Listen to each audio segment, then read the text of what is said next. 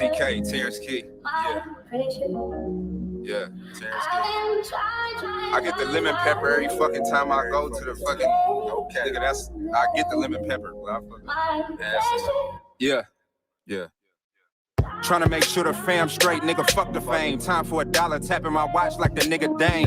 Tryna ball, come with L's, it's part of the game. Built different, those is lessons, you niggas is lame. Having issues I never had, feelings I never felt. A nigga playing Uno, not feeling the cards that I was dealt. Gotta check the tip on my temper, so hot I might melt. Nowadays, circles smaller than little ones that are on your belt. Since moms died, nothing really been the same. Sometimes I can still hear her calling my name. Tryna find better ways to deal with this pain. Instead of riding around with a stick, tryna shift the blame. Suicidal thoughts lately and I'm not proud. Feeling like I'm running from a dark cloud. But I still shine bright in a large crowd. Always been a quiet nigga that be smoking loud. Running laps on a beat, I still got stamina. Not the type of artist to act a fool for the camera.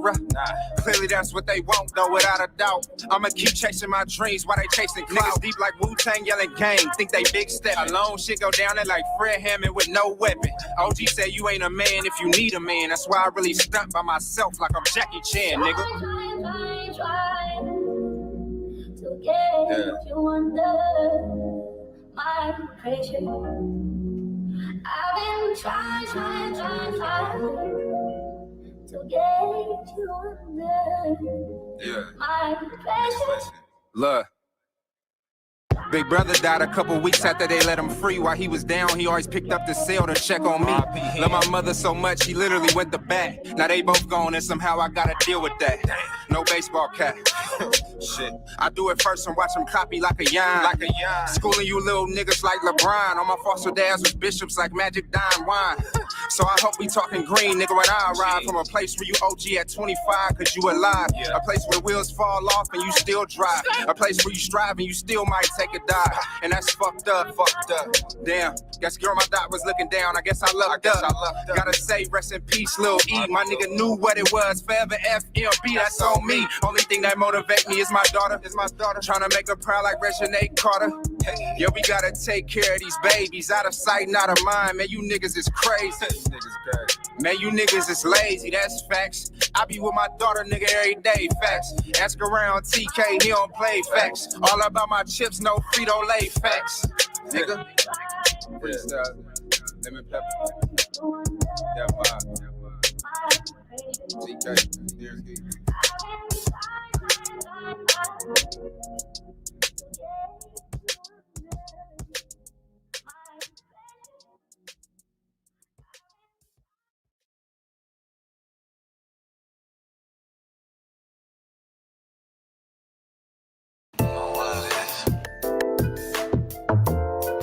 Yeah. Real shit. Keith like sweat. Look, man, I swear to God, my nigga Roach really made this in the whip. Off the hip, there's some pussy call him, so he had to dip. We some pimps, nah, we some players from the Himalayas. I don't trust you, bitch, I sleep with one eye open like a raider. What's next? You been on my line, face I'll never text, but that's sex, then that shit the best. Take away the stress, left your ex, now you breaking necks. Out here chasing checks, I respect Serena body, your pics be serving on the net. Like, damn girl, I just want you to know, you really bad as fuck, oh God, I see it glow. You know a nigga love it when you shake it to the flow. So is we on the high, we gon' keep it on the low, let me know. Mama's in the kitchen with the sauce.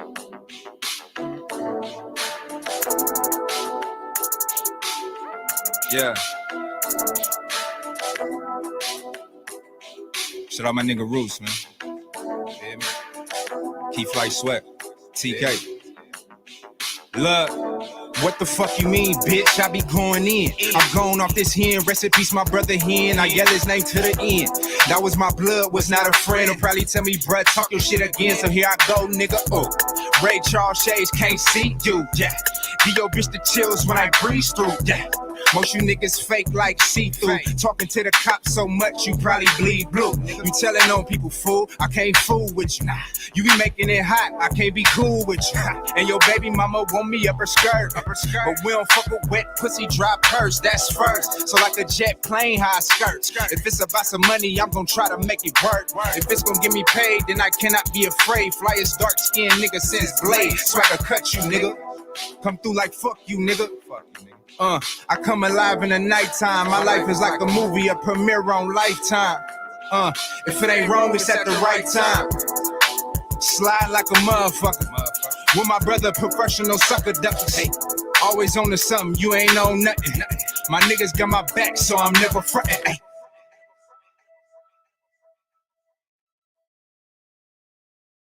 Yo, Rocky, mama's in the kitchen with the sauce.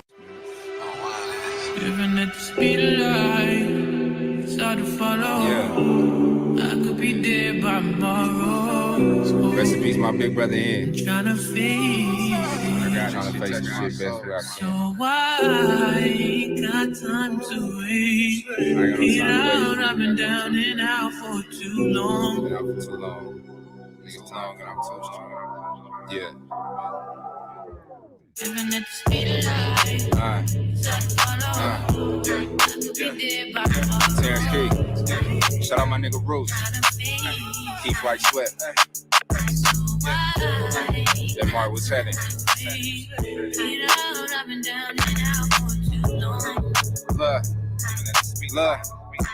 Look, I'm living at the speed of life cause I'm just trying to make it.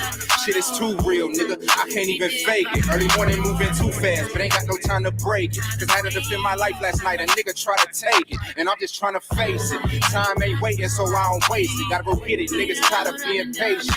We come from the basement, elevation, blood, sweat, and tears on pavement. Now when we step out, it's a celebration. Fuck you mean, they did me dirty, so I'm coming clean. But I'm fresh, so I'm in her mouth, just like it's the ring. My brother got 2Ks, just like Krispy Kreme. Masked up at your door, but it ain't Halloween. But we still make them scream, do anything for the cream. Because we know that it rules. Niggas with the class for guns every day, but never shot up no schools. We just trying to bang blood, but I gotta swimming in pools. I guess this is what happens when no one follows the rules. Start to follow. I could be dead by tomorrow. Trying to face so I ain't got time to wait. Get out, I've been down and out for too long. Look. Living at the speed of light. Been a minute since Terrence got the pen. You a snitch, dog. We see your name on document. We on the go, you throwing shade like a great tent. And every time I shoot you straight, you get all bent. Out of shape, gotta skate, your body exercise. I need that shit organic. You be bringing the pesticides. You write a fiction book with your excessive lies. Me and in my bag like extra fries. I come from the bottom. She love my death, my sweatsuits, and how a nigga rock them. Loving hip hop, how bitches jock me. Just touched down in Atlanta. A nigga feel like Julio, but he was raised around wolves. I'm Rubio. Still be on these hooks like Rufio. It's murder in the studio. Coming up, we ain't have Fruit Loops. We had Fruitios, nigga. You probably grew up spoiled brat, silver spoon. I remember walking in the back and seeing my dad light a spoon. Stop playing. Somebody tell me where these new niggas come from. I don't love them, don't trust them. Shit, we might as well rush them. If I give my little nigga something, he probably gon' bust him. But I don't want the crackers to come and cuff him. See, these days, if you white, you can murder a nigga on TV and still get off. It's the same, but it's different like a spin-off. Cause when we do it, we just animals killing our own kind. When they do it, mental health, something is wrong with their mind. Goddamn. See, that's the type of shit that sound crazy to me. They play dumb, but it's simple like 1, 2, 3. A B and one, an F, and I'm a letter A, B, C. Keep it 100, genuine. I'm the same old G. Yeah. Been down and out for too long. Nigga, I'm too strong. I'm gon' move on. Swagger on the diamonds just Sakasha trying to pick my brain and judge me like a book. I don't got many likes, but I got a lot of looks. My picture on the news, they trying to label me a crook. They say I do too much, I say I'm off the hook. They ask me where I've been, I say I just came from the hood. Smelling loud off this good, the whole day out in Jug. These niggas wanna go to war, man, I wish they would. Oakland like Baghdad in my neck of the woods. Rest in peace, my nigga Lil E, man. RP, my big brother here. Shout out my nigga J Martin, just let him on. Speed of life. I love you, Daddy, and I love you, Uncle. And I like your songs. And I really love you singing in a song. Love you.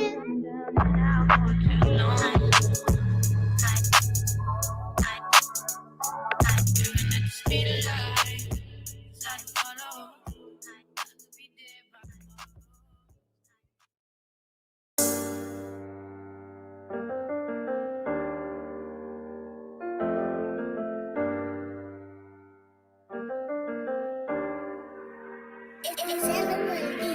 I talk that shit to my hood, how we done lost it all. Had some good and bad times, never thought we would fall. It's like we even up the score, then we missed the ball. Hey, what's up, UV? Hey, Actually, I was listening to yourself all day. what? Yep. What's up, baby? See the camera?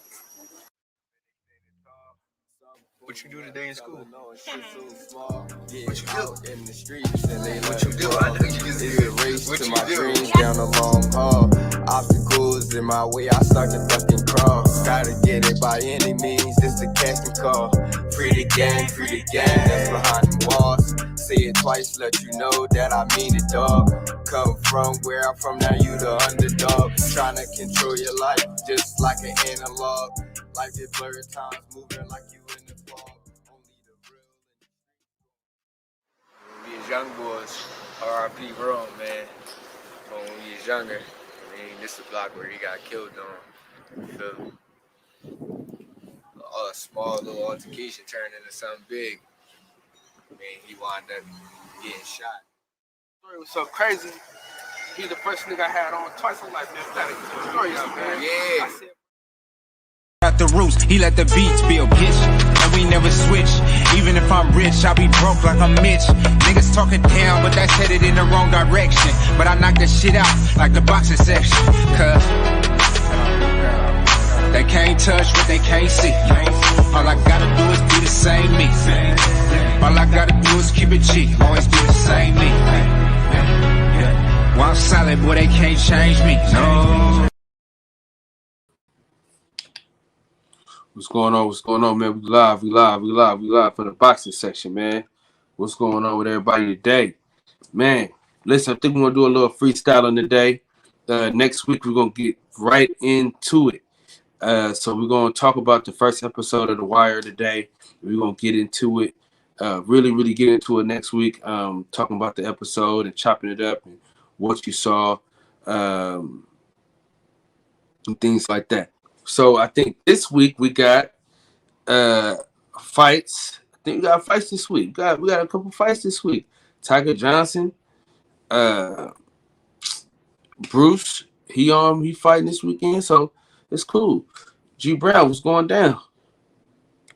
Let me read off the chat real quick, man. Damn, what's up with it, man? Rob Brown, G Brown, what's going on? Yeah, man. So that's what we're gonna do, man. We'll make it a thing. We're gonna make it a thing, man. But yeah, man, y'all make sure y'all support the film. For sure. You need that to go down. Support the film as much as you can, man. I'm trying to get ready and pay for the other one, you know.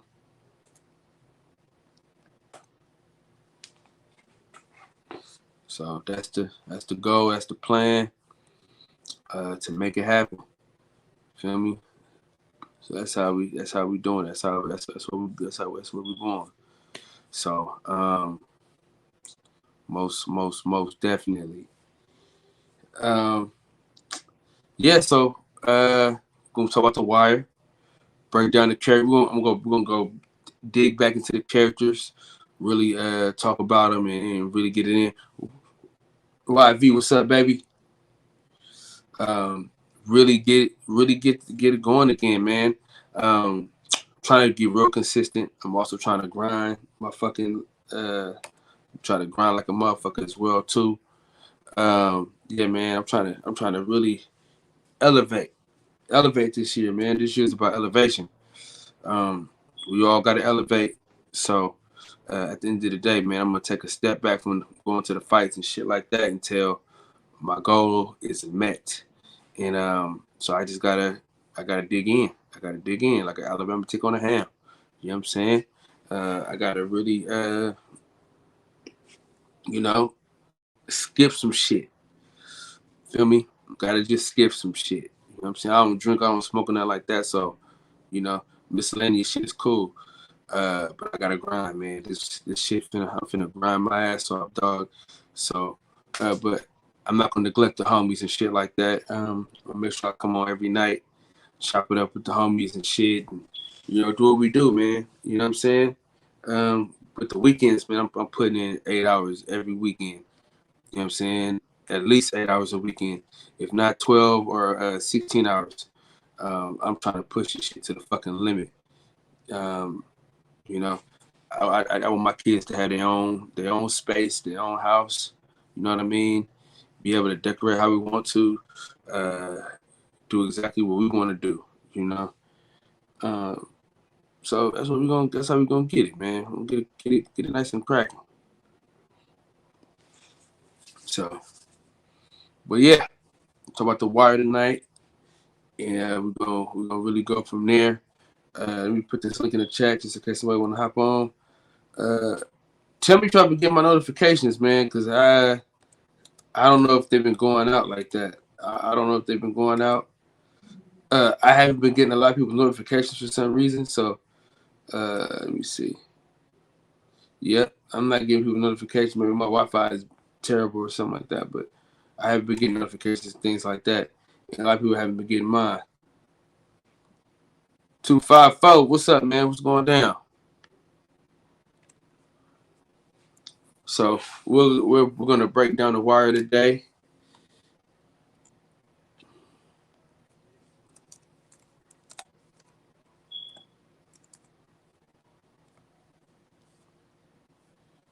All right.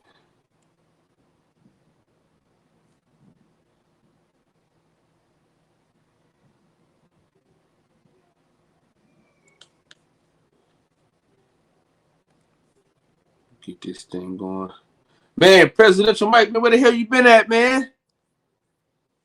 Man, where you been?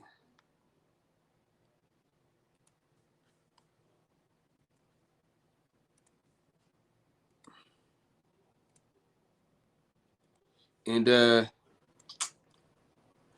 yeah, man, I'm trying to get a fat crib. I don't know where the fuck I'm gonna get it, but I'm gonna get that motherfucker. You know what I'm saying? After I get the crib, shit, I'm gonna get the whip. Fuck it. You know, the words of the great philosopher, E40, man, don't buy an $80,000 car before you buy a house. So I need everything to come together at the same time. You feel me? But I'm gonna bust my ass though. I'm gonna work my ass off though and get it popping. All right. So this is The Wire. All right. If you're not familiar with The Wire, it's a show based out of Baltimore. Okay. Most people think it's a hood show. Some people think it's a cop show. But it's a little bit of both. And we're gonna go through it. We're gonna unpack it. There's 5 seasons, 60 episodes. So every week we're gonna talk about one episode. Either a barracuda or a cougar. Those are the options. So whatever house we get is gonna have a garage. I always wanted a garage since I was a kid. Always wanted a garage. And then my kids gonna pick the themes of their rooms. They can whatever theme they want, they can have in their room because shit, the house is gonna be ours. So 5 seasons, 60 episodes, right? That's when TV was good, man. So remembering Michael Keith Williams, this is Omar. His character was very, very, very polarizing. You know, so a lot of people liked Omar. They liked how he got down. They liked how his character moved. I really didn't like most of the shit that he was doing, but hey, it is what it is. Man, hey, Mike, you should have been on an episode last night, man. We was talking about cars all night. Yeah, YV. I mean, the shit is insane. I'm trying to talk to the wife and just really see what we want to do because I want a duplex. I don't mind a townhouse. She wants like a front yard and things like that. I don't mind not having a backyard and shit. You get what I'm saying? I just want some shit to be mine. You feel me? And that's kind of where I want. That's kind of where I am in the whole thing. I just want some shit to be mine. You know what I'm saying? So that's kind of where I'm at. All right. So now, The Wire. Okay. We got the first season. We're gonna go through some of the characters. Okay. Oh, you can see all of them. It's great shit. Great fucking shit. All right. So, first and foremost, we got McNulty. All right. We got William Marlin. Marlin, this was called, nigga. Kima Greggs, Lester Freeman, Omar Little. And I'm going through the names, and then I'm gonna go right back up and explain each character. And if you want to hop on the panel, the link is in the chat. And if you're familiar with the show, you can break down what you think about the characters and things like that. So that's what we're gonna do.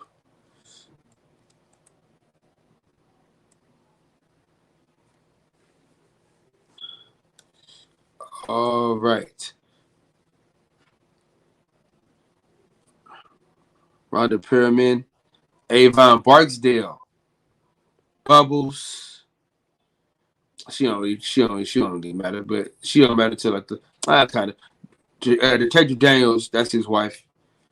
Cedric Daniels, D'Angelo Barksdale. I forgot his name, but he's like a major, a captain, some shit. Detective Ross, Ed Norris, Leonard Snyder. This nigga's hilarious in this shit. He ain't really a factor. I'm gonna just talk about the factors in here. Okay, let's see. Okay. Got Malik. You got the lawyer, Levy.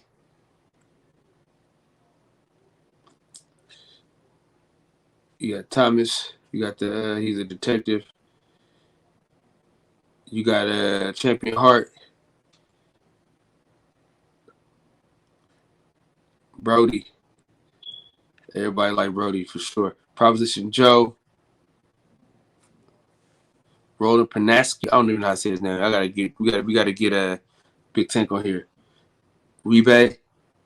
Of course, man. Stringer Bell. Alex Carver. This dude's hella funny. And then we got shit. All right, Clayton Davis. Clay Davis is what they call him. Okay, so McNulty is one of the detectives. He always fucking up. You know what I'm saying? He always fucking up. You know what I'm saying? Then you got him that's always saving McNulty's ass in a way. They're partners. Kima's the smartest one in the group, her and Lester Freeman. Lester, he came on last as it pertains to their unit. Okay, Omar, stick up kid.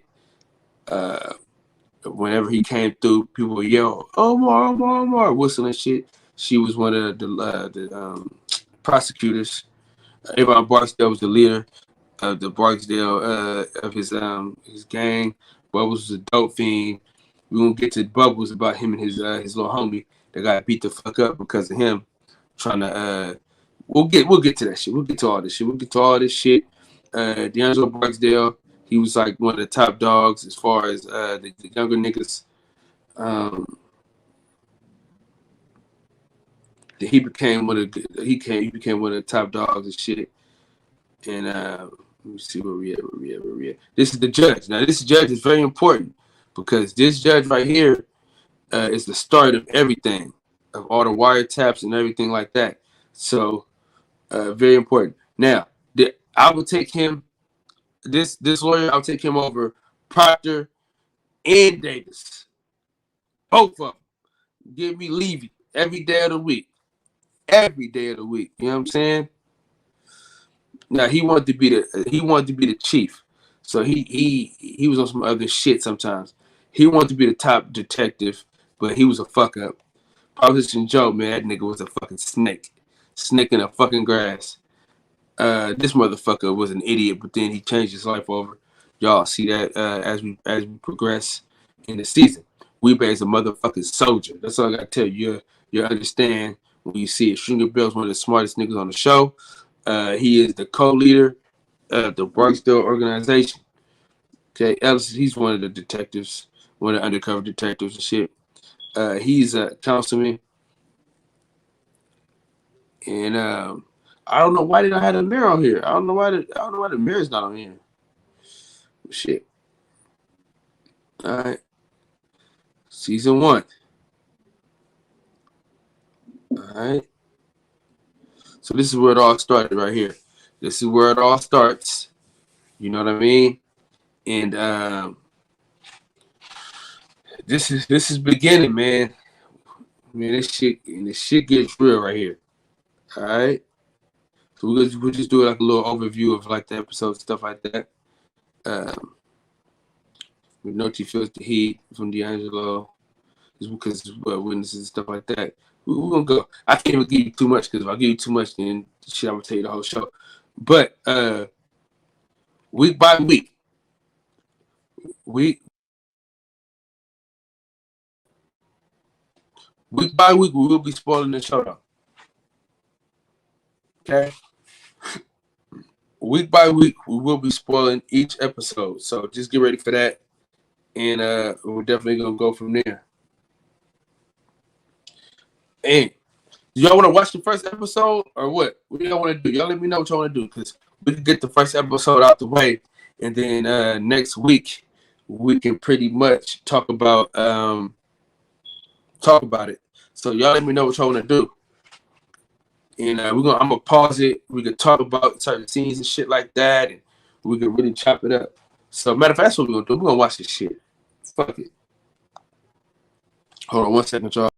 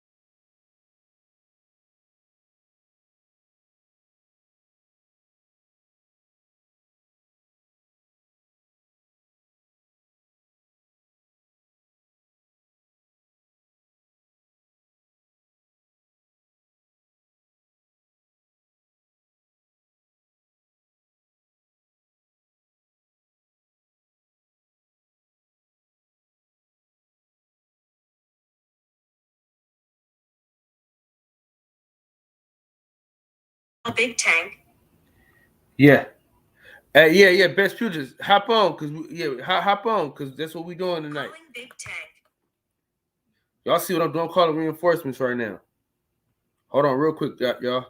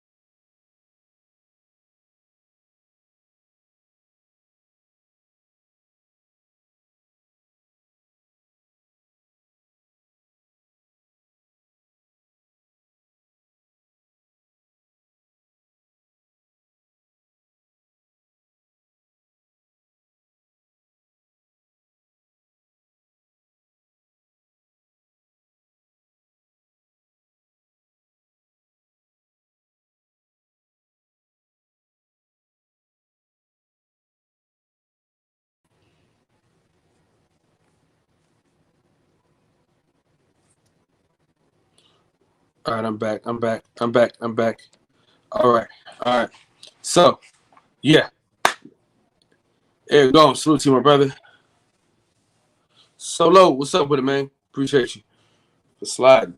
All right, so we're gonna get this shit started. All right. I'm going to HBO Max. You know what I'm saying? Because I pay for that. You know what I mean? So we're going to go to HBO Max. And we're going to go to The Wire. Also, bro, The Righteous Gemstones is a hella funny show. That show's funny as hell, dude. That show's hella funny. It's called The Righteous Gemstones. Great fucking show.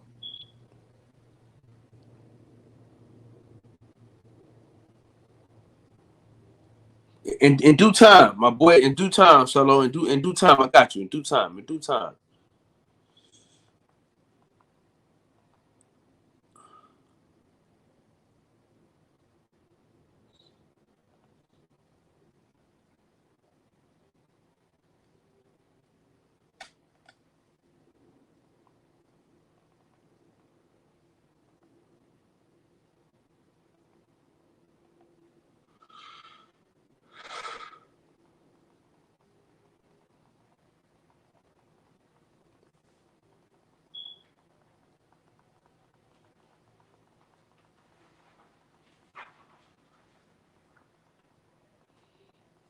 Trying to hop to this shit.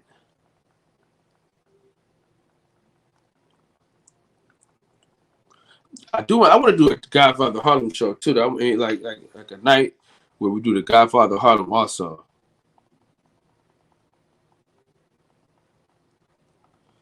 I kind of want to do that as well. Because Godfather Harlem, that's my shit, man. That's a great fucking show. So I might fuck around and do that also. Get to this fucking show. What the hell is going on, bro?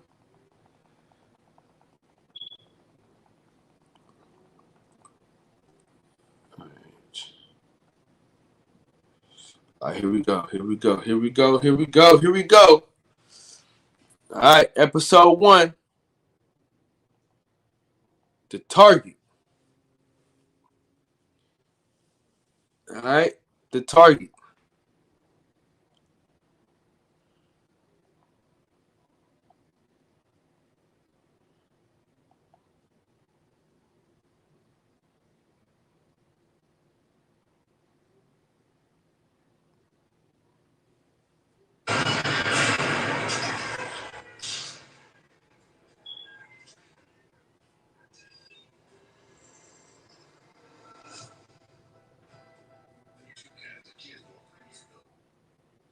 What the hell?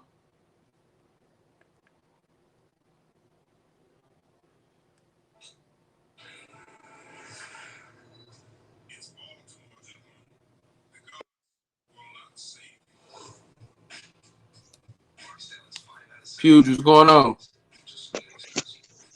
Yeah, I'm good. Hold on, let me set my audio right.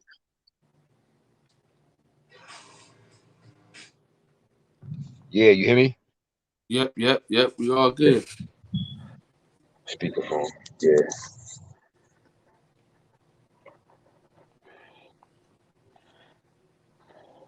Yo, so what you doing? You going back to the first episode? Yeah, we starting from scratch, baby. Shit, I can't watch that shit on my phone. I can watch it on my phone that I'm on, but oh, you can't do both though. Yeah.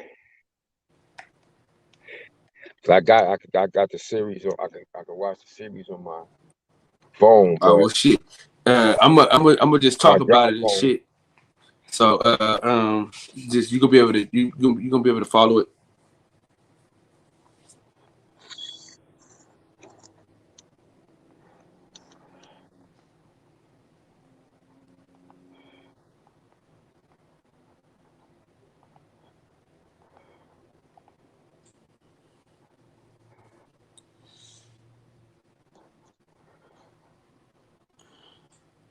All right, it's finna get it cracking. All right. I gotta figure out how niggas able to watch these shits and shit like that without even and not getting caught up. Yeah. All right, so one of the cats just got killed. A little dolphin dude, kind of special, right?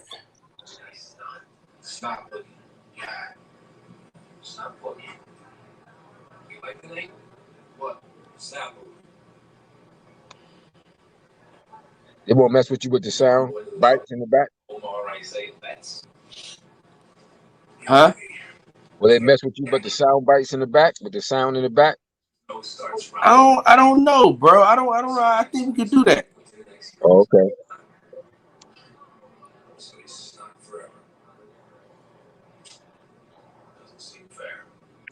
Let me try. So, I gotta watch this shit. shots not. I ain't going to no court.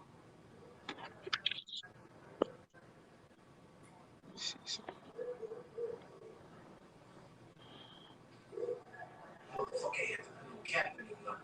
Definitely not. He could have just whipped his ass like we always whip his ass. I agree with you. Kill Snot. Snot been doing the same shit since I don't know how long. Kill a man over some bullshit. I'm saying. Every Friday night, in the alley behind the cut rate, we rolling bones, you know? I mean, all the boys from around the way, we roll so late. Now they crack that, right? Jay Gibb, what's up with it, bro? Swear, what's up with it? Fade a few shooters. Play it out to the pots deep. Snatch and run. Every time. Couldn't help itself. Let me understand you. Every Friday night, you and your boys just shoot crap, right? So he's explaining to the cop why they allow the same guy that takes the pot and run, why they allow him to play in the game. Yeah, so he's trying to explain to him why they allow him to play. Every time you snap, grab the money and run away. Why'd you let him in the game? What? This is America, man. Stole the money. Why'd you let him play? God, it's America, man. It's America.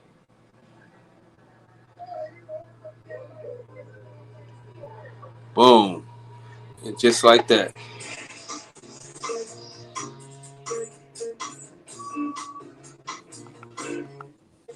Yeah, just like that, man. Snot Boogie got knocked off, right?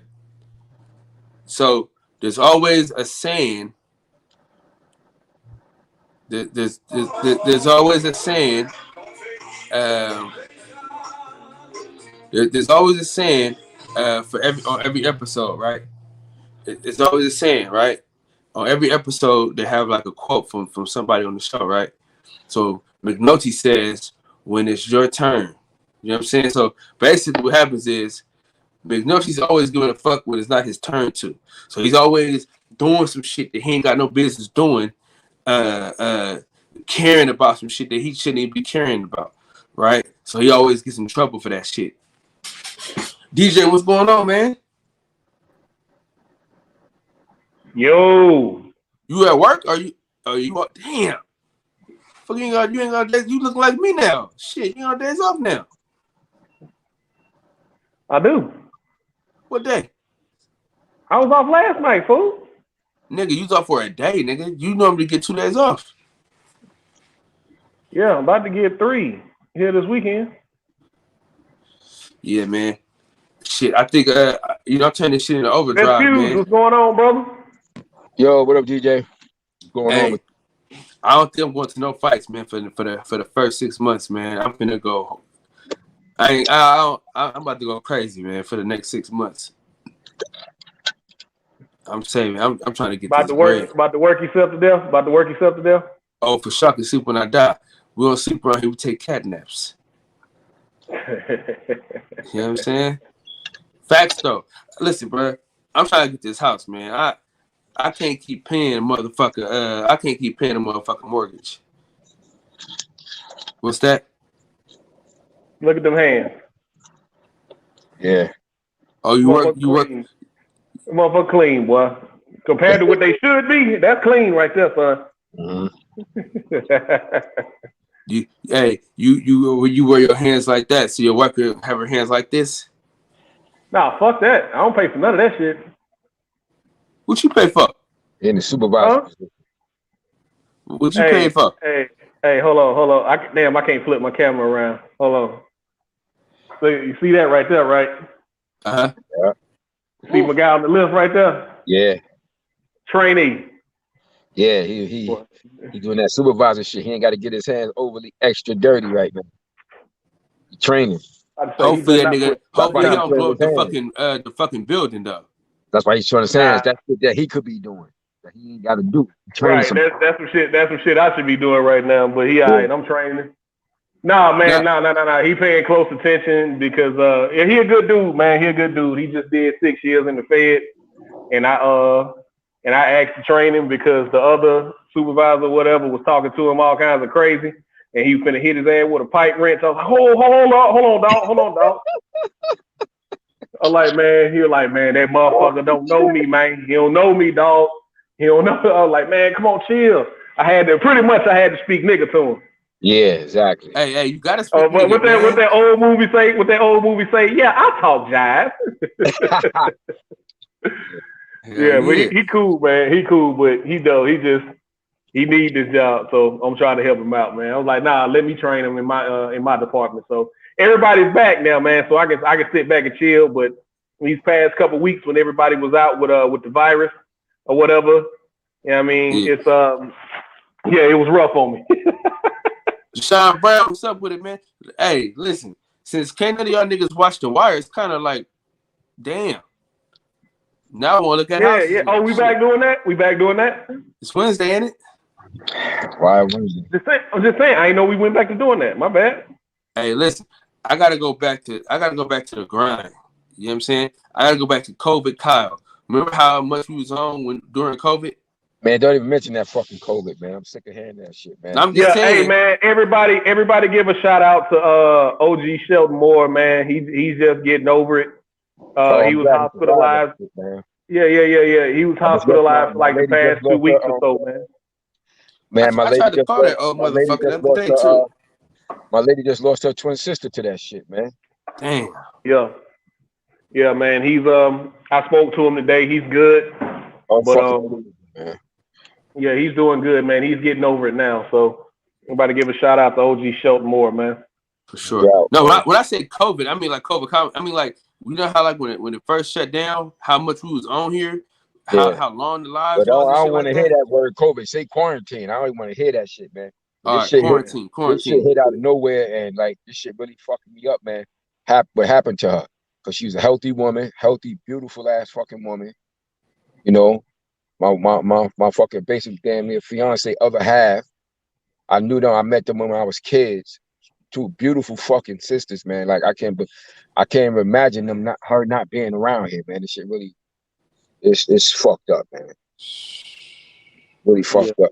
Like this shit really came, like this shit hit too close on. Like I don't have some friends and people I grew up from my hood.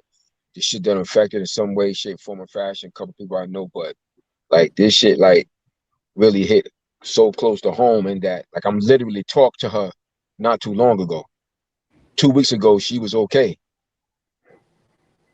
Now she not here after yesterday. You understand what I'm saying? Like, I'm sorry to hear that, brother. I'm sorry to hear that, man. I hate to hear anytime somebody lose a loved one, man. That's she was like, oh my God, sickening, man. Sorrowful, man. Hey, damn, brother. Yeah, man, this shit is like unreal. Still can't fully, still like unreal to me.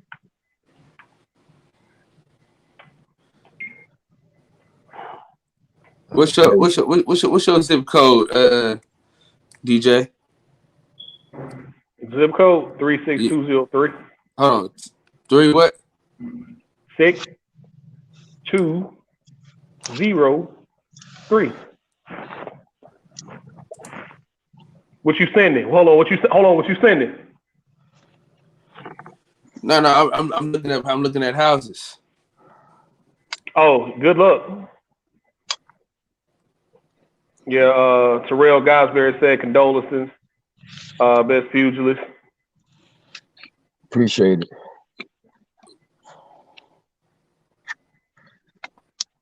Why you say good luck? Why you say good luck? Good luck. Looking for houses. Yeah. You looking for houses? You gonna move here? You gonna move here? No, I'm doing I'm gonna show y'all the price difference. Oh Hey, yeah, so yeah. We're gonna put the wire on pause, man. We're gonna put the wire on pause, man. My ex-wife just brought a house. You know, My we're gonna have to ex-wife talk about just something brought a else house right last year now. in Alabama. My ex-wife just brought a house in Alabama. Where at? What city? Down there? Down in Mobile? Mm-hmm. Yeah, that's gonna be rough too, because that's all considered waterfront property. She got money. She an electrician. Yeah. So that market is different.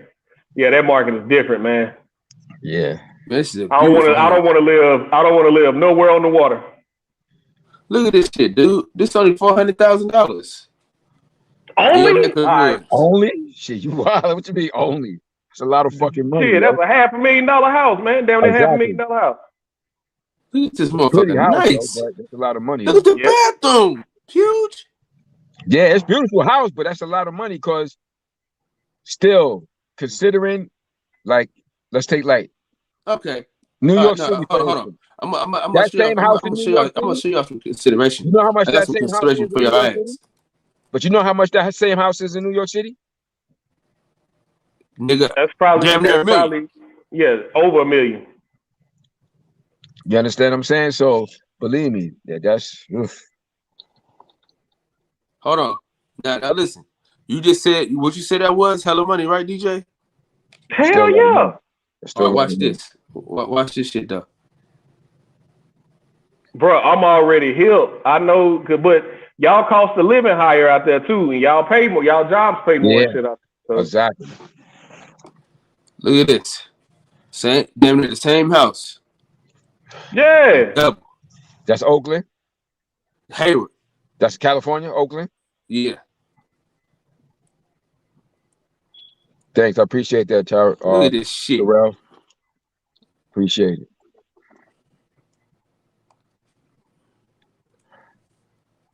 Hey, D. Will, you better tell him, man. That's. Hey, it got one less bedroom, twice as much. Yeah. Sound like you need to move your ass to Alabama then. Listen, if I can get a job to carry the load, shit. Look at this shit, dog.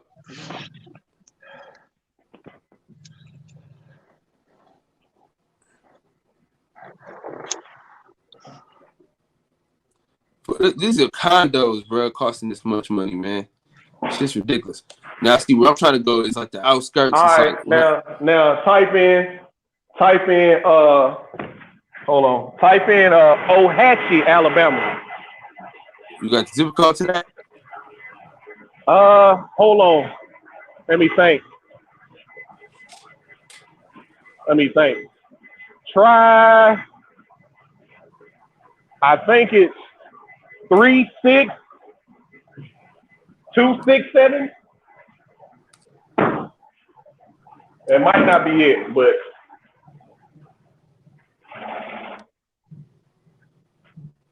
so spell it for him so he can put it in there. Yeah. Try Ohatchee. O-H. Hold on. Yeah, spell it for him. O-H. A. T-C-H-E-E. I got it right here. Shit.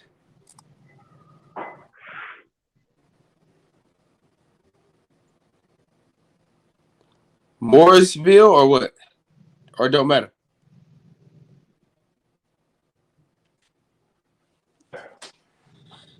Right there, that's it.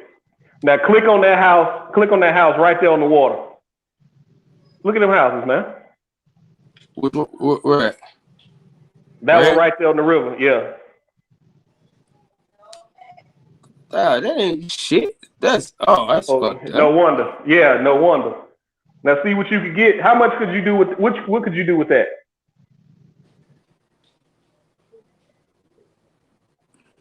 What could you do with that? That's a trailer home, bro. Is that land though? It's the house and the land built onto it. See, but you could, you know what I mean? If you got some paper, you can knock that shit down and do something.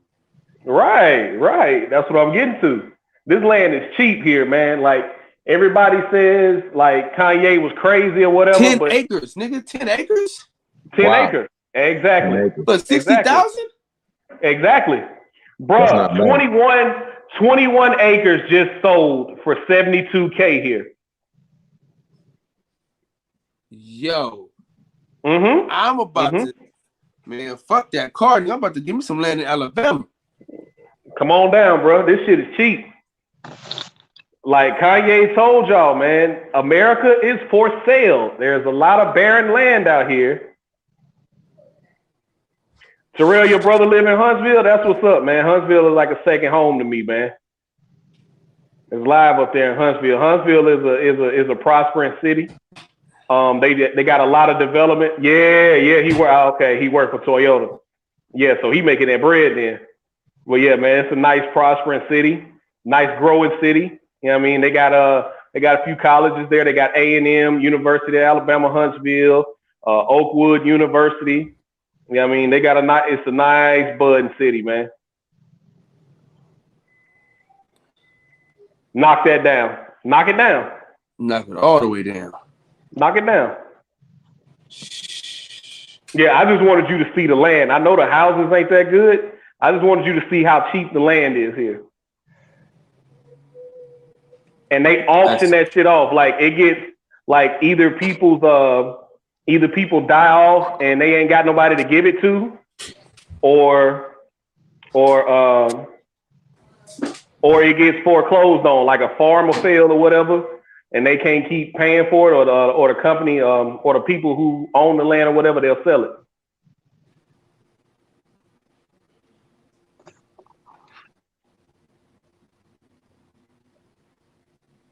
Yeah, it's different. Yeah, I'm trying to tell them, D-Will, like it is cheap here, man.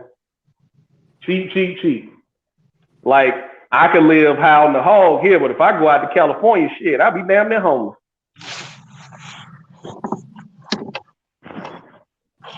Okay, he went to A&M. Yeah, man, I went to Terrell. I had a lot of fun nights up there at A&M, man. I didn't step foot in not one of their classrooms, but I tell you what, I know they campus just as well as anybody who went there. I'll leave it at that. That was way before rings were involved. I'll say that. Yeah, I bought my granddad's house and land for $5K. I'm not the richest in the world, but my bill's so low I can rack up. Yeah, that's what I'm saying, D-Will. That's what I'm saying.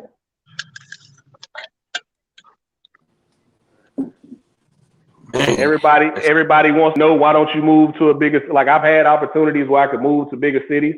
It's like, for what?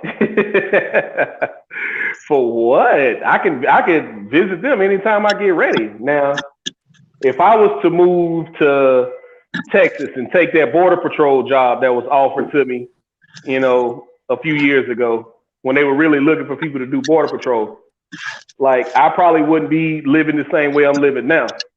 And it's or move to Florida when I had the chance to move to Florida. Now, do you own the house you live in? I'm paying my mortgage. You own it. What up, Cento? Yeah. What's happening? Yes, sir. Man, I had a truck come in late tonight. I'm just not getting over here to the warehouse to load up, man. But I had a phone call come in and kind of knocked me off the scene for a minute. But I come back, I hear y'all talking about real estate in Alabama and Huntsville and all that. That's my area that I travel to nightly. And that's exactly what I've been thinking about that for the longest, DJ, about that real estate down there. investing in some because I Yes, think it was sir. This shit is for sale. Tennessee. Because the way I could look at certain areas and tell, I said, "Shit, that's got to be cheaper back home." You know what I'm saying? And I ain't heard nobody talking about. God damn it. I haven't heard anybody talking about how expensive it is to be there. So I figure it's probably reasonable. But yeah, man. Ain't much going on. Ain't much going on as far as like opportunities. This is an industrial state, so a lot of it is, you know, we build shit here. You get what I'm saying? I think black folks are having some. You know better than I do, but it seems like it's not a bad place for black people. It's not, depending on where you live. Like we still got what you call sundown counties, but you know, for the most part, I ain't talking about Alabama as a whole. I'm talking about, you know, Huntsville in particular. Oh yeah, Huntsville is, I want to say 60% black. Yeah, that's what I was thinking. It was more black than anything. Cause I ride through, but I you know, they got that old reality show down there too. What? I can't think of the name of it. There's a few cousins. My lady, she rocking that shit. That shit in Huntsville with those black. It's black people and shit. Yeah, they get money, man. They realtors and all that. Right. Yeah. Oh wow, I didn't know. Yeah, it's been going for a few years. It's been on for a few years. Hey, I'm gonna have to drive an hour. Hey, I'm gonna have to drive an hour to work. But I tell you what, man. Where's that at? It's called Stockton. Stockton. Oh, that's Stockton? Oh, okay. California. You know, the Diaz brothers. The 209. But I don't think it's ready though. You know what I'm saying? So that's why I'm talking to my realtor right now. I'm trying to get some shit ready. Look at that shit, man. I need this to work. Yeah, I'm going fucking 8 this whole fucking year, damn near. Hey, now Kyle, type in LA. I'm sorry. They call it LA. Lincoln, Alabama. Put in Lincoln, Alabama. Okay. That's what they call Lower Alabama too, ain't it? LA. What's that? Lynette. They call Lynette LA. Yeah, this little LA. Yeah, Lynette, Alabama. They call that LA. Lincoln, Alabama. Stinking Lincoln.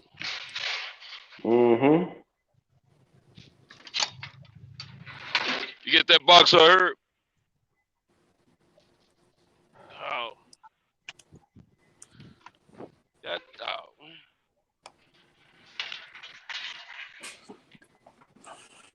Hello. Look at this fucking mansion. Look at this baby mansion. Look at this shit. Look at that ain't just a mansion, Kyle. Look at it. It's the land too. So what kind of city is that? You get the land, you get the house and the land that is built on. Yeah, but how far is that from you? That's like Lincoln. Lincoln is like 30 minutes from me. So we can hang out on the weekends if I move down there. Yeah, definitely. You would be a short drive up I-20 from me. This is fucking crazy. Look at this fucking house, man. Hey, you can get more bang for your buck for sure. Like Texas giving up more bang for the buck too. That's why Cinto. That's why a lot of people from California are moving to Texas. Yeah, exactly. And and other parts of the country too, they moving there. But now I found out about probably about 10 years ago from some customers of mine when I was in the car business that I always thought Atlanta was, had more expensive houses than the Nashville area, but now Nashville prices are killing Atlanta. Yeah. Man, look at this shit. That's what's the name's house, man? He was damn it, man, what's his name? Because he used to live there whenever he used to live there in like the off season. He was a NASCAR driver. I can't remember his name. Look at this shit.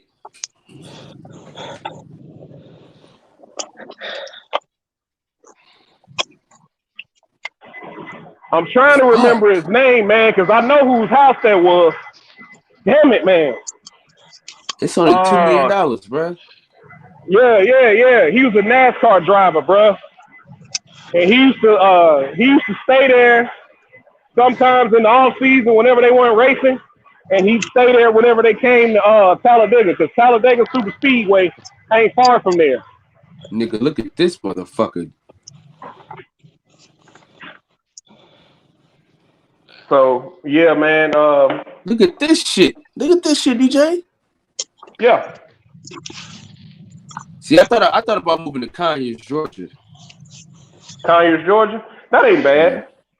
Yeah, that was a NASCAR driver's house, man. That Nigga, one. You got a whole extra cabin. Yeah. It's a whole nother house in this motherfucker. Yeah, man, that was I'm trying to remember. Damn, that's gonna fuck with me now. I can't remember his name. But yeah, that was a NASCAR driver's house, man. All right, so let me show you Stockton. Stockton is kind of like Alabama in that aspect of like cheap ass houses and shit. Not as not no land. You don't get the land, but you get the house. Glasgow. Yeah, that's your nephew. Shit. Hey man, mix some of your stuff up. No, I don't go to Kentucky at all. Ashland. Oh, that's probably here. That must be over there.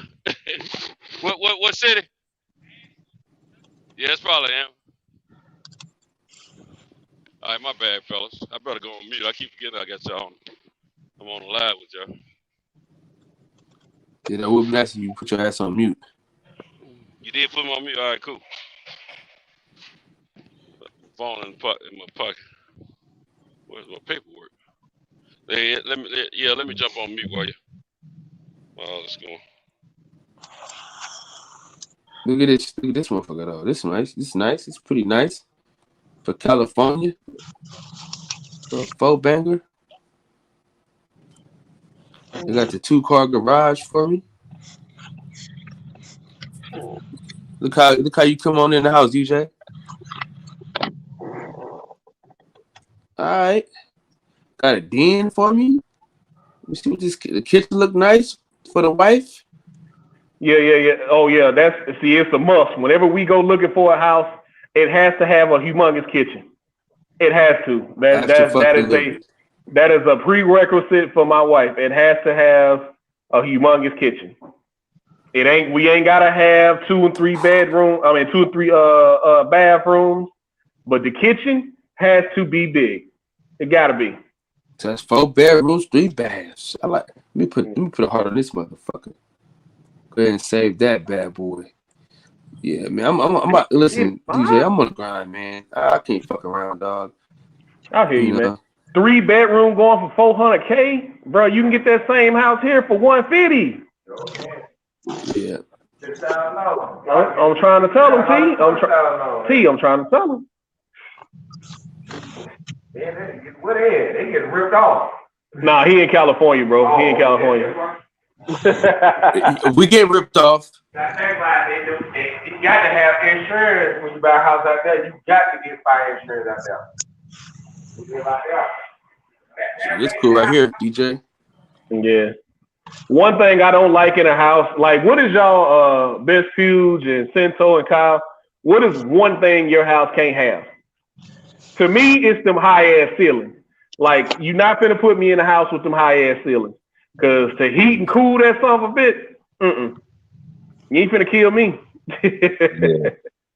So what's y'all pet peeve as far as like when you go house hunting? Like what is one thing that it can't have? To me, it's them high ass ceilings. I don't really have issues like that with myself, but I don't mind high ceilings though. I got a high vaulted ceiling in my living room area. And my house is a cheap house. It's not a spectacular house at all, trust me. But I got a high vaulted ceiling in the living room area, so it doesn't really bother me. You know, it heats up okay. But other than that, the rest of the ceilings are pretty level. You know, they're not out of the ordinary. But yeah, I feel what you say. I like space. I like to have some land. You know, like I have 3/4 of an acre right now, which is not extreme, but it's decent compared to today's time with what a lot of people get. A lot of people getting a lot more house than land, and so I'm the opposite. I see, in case I want to expand my house, add on to it.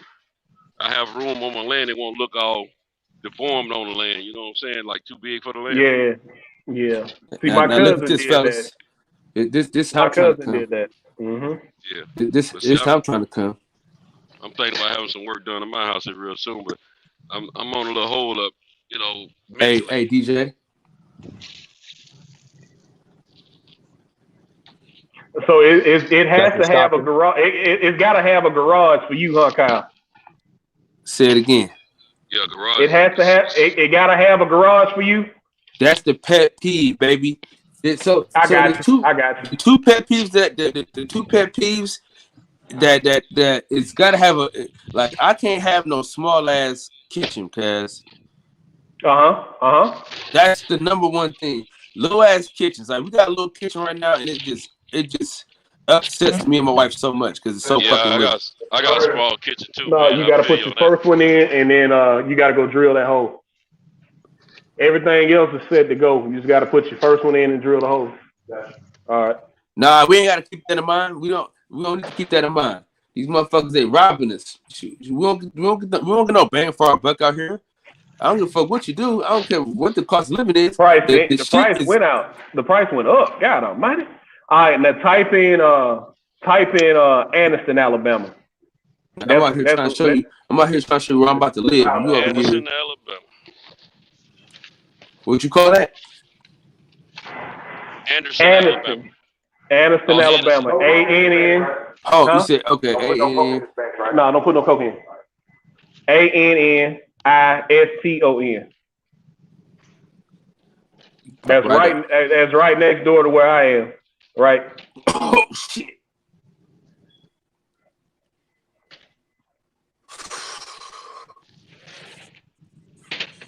I think I gotta move to Alabama, cause look at that. I think I know exactly where that house is too. Crazy part about that. This shit fucking crazy. 4-bedroom, 3-bath. Go to the next house. Oh, we gotta do a tour, DJ. We gotta do a tour. That's the quote, and that's the quote unquote white side of town. I think that house is close to that country club. I forget what Anniston is close to, DJ.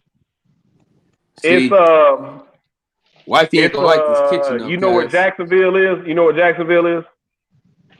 Jacksonville, Alabama? Yeah. No, I didn't know y'all had a Jacksonville, bro. Jacksonville State University? In Alabama? No, I didn't know. See, I was always thinking, when I think of Jacksonville, I think of two places, Mississippi and Florida. Hey, look at this though. This kitchen ain't it. Jacksonville, Florida. Yeah. Hey, this kitchen ain't it though, DJ. You don't like that kitchen? That kitchen's small, man. For your wife. Oh shit! Look at this motherfucker though. Yeah, yes, sir. Me and my sugar get real nasty in that. I'm gonna see how much it costs to put one in your house though, like a hot tub and shit. Jacuzzi. Hey, you know what? That's one of my things right now. I'm gonna have my wife, one of my wife's ex-husbands. I'm having him come up and look at my house, man. He do renovations and stuff like that on the side because he's retired now, but he's had real estate and all that stuff he's investing in and DJ fix him up himself. But that's DJ, what I talked to him about. A jacuzzi room. What is this at, DJ?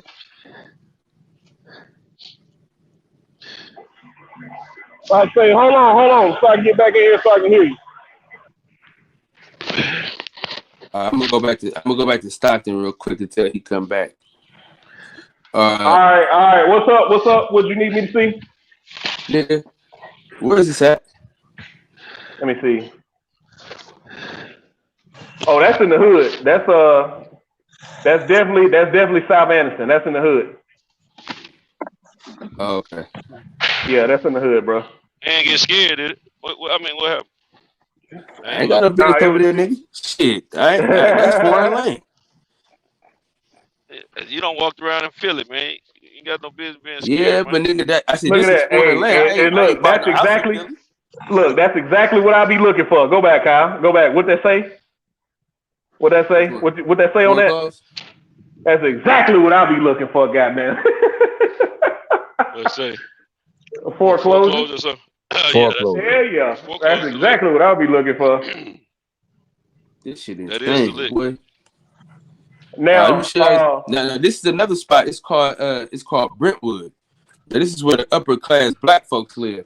Shit, that's where LeBron live. That's where LeBron live, ain't it? Huh? I ain't moving to Brentwood. That's where OJ killed Nicole, allegedly.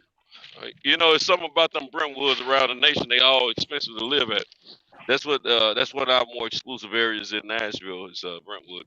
Brentwood, yeah. Yeah, Brentwood out here in New York is in Long Island. Brentwood is Long Island. Shoot, the county that Brentwood is in, a few years ago, was ranked as the 9th wealthiest county in the nation. Ain't that where that military school is at, Cinto? I don't know. What are you talking about? You talking about Brentwood Academy? Yeah, Brentwood Academy. Yeah, it's out there in Franklin. Yeah, I don't see myself living in Brentwood though. Yeah, ain't that where LeBron lives? Not this Brentwood. Hey, it's real money out there, though. In the County, man. Franklin, Brentwood, all that. Real money. Yeah, I'm taking my ass to Stockton on they funky asses. You know, we got certain areas surrounding Nashville where the money's at. They got their own little police departments and all that, you know what I'm saying? And I mean, some of these places are within Nashville. And you go over there driving while black late at night or something, yeah, you about to get profiled. Yeah. Sure. You definitely about to get profiled. And look here, everybody know what time it is. Don't See, nobody this is what I'm trying to grab though right here though.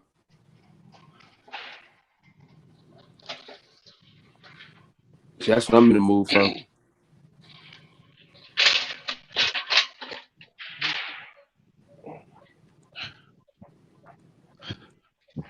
Let me see. Is that one level? Yeah, but it's a duplex though, I think. Okay. Yep.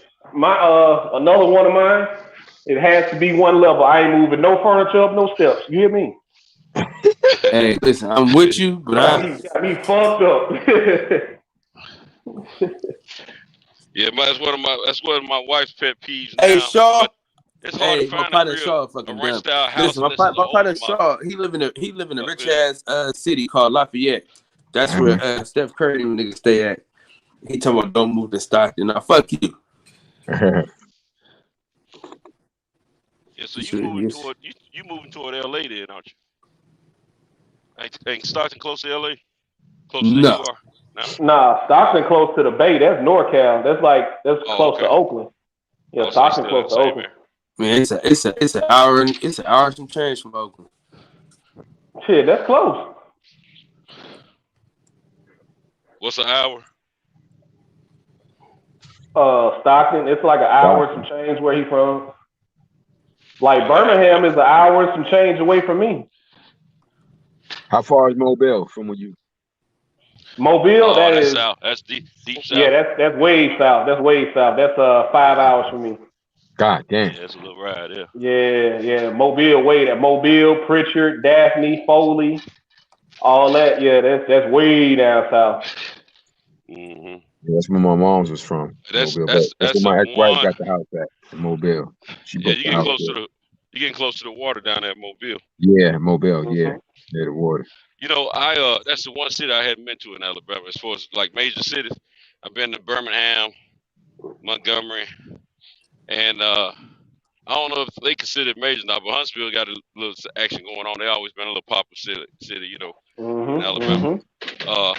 But I've been to all three of those cities and a couple of little small towns, you know. I've never been to Mobile. You ain't never been to Mob Town? Don't go now. Is that what they call it? Mob Town, yes sir. It's crazy down there, man. I gotta go. I met some folks years ago from that area, and they would tell me how beautiful it was down there and everything. So I've always wanted to go check it out. Yeah, that's before the niggas came by. Oh, D-Will, I ain't from Mobile, bro. I ain't from Mobile. I'm a long way from Mobile. Now listen, now look at this motherfucker now. Where's that? I know you don't like double flows and shit. Look at that high ass shit. Look at that high ass ceiling. No, thank you. Where's that? It's in That's Stockton. Stockton? Yeah, that's what I'm trying to tell Cinto, D-Will. Yeah. He said, I don't like Mobile. they man. Now look at that kitchen. Look at that kitchen, DJ. Look at this kitchen, dog. Look at that kitchen, guys. Yeah, they different. Yeah, they different.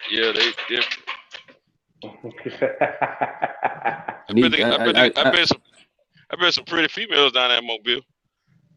Oh yeah, they got them now. Yeah, and that's what that Mardi Gras is supposed to originated in this country at in Mobile, ain't it? Yeah, the original Mardi Gras was in Mobile. Yeah. I've been to that one. I hadn't been to the one in New Orleans. I hadn't been to the big one in New Orleans, but I've been to the one in Mobile, and it was nice. Yeah. It was nice. I haven't been to Mardi Gras in either city, man. I've been in the area in New Orleans where they have the Mardi Gras. You know what I'm saying? But that's a little different. Well, you know, down there in New Orleans, they show their titties year round in the French Quarter. Yeah, see, D Will know something. See, a lot of them Cajun people be down there in South Alabama too. So you get down there in Andalusia and Op and Daphne. Well, not Daphne, but Dothan and what's the other one? Yeah, Flomaton. What's some more of them cities down there? Enterprise and Smith Station, all them places. Yeah. A lot of them places, man, they got a lot of Cajun people down there. Especially when Katrina. Yeah, especially when Katrina hit, a lot of them moved here. Oh, okay. What about before Katrina? What about before Katrina? How was it then? Because I didn't remember people talking about. I finished my little bid up down in Alabama, in Montgomery. Yeah. And, okay. I used to hear about all these different areas and stuff like that, and so I never did hear about the Cajun being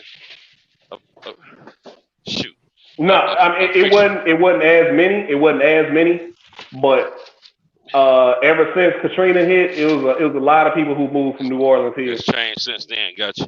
Yeah, it's changed since then. It used to be in and Best Pugilist can attest to this. It used to be a lot of Native American people down there. A lot of people descendants from Native Americans down there in Southwest Alabama, down there in Dallas County and Marengo County, and places like that. There was a lot of Choctaw County, a lot of them Choctaws and it was mainly Choctaws and them Chickasaws down there. Chickasaw, Choctaw. Yeah. See, up where I'm from, it was a lot of Cherokees and Creeks. Yeah. And look at this kitchen, DJ. See, my wife would love that. That's big. Yeah, that's how I'm trying to do it, man. Fuck it. I gotta get a house next year, man. So that's the piss in. 4 different languages. Oh shit. See, here I am trying to learn I'm trying to learn a third language, man. So I've been trying to learn Spanish since the 6th grade, man. It's hit or miss. It's hit or miss. What's the second language that you know now? Sign language. Oh, cool.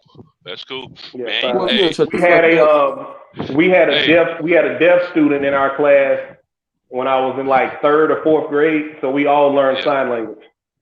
Oh, that's cool. Let me ask you something. Your wife sleep right now? Oh yeah, probably. I gotta ask you a Cento question. Oh, I'm at work, bro. You good? Hey, you ever sign your way up on some coochie? Huh? You ever sign your way up on some deaf coochie? What's wrong with this nigga, dog? What is wrong with this man? Hey, No, man. Who raised you, Centos? I did. After I got grown, I raised me. But look, man, hey, deaf chicks got coochie too, man. I got a cousin. She's sexually active a lot. So, Hey, Big Tank, you know we can't do it without you, Big Tank. You know we can't do it without you, brother. Hey, I called your ass, nigga. I called you. Yeah, you did. B Will, that do count. That do count, man. What you mean? Hey. Sign language does count as a language. I called your ass. Yeah, sound like on wax. Because you still got it's a way look at this backyard though, DJ. I don't like that. I don't want no water in my backyard. Here you go. Here the fuck you go. You got so many goddamn pet peeves. No, because I'm telling you why. I don't know how it is out there, but if you live by water here, you got to deal with fucking snakes. And I'm not dealing with no snakes. Yeah, no doubt. Ain't I nothing don't know how it is. I don't know how it is out there in California. Yeah, I don't know how it is out there in California. With the snakes and shit. You got to deal with snakes, dog. I'm not doing it. What kind of snakes? Snakes, period. Don't matter. Mainly what kind? Shit. No. Mainly water moccasin, which is a cottonmouth. Yeah. Cottonmouth. Yeah, but what they do? What is they venomous? They kill you. Yeah. They are. I'm talking about shit kill your ass. Yeah, fuck you up. Yeah, they'll fuck you up, man. Yeah. Oh yeah, count me out then. We have to, like, when I go fishing, dog, we used to run into them all the time. My uncle actually got bit by one when I was younger. See, that's the other thing. See, the average black person, they ain't messing with no snakes of any kind. Yeah. Even the rat snakes. My mother hated them shit. Right. And my mom, she's from Alabama. She hated him shit. My father, he more cunt. Like my father from the rural part more than my mom's. So he'll fuck with them shit. He knew how to deal with. He knew how to deal with stuff like that. Because he was trained since he was little. But my mom, she hated that shit. The thought of a snake. See, the rule of thumb in the South, you need to have your country dude around you.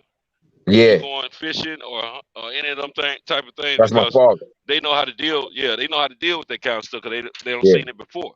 Yeah, that'd have been my pops. He didn't know how to deal with all that shit. Hey, y'all, them cottonmouths and them coral snakes, red touching yellow will kill a fella. Remember that?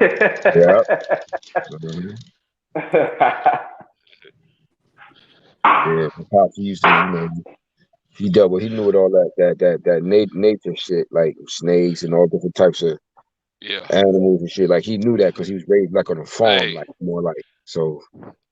Real talk. A cat like that is like a small town hero, superhero. Yeah. When he able to fight them snakes and things. Yeah, he knew how to deal with. Women look at girl. He killed that snake. Look, you see him. He killed with his bare hands. Now my uncle, my grandmother's brother, he crazy as hell. He do some stuff I never do. He saw a copperhead in the road one time, right? He got out. I was like, no, hit him with a rock. Hit that rock. He like, nah, you ain't got to do that. He like, back up out the way. He picked the damn thing up by his tail and popped it like you pop a towel. and snap his neck. Like that's how you kill a snake. That's how you kill a snake right there. Yeah, that's what That's how my they dad doing. did. That's my father would That's do why. that shit. Hey, when they would do that, they say, "Girl, he killed it with his bare hands." Yeah, he could do. My father would do shit like he said. That's how you kill a snake. You snap it. You pop his neck. Yeah. Hey, instant. And that's the only way I've ever seen people kill him too. And look here, when they didn't have a gun or something, but instant hero. Yeah. Pop his I don't care neck. how country was. He was an instant hero. Some chick gonna be like, girl, shoot, he's strong. Yeah, that's my dad. He said when he first came up to New York, he had a snake with him. A pet snake with him. He said the shit came out of his pocket. And the nigga was standing next to him. Was like, yo, man, like jump back. Because motherfucker in New York, and you wouldn't be used to that shit at all. You walking around with Guess what? Like now you see dudes that buying pet snakes. Like I had a pet snake. My mom didn't let me bring that shit to the house though. She wasn't having that shit. My father would like that shit. But mommy, she wasn't having that shit at all. Like, I couldn't bring that shit in the house. I bet you want nobody mess with your daddy when they know he mess with them snakes like that. Yeah. Matter of fact, because he taught me shit about that snake. When I had he taught me shit about when I had my pet snake. Because I had a Burmese python and shit like that. And I'm on one time, I was feeding that motherfucker and giving him his mice and shit, and I forgot to put water in the tank. So I went to go to my treadmill and started doing some jogging. I was like, fuck, I gotta give him some water. So I went to put the water in the tank. And after they eat for a while, the snakes don't see good like that. They don't really see good, but when they putting their tongue out, they put that tongue out. Oh, is that the snake you said a gal killed or something? That you Nah, well, later on what happened was that was my tarantula. The girl killed my tarantula. Yeah. Oh hell no! Yeah, see, I can walk up on the snake and be all right, but them fucking spiders, dog. No, absolutely not. Yeah, that was my tarantula she killed. But the snake, so I went to feed the motherfucker. I went to give him some water, but they don't see real well. But how they see is with their tongue. They use when they put their tongue out, it creates like a sonar. Yeah, like a sonar, so they can tell what's good. And then what people think is they nostrils is really like heat pockets. They really just sense the heat. Yeah. That's what it is for them. That's why if you get close to it, you can see it. Like if you go look close up to them, you can see how that shit'll work. And but after they eat for a while, they be like in a frenzy and shit. So I went to reach in there to try to give them to get the water, to put some water in, and that nigga struck at me. And then I hit him, bam. And my father had called me and we was talking, and I told him what happened. He's like, the fuck are you mad at the snake for? I said, what you mad at the snake for? Nigga, you knew it was a snake when you brought that motherfucker. What you expect? Right. You know he's like, don't be mad at the snake for being a snake, right? Exactly. That's what he's like. He's like, don't be mad at that motherfucker. That's what they supposed to do. Hey, you know? Hey, you my man, 100 grand, right? But I gotta keep it real with you. You had one of them suburban pet snakes right there. The brothers, your dad didn't have no Burmese when he come up. Nah, hell no. Yeah, he ain't had no Burmese. He had a real snake, you know what I'm saying? Yeah, he's fucking with them real snakes. Them fucking, like I said, he knew about all that shit. He told me about the water moccasin, the cotton mouth. He was telling me about all them shit. Hey y'all, y'all hold it down for me, man. I gotta. You can tell me about all those shits, man. Hey man, I ain't even got on the road yet. You going to sleep already? Bro, I just did 85 hours, nigga. You over here talking? You asking me questions? Man, I don't did more than that. You ain't did no more than that. Shut your ass up, man. You don't know, man.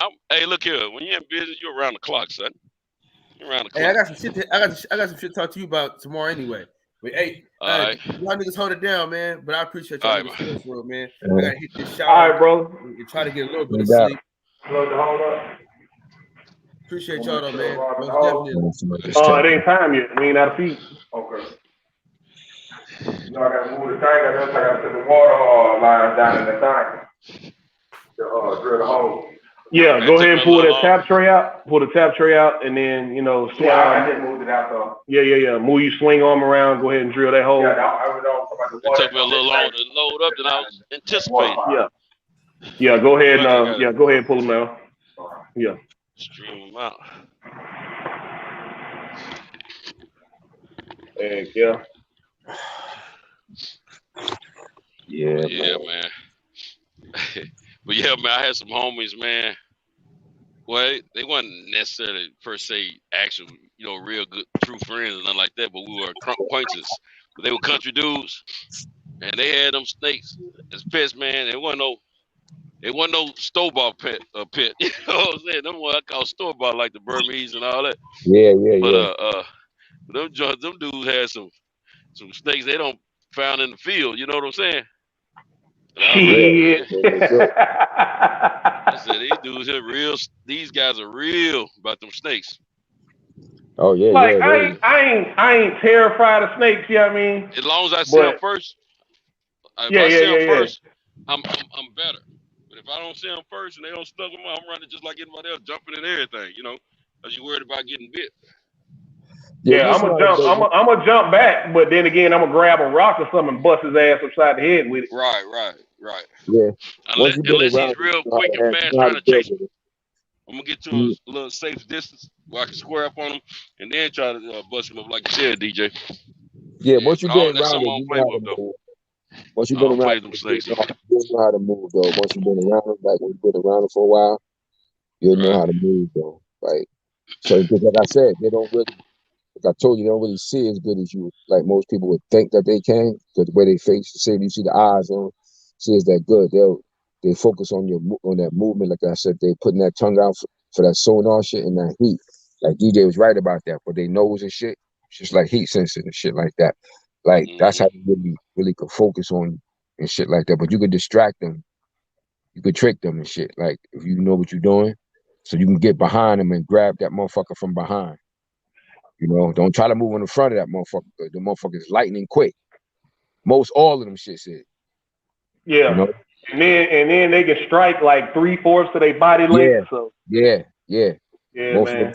If that motherfucker, especially if that motherfucker coil, he coil back. Yeah. He can do that shit. So, and most snakes, even the average snake, they're supposed to be way quicker than you would think. Yeah. Much quicker. Them shits won't be slow in comparison to like human beings. Them shits will be quick, and some quicker than others. I say, I ain't trying to catch nothing. I'm gonna bust your ass upside the head with a rock. Yep. I'm gonna get the biggest rock I can find. If I can see your ass, I'm gonna get the biggest rock I can find. Basically, a snake is basically muscle tissue, like you know what I'm saying. Them shits is like So like it's like a strong muscle could move fast, like it can move kind of quick, shit, like a healthy fast muscle, as opposed to old tired out muscle. I remember one time when I had to burn me, when I had him, he they always like to put their tail around shit. And one time I had this motherfucker around my neck, and he put his tail around my chain, my chain in my neck, and I guess the shit was hurting. So then the nigga started wilding out. He started trying to attack me. I guess he must have thought I was trying to hurt him and shit. And so I had to hold that motherfucker. Like I felt like I was holding like a fucking man. Like you feel like a strong motherfucker was trying to come at me. So my girl, she was leaving out with her homegirl, and I had to lift up. I had ran to the window and was like, "Yo, bring your ass back up here," and shit. You know what I'm saying? Come take this, because she had to come back in to take the chain off my neck so the shit get loose, to let him loose.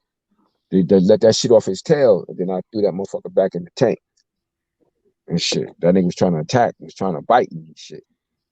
But those snakes like that, they teeth is like they not the side of their teeth. Them shits is like little razors and shit.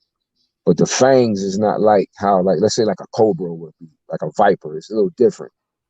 They use them shits just to latch onto their food, and then so they could put it in position to constrict and choke it. It's a little different than like a viper snake, But it's sharp though, like little razors.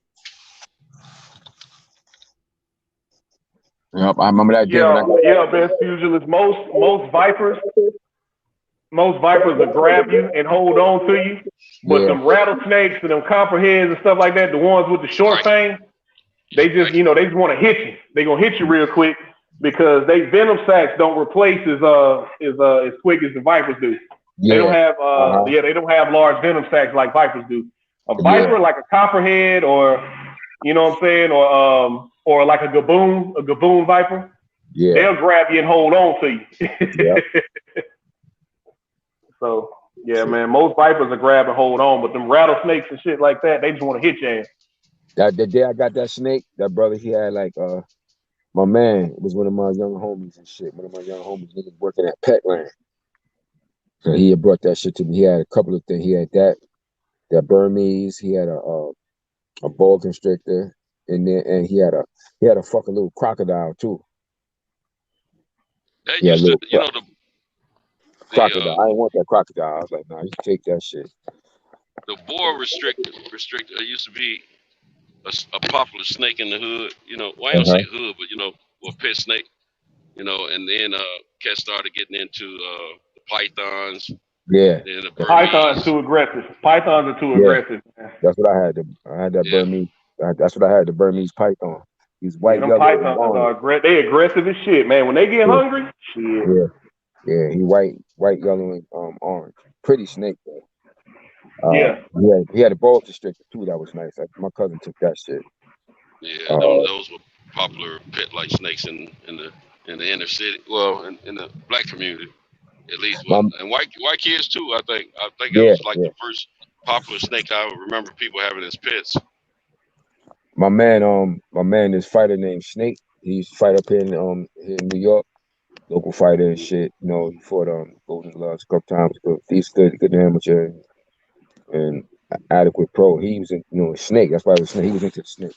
That nigga had that biggest motherfucking snake I ever fucking saw, bro. Like that shit like a dinosaur. He had that goddamn reticulated python.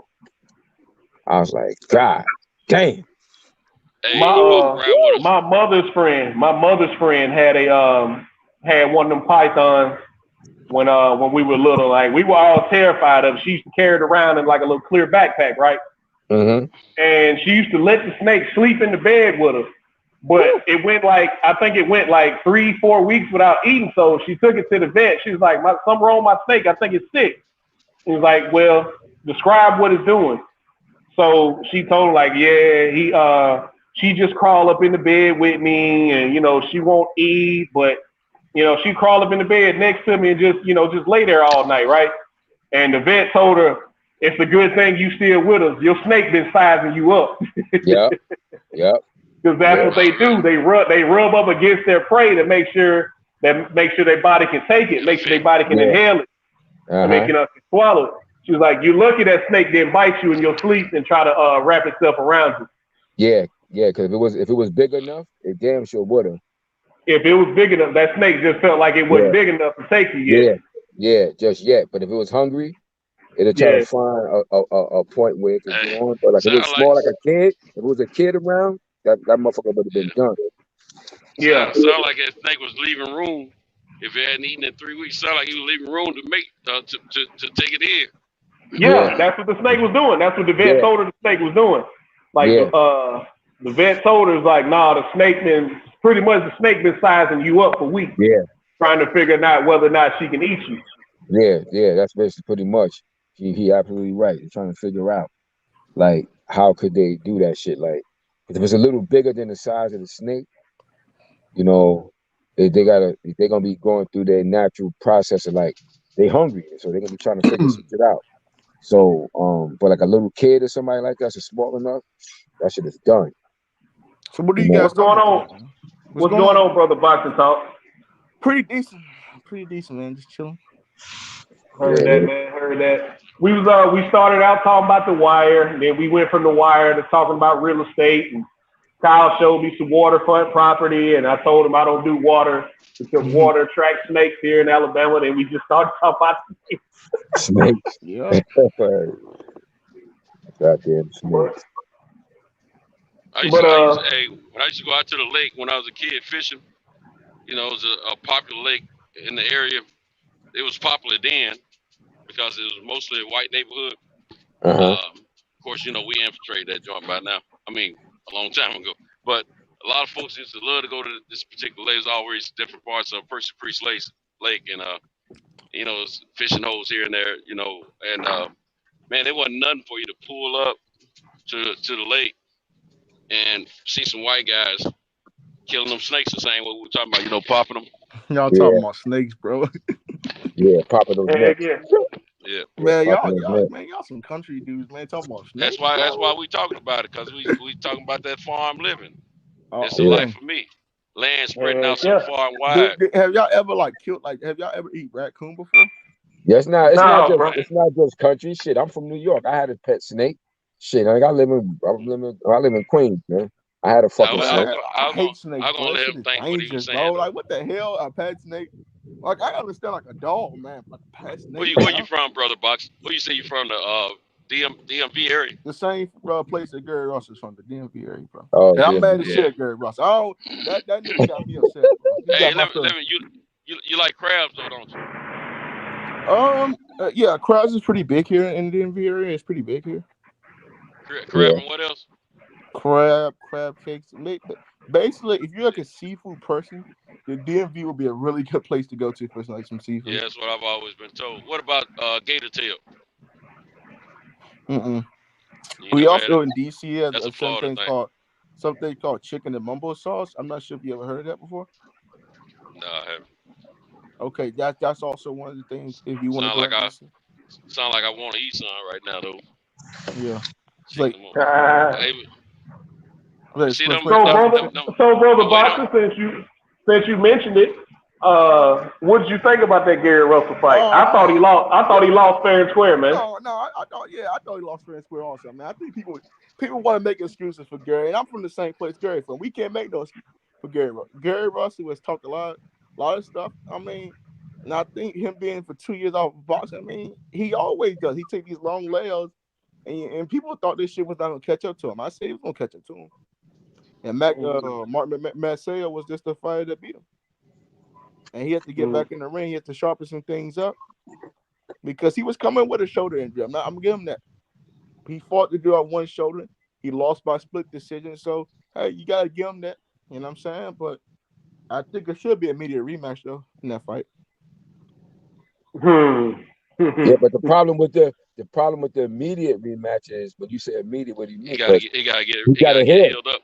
He got to get healed up. And that shit ain't gonna be no immediate. That shit gonna take some time for that kind of injury he got. Didn't AJ have like an eye injury or something like that? Did he have to heal up? Huh? And then AJ have an eye injury, and he going for his immediate rematch or something like that? Who, AJ? Like Gary do the same thing? You said AJ. You mean EJ like Arrow or AJ? I'm talking about AJ in the Usyk fight, man. Remember they said he had an eye injury? AJ don't have. I didn't know. I ain't heard nothing about no eye injury for AJ. Oh, you talking about when Usyk cracked his orbital? A lot of people thought. Yeah, cracked his orbital. I'm saying like, didn't AJ to go get some surgery or something like that? Oh, he did. I didn't know that. Yeah, did he? I didn't know he had surgery. I didn't know he had surgery. Yeah, he had to go get surgery, so that's why the fight. They said he cracked the orbital like June or something like that. Yeah. Maybe I forgot about that. Okay, I remember it was pushed back. I was just saying, could like Gary do the same thing though? But it's a little different because of the injury the politics of it.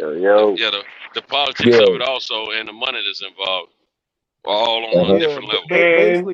And more so than anything, AJ had, and it was a mandatory, but AJ had a rematch clause in his shit. Yeah, he had it in here. Yeah, AJ had a rematch clause. I don't think Gary had one.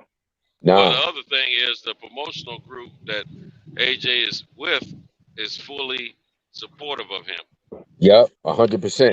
Because he they cash cow. Yep. Exactly. He they cash cow. So he affects the bottom line. Taylor Bell or D Will, whoever's in the chat, y'all get Vom Red or whatever this is. Y'all get them out of here. Y'all see stuff like that. Y'all get them out of here. D Will, bro. Bro, come on, man. Hey, D Will used to be on the snipe, man. Yeah. D Will be quick with it. Hey, we got a few of them that snipers, man. I go over there and check something I see, so I said, let me go get this. It's already done. Yeah. But if y'all see them bots like that, man, don't hesitate. Get them out of here. It's a few names. Why everybody mad at? Hold on. I got a question for you. Everybody mad at Fred. Why everybody mad at Fred, man? Why don't mad at Fred, bro? I mean, it's just a difference of opinion. It's just people have different opinions. You can't get upset because Fred got Rick Glacier on it. That was my issue. Like everybody want to call Fred a coon. Like this man, I don't get that shit, bro. I just don't understand, bro. Oh, I wasn't getting that. I just, it's. I mean, to me, you want people to expose themselves, and I felt like that's what Rick Glacier did. I had no problem with Fred having him on because we need to know. People need to see that there are people out there in boxing who think like that. Like it's one thing to know it and to believe it. It's another thing to see it. Yeah, we were talking about Fred having him on.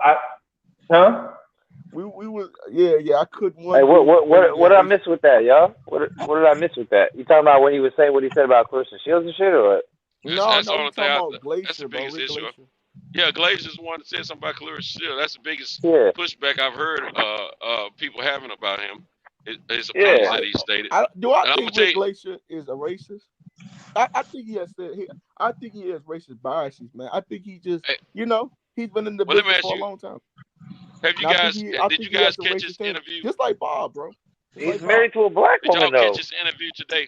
Did y'all catch his interview today on World Combat Boxing? Yes, World Combat Fighting or whatever. Sure, I was just about it. Yeah. What's the name of World Combat? What? Scotty, World Combat Sports. Sports. That's it. Well, anyway, he told a little bit about his background. And he got into boxing through, his criminal life. You know what I'm saying? I mean, he's from the streets. Basically, I mean, not streets like our streets, but our streets like on the low end mafia tip. You know? Yeah. He got in trouble for like changing the mileage on cars or some shit, selling them. That's one of the things he got in trouble for. He also got he was charged with racketeering and stuff like that. Mm-hmm. But yeah, he used to roll back those numbers on used cars. When he was messing with the car business, he don't live an interesting life, honestly. But at the same time, that's what when he was on probation, that's what got him into boxing. Okay, so what racist stuff does Rick Glacier? Okay, let's go around the panel. What Rick Glacier says some stuff that offends you. Okay, this guy's a racist. Nothing I saw he said offended me. I think he's when he said the ignorant shit about the I eat blackout peas and cornbread every other day. I was like, what the fuck that mean? Like, what does that mean exactly? What you trying to say? What did he say? Trolling though. When Charlo said that shit about Wilder, he did troll on Twitter. I do be saying that shit though. He do be trolling that shit. For him to be an old ass man like that, you should not be trolling like that, bro. Well, I'm gonna blame his wife on that one because what it is, I believe he's married to a black woman. I heard about that. He's married to a black woman. But the thing is, he probably thought that's what brothers and sisters want to hear. But all black people ain't always all black though, Santos. Hey, let me finish, bro. I've been black for 54 years, going on 55. You ain't got to explain to me, bro. Trust me. But what I'm trying to say, he probably thought that was giving him some cool points. Like giving him in the black community, you know what I'm saying? But his wife needed to school him all these years they've been together. She should don't school him on stuff like that. You see what I'm saying?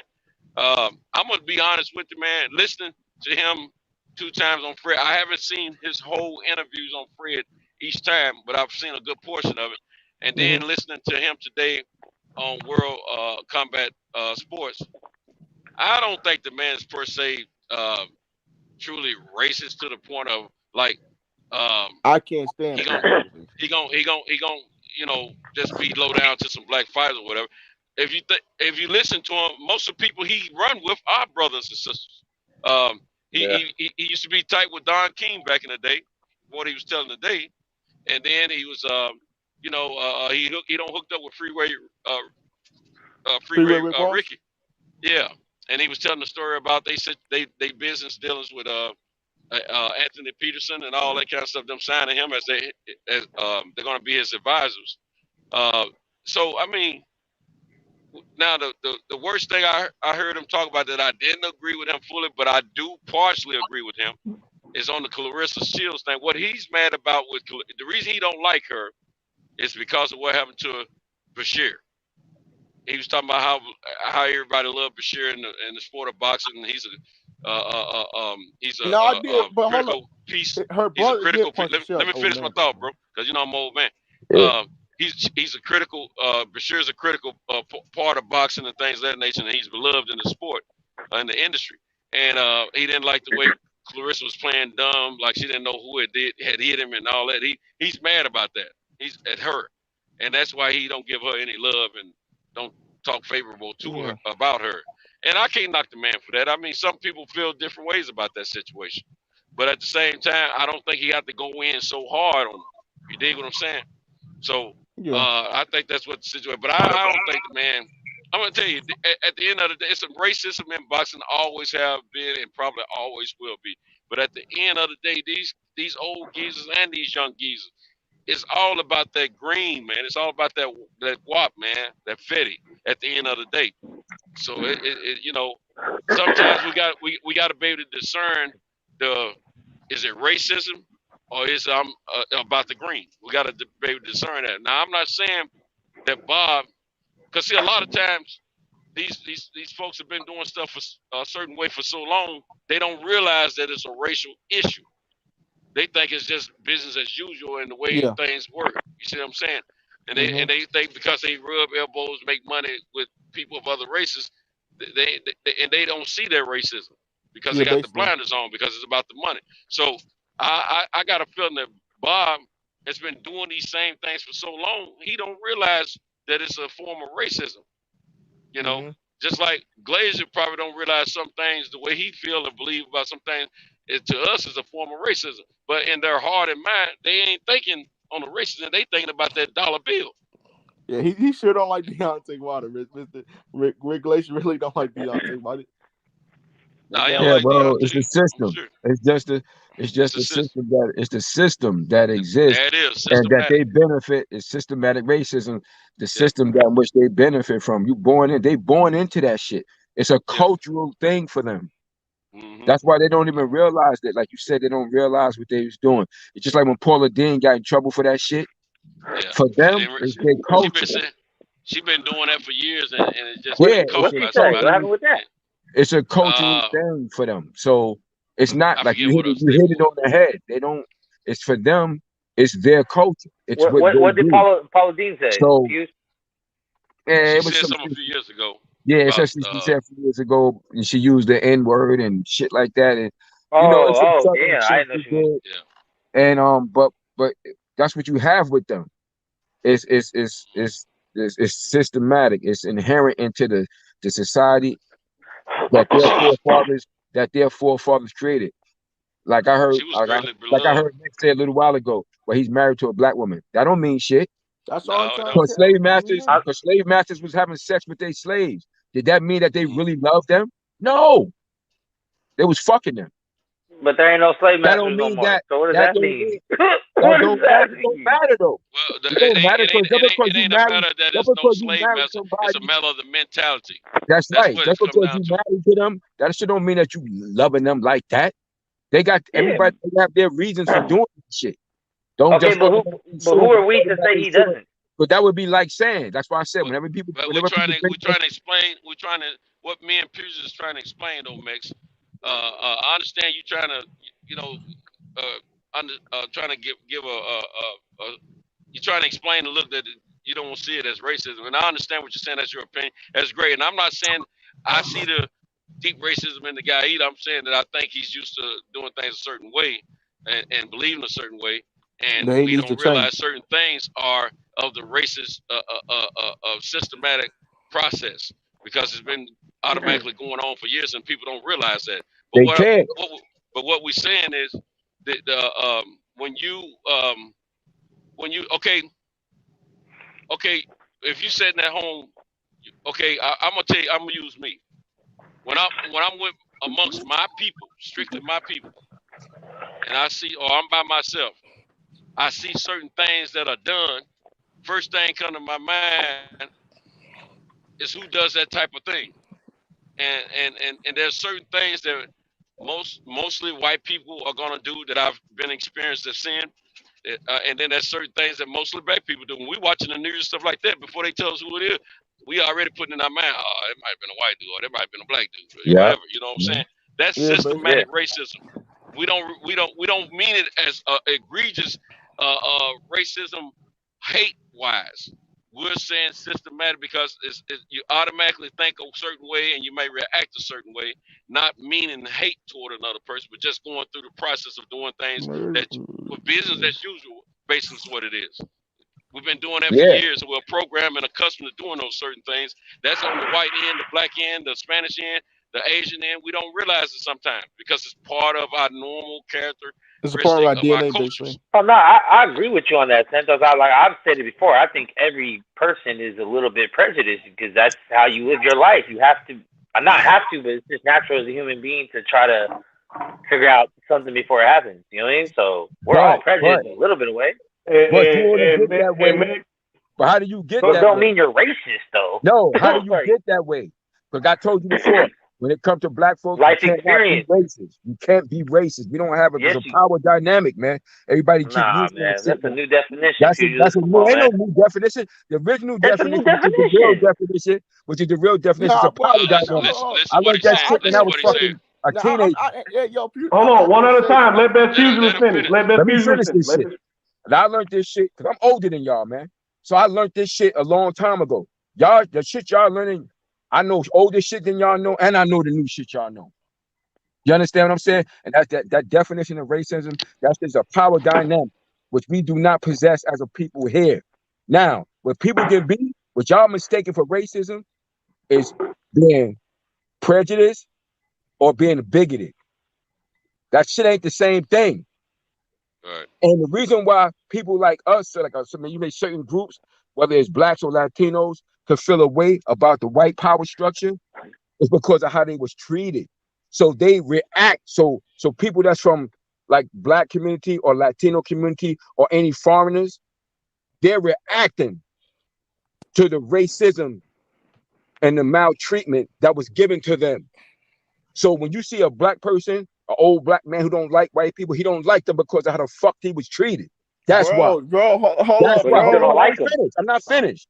So that's you getting so emotional, bro. That's an emotional thing. That's why. Watch your mouth, man. Because it's an emotional thing.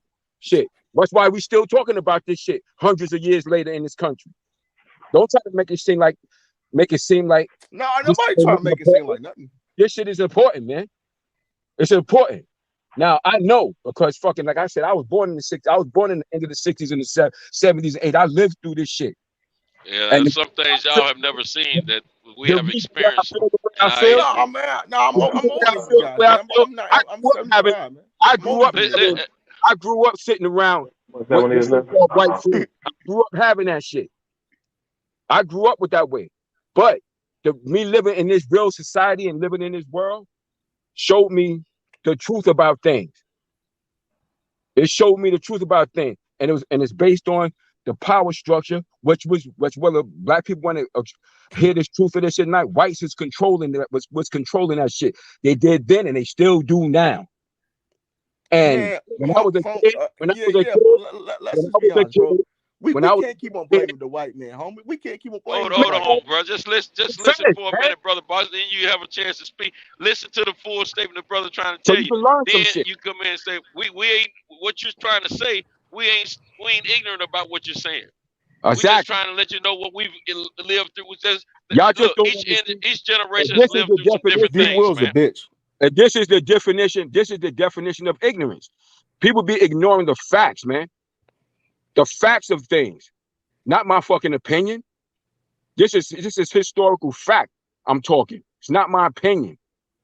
And there's a terrible misconception. And who got that shit the worst? Black fucking people, man. Y'all got this shit the worst. That's why y'all be coming up with all this other shit that's not based in reality. You got the worst fucking reality of all the groups here when it comes to what's really going on here. You understand what I'm saying? You got to deal with the facts. I got white people that I'm cool with and got love for, but I ain't no fucking fool either. You understand what I'm saying? One of my closest friends is a white person, but I know what time it is, and he know I know what time it is because I know the facts, man, of what's going on in the society in which I was born and I live in. That do not mean that shit don't exist. Racism don't exist, because it does. It's the power dynamics which formulated this fucking society in which we live. Point blank. And as long as that particular group is running this motherfucker, it's gonna be here. It's gonna be here. Point blank. Oh. And y'all gotta learn this shit, man. Pick up a goddamn book. Read. No, I you understand what I'm saying? Learn what's going on here. Y'all don't fucking pay. Y'all, like I said, yo, they did a great job at fucking up the youth minds, man. Just really fucking that shit up. Because I know for a fact, I remember being a little kid and thinking everything was equal. But the facts changed that reality in my mind. Because if it was up to me, yeah, I want everything to be. I want everybody to be all lovey-dovey. But that's not the facts. It's not the true facts. I would love that shit to be the case. But I understand why it's not. Because I lived and I learned. And looked at the society and studied and learned what's really going on out here. Yeah, it would be good if all humanity can get along. Of course. But that is not the reality. And you have to ask yourself the question, why is that not the reality? There is a reason for that. And for most people, can I go now? Most people that have been oppressed, most group of people that have been oppressed, the first thing in their mind and heart is peace and harmony amongst all people.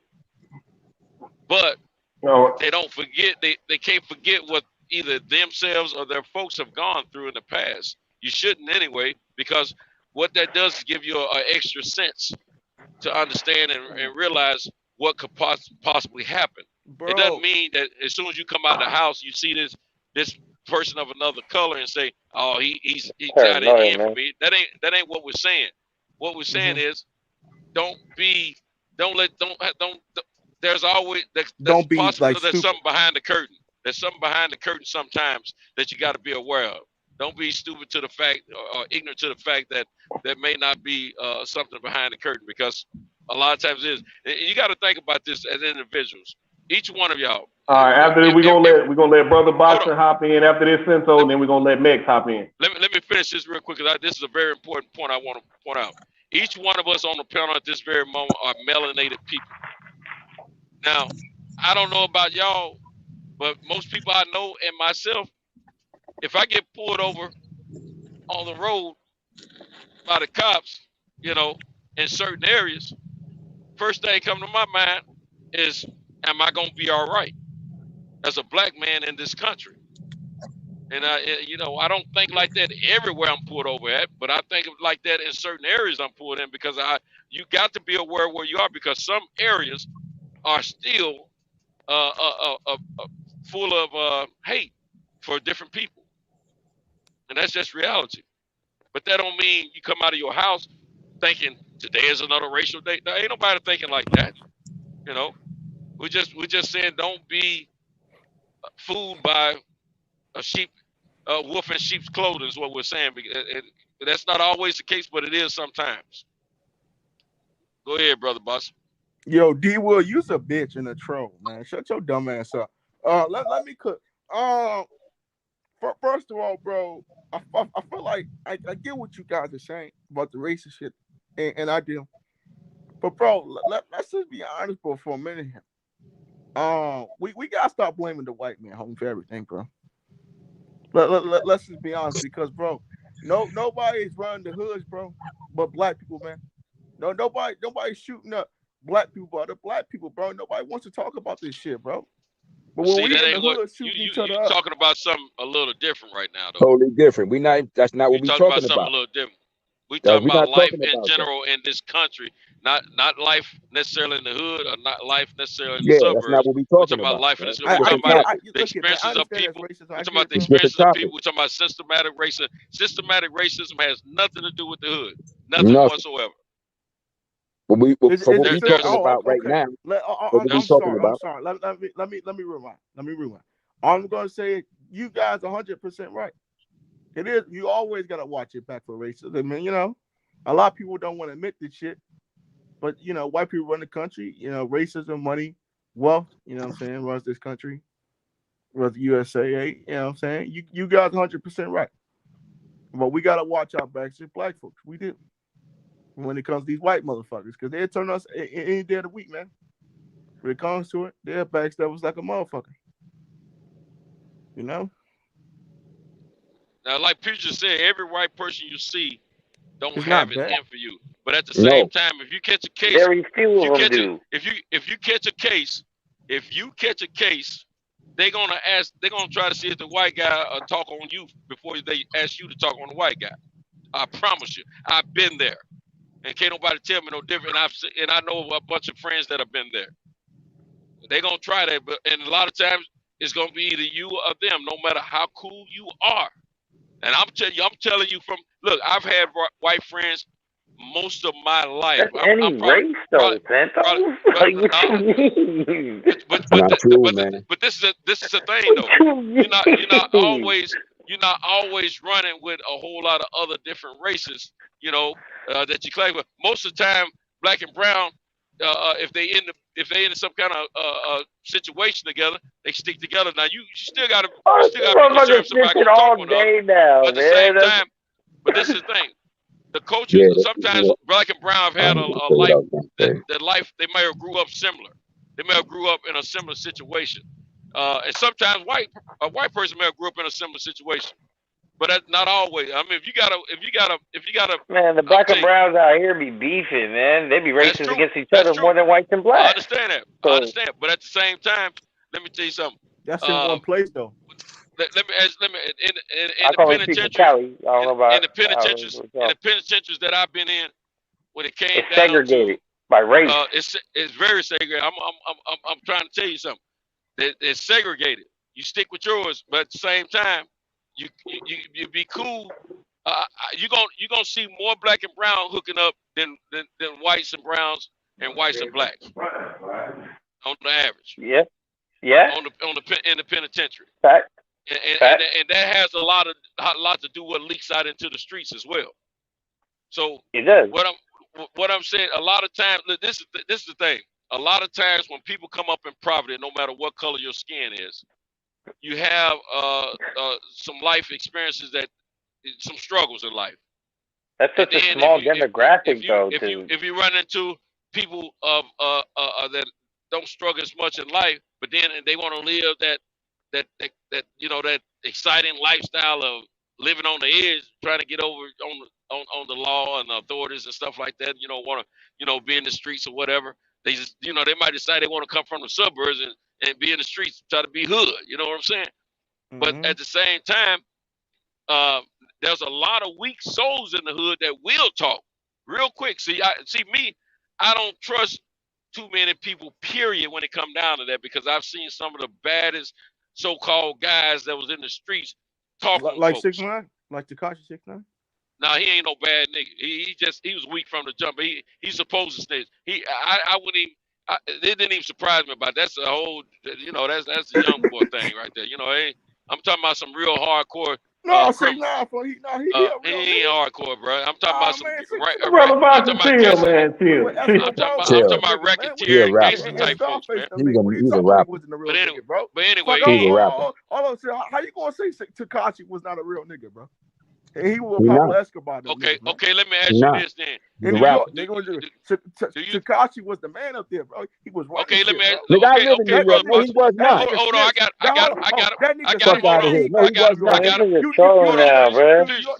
it. Brother Boxer trolling, man. Stop that. Man, I still ain't even get the fucking talk yet. We already trolling, man. What we doing?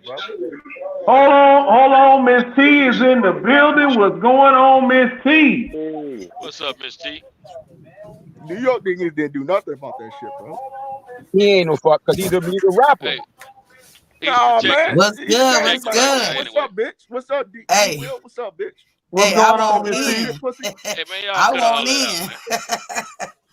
Cut all that out, man. Brother Boxing and D Will, y'all behave yourself now. You're right.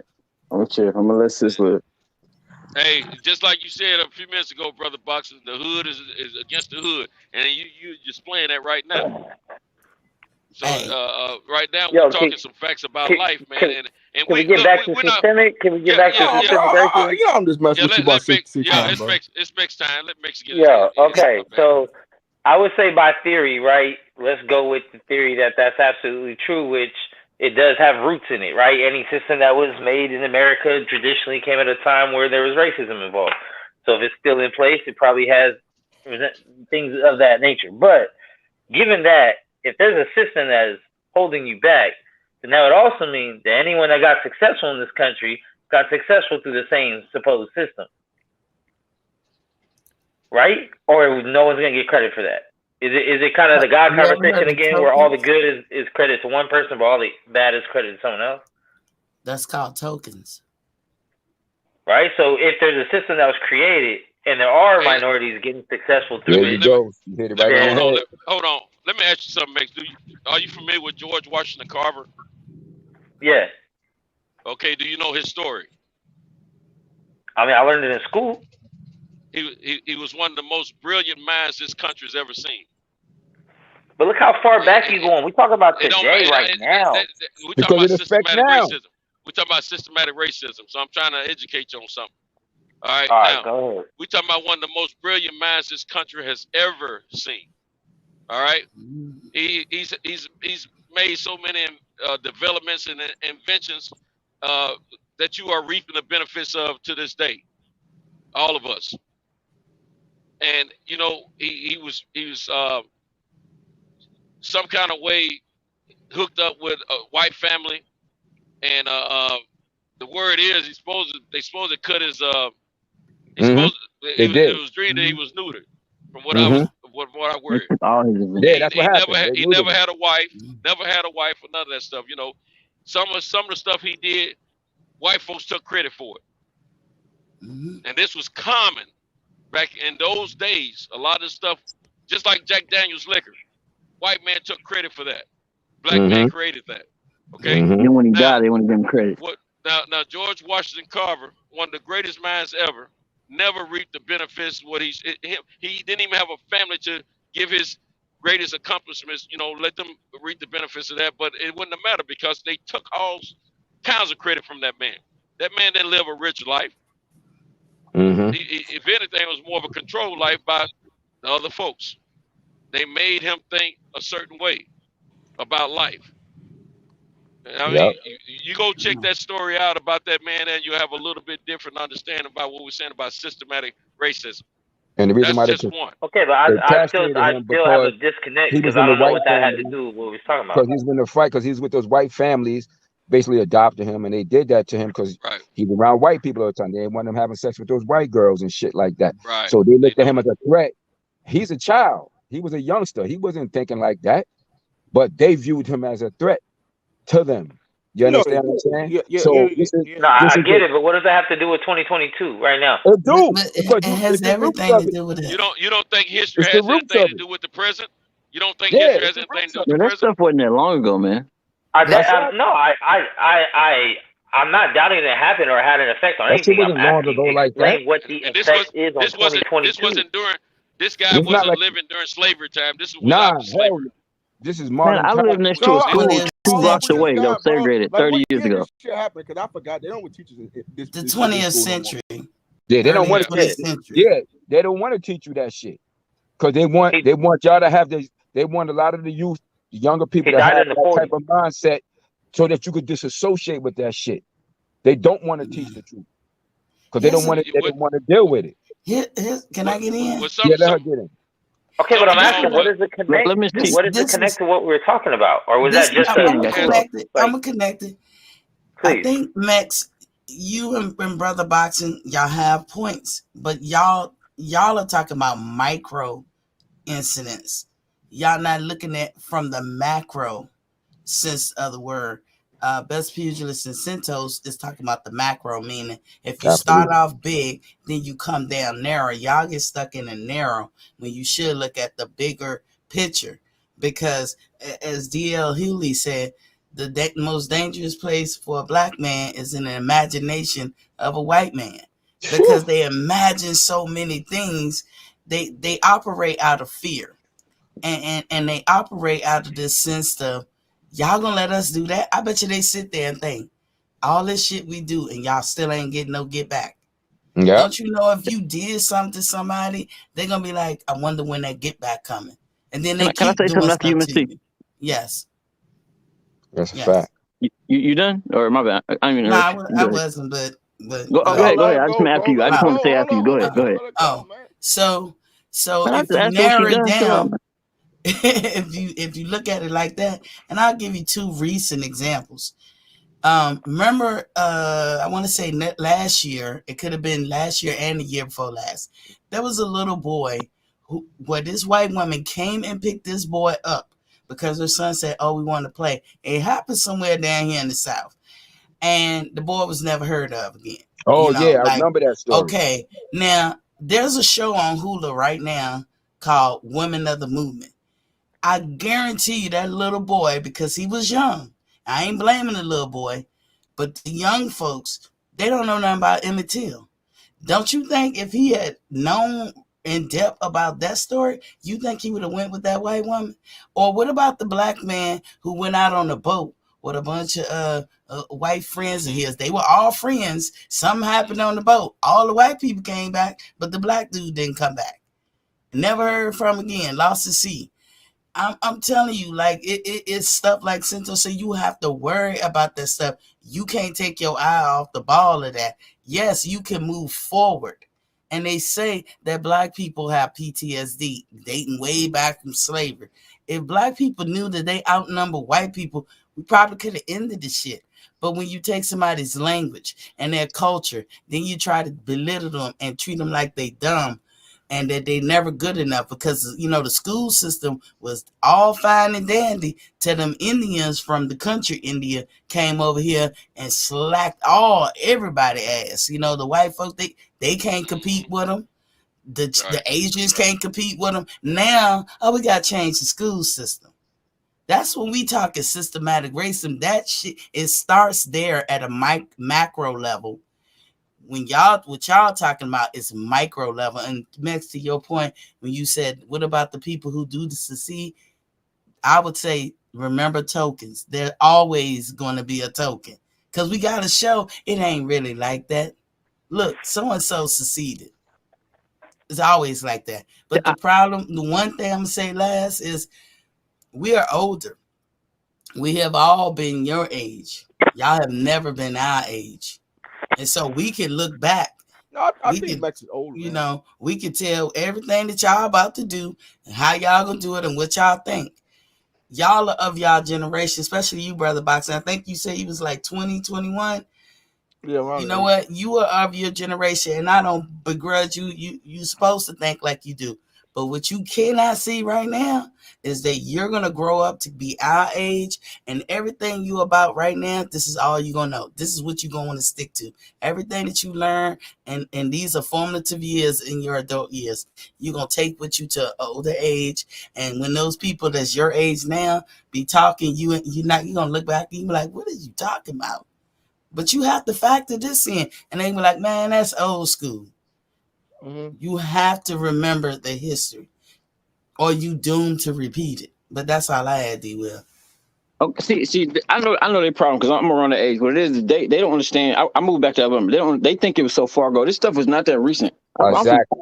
I'm 2 blocks away from a school that what was it, 30, 40 years ago? This was an all black school. They had to go to a totally different school. Well, I was going somewhere with my girlfriend, and my grandma was like, we couldn't go there when we was young. My grandma is what, 70 years old? Like this stuff ain't as there's people alive that went through. I'm in Alabama. There's stuff that happened around here. Like this stuff is not that far away. Y'all Mexican, bro, y'all think it's so far away. It's really. Bro, I never said that was Mex, bro. I never said that either. Man, let him finish. I mean, that's all I'm really getting at is like people my age, like even black people, we seem to think it's so far away, but it's really not as far away as you think. And then on top of it, you got to think, once the law was passed, that automatically changed people's mindset. So in reality, like 30, 40 years, people have just now got to where the mind state where you and Mex have. We don't live in a fairy tale world. This stuff is real, man. Word, well said, young bro. Now you heard what he said? Let me just say this real quick. I want this to really sink in what he said. You heard him say his grandmother's still alive, man. Like his grandmother was still alive when he said his grandmother said, I couldn't go to that shit. Well, you understand what I'm saying? Like that's That's why he's telling you, like, this shit is not far like some people try to make it be. No, I didn't say that. No, not you. I'm not saying. I'm not talking to you. Okay, but here's the thing. I totally agree. It is not that far away. It's not even a generation because there's people alive that still dealt with all that shit. It's not far away. But what we need to realize is it's getting further with every year. We currently live in the least racist time in American history. No. And and next year is going to be less and less and less. Okay, please educate me, Senzo. In American history, since the beginning of the country. I don't want to cut nobody off. I don't want to cut nobody off. But Mick, I'm gonna say this, right? I'm gonna say this, and then I'm gonna fall back because I enjoy this discussion. I enjoy having open panels like this. I'm gonna say this, right? My grandmother, just to put it in context, what D. Will was saying, my grandmother was an adult before the Civil Rights Act was passed. You get what I'm saying? So, exactly. So it's more covert now. Exactly. It's more covert racism in parts of this country. But in places like Alabama, you still get a lot of overt racism. Like that shit is still in your face. Yeah. I'll say that and I'll fall back. Like it's still more in your face. Let me make it very clear. I am not saying that it doesn't exist. Let me make that very clear. And I've actually been on this panel before and said it will forever exist. There will never be a time on this earth that racism is not anywhere on earth. It's not ever going to happen. So I agree that it exists, but what I'm saying is compared to a generation or a decade, 2 decades, 3 decades, the further you go that way, the more racist this country gets. We are on a progression of getting less and less over time. You can't live in that fairy tale world of what you want it to be. We have to deal with it. So I understand what you want it to be. You talking about like in a fairy tale world and I don't know the words, but how we want it to be. How you want it to be, how you want it to be is cool, but we have to live in the real world. So all these little things that are still happening today, we have to deal with it. So I understand what you want it to be, but we here with it. I know stuff. It's not so much. I hear what D. Will is saying, but it's not so. Let me lay something on you that's gonna really probably give you something to think about. See, I hear what you're saying, Max, and honestly, it ain't the slavery. It ain't the lynchings on a daily basis and the burnings of black folks that we're talking about right now. I mean, that's the history of it, but that's not modern day slavery. I mean, racism. I'm even talking about the systems though, like we're talking about, not the people, the systems in place. Let me lay something on you. I'm getting ready to give you some stuff that I've experienced in my life. Okay, who we just have drop off? DJ. Oh, DJ. But anyway. Let's check this out. First of all, I'm gonna tell you about. Second of all, I'm gonna tell you about me. But I'm gonna put some on you guys' mind that you can relate to a little bit better. Anybody on this panel not familiar with Tiger Woods? We all know, bro. I think we all know that. Okay. All right. Now, Tiger Woods went to the Masters, blew it up. I mean, blew it up. Mm-hmm. You know what they did after he did that? They changed the course and make it more difficult and make it more challenging. Something they ain't done in forever. How long ago was that? Since it's been a year, so they know when it was. It ain't been that many years ago. I mean, however long you've been knowing Tiger Woods. I mean, it's probably in the last 20 years or so. Yeah, it's like in '98 or some shit like that. But When he first about it, this is an iconic sports figure that we all are familiar with. Mm-hmm. And I'm telling you, they wouldn't have done that if he hadn't blew it up the way he did it and he didn't have that melanated skin. Now, the next thing I'm going to tell you about is Arcento. Now, I'm going to tell you who I am. I've always had white friends. Always. Even when I grew up in the projects, I've always had white friends because I wanted to know them as much as they wanted to know me. And I wasn't taught in my house to hate another person. Exactly. I was taught in my household to don't turn a blind eye. Be careful, but I was never taught hatred. Mm-hmm. Okay. Now, I don't teach my kid. I never taught my kids that way, and I definitely don't want my grandkids taught that way. You know, when you live long enough, you learn enough things. You understand how you got to get by in this world, in this country over here. Now, that's the thing. This is Arcento I'm talking about. Would you call 8 years ago recent or not? Yeah. Pretty recent. Okay. Let me tell you what happened to me. I was in the car business for 20-something years. 23 years, 24 years, 25, whatever it was. I worked my way into management. I go to a dealership. I was recruited, brought into this dealership. I was so proud to go to work for this dealership. You know why I was so proud? It was the most proud feeling that I ever had working for a dealership in my entire career, because it was black owned, and they had dealerships across the nation, black owned. But the general manager that recruited me was a white guy, cool as a fan. No, he was dead cool. They got rid of him right after I started. Brought in another group. General manager. You meet him, seem professional, nice, all that. I was the only person. Well, I wasn't the only person of color. That was a Lebanese chick in management, but she was on the inside. I was the only one in management that looked like me. Brown skin, African American, tall, very professional. I was very professional. And the way I'm speaking with you guys on here, that's not the way I speak in my professional content. And I'm suit tied every day. The hardest working manager bar none. Everybody, and a lot of stuff went through me because I was the only one that was willing to do certain jobs that the most management in the car business, if you guys understand the car business, they don't want to do all the work that the clerical work and all that kind of stuff. They just want to make car deals. They want to just deal with the money part of it. Okay. Now I was willing to do all of it because I knew who I was and I know what world I'm in. And I had to prove myself because the car business is still a racist profession.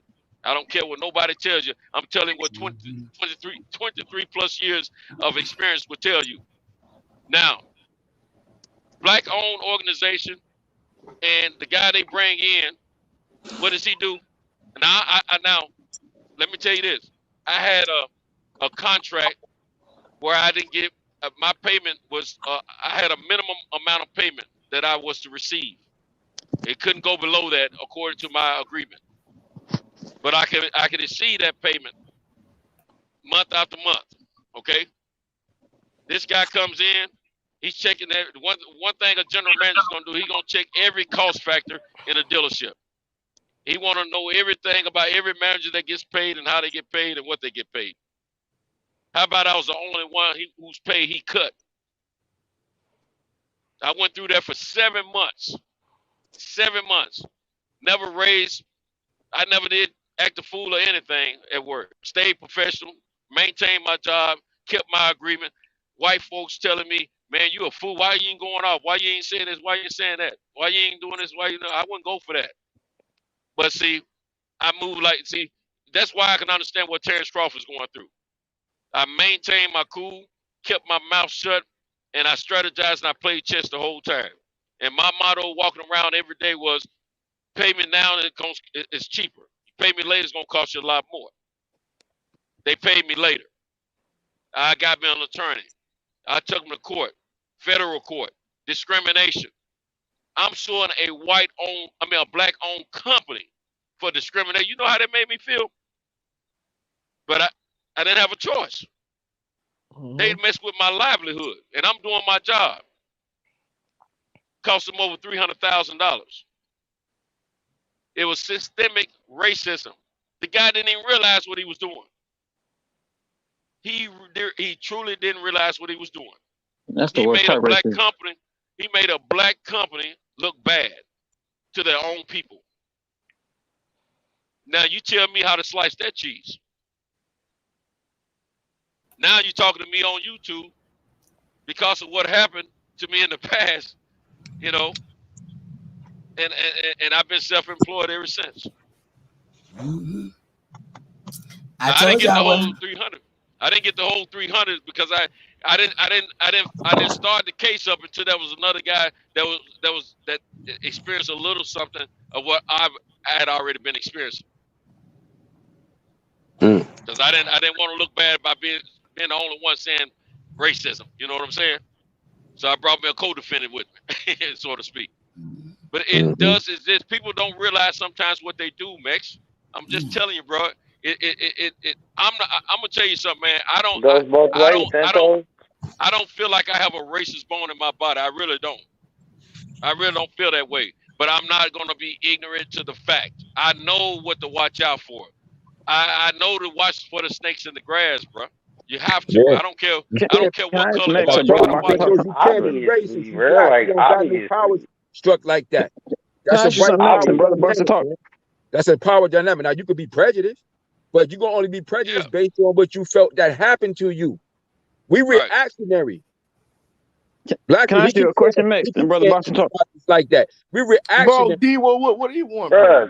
Non-white people can definitely be racist, man. We can't keep pushing that narrative, man. It's not. Let people off the hook, man. It's a definition. Period. It's a definition that's been around forever. We're arguing with a Mexican guy. Like come on, let's just be honest. We're arguing with a Mexican guy, bro. Come on, man. Nah, but he black too. He's John. He know, but he don't Mexicans know. have been treated. They have been treated. Mexican people have been treated bad in this country as well. A lot of them understand what the situation is. Yes. So a lot of people have been treated bad in this country. Japanese were treated bad in this country. Bro, don't justify it. Hold on. Yo, bro, don't justify this shit, bro. Like, come on. Bro, don't justify it, bro. And right now, white people are getting treated bad in this country for shit that they're not even a part of. Max, Brother Boxing Talk. I just want to ask y'all something real quick. Let me just say this real quick. Now, we all know, everybody on this panel know, in this country, the United States of America, which people are known to have been actual full-out slaves in this country. Which group? Blacks. African American, bro. Okay. Blacks and Indians. Native Americans also. Yeah. Now, this is now when you saying like, and this is what we saying.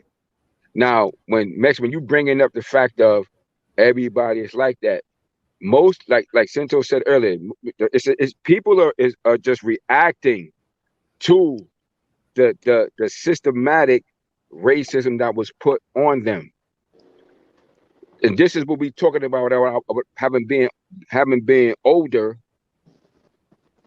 and haven't had these experiences to now. Okay, but I remember as a child thinking I remember as a child thinking that all-inclusive shit. But the reality, I was born in the 60s, B. I was born at the end of Jim Crow. But I was as a kid, I believed that fake shit, that everything was like that. I lived both of them. I've lived that life. But the facts of the reality of this society that I lived in taught me that shit is not true. What we call it? What we call it? We call it the nigga moment. Remember, everybody say that. You believe it till you have your nigga moment. Exactly. I'm not trying to discredit your personal experience. I just want to say something real quick before we go on the conversation. Go ahead, D-Way. I'm sorry. Let's just think, right? When we had these conversations, right? It's something like you got to establish before we go on conversation. Max and Brother Box Talk. Are you like no matter what, are you coming up with an argument to justify, or if we said something reasonable, is it like best trying to say is like out of all these things we saying, right? Are you just trying to come up with something to support your point, or if we said something that makes sense, will you finally realize it? Because it's like when you had these conversations with people, some people you're on your point and you're trying to prove it wrong. Let me finish. Hey sis, let me finish. Calm down. Calm down, bro. Calm down. Let me finish. You can answer. I'm asking you a question. You can finish right. It's a question, bro. And the answer is yes, but go for it. Brother Box, this subject is too important for us to be stepping on each other's feet. One at a time, man. One at a time. Go ahead, bro.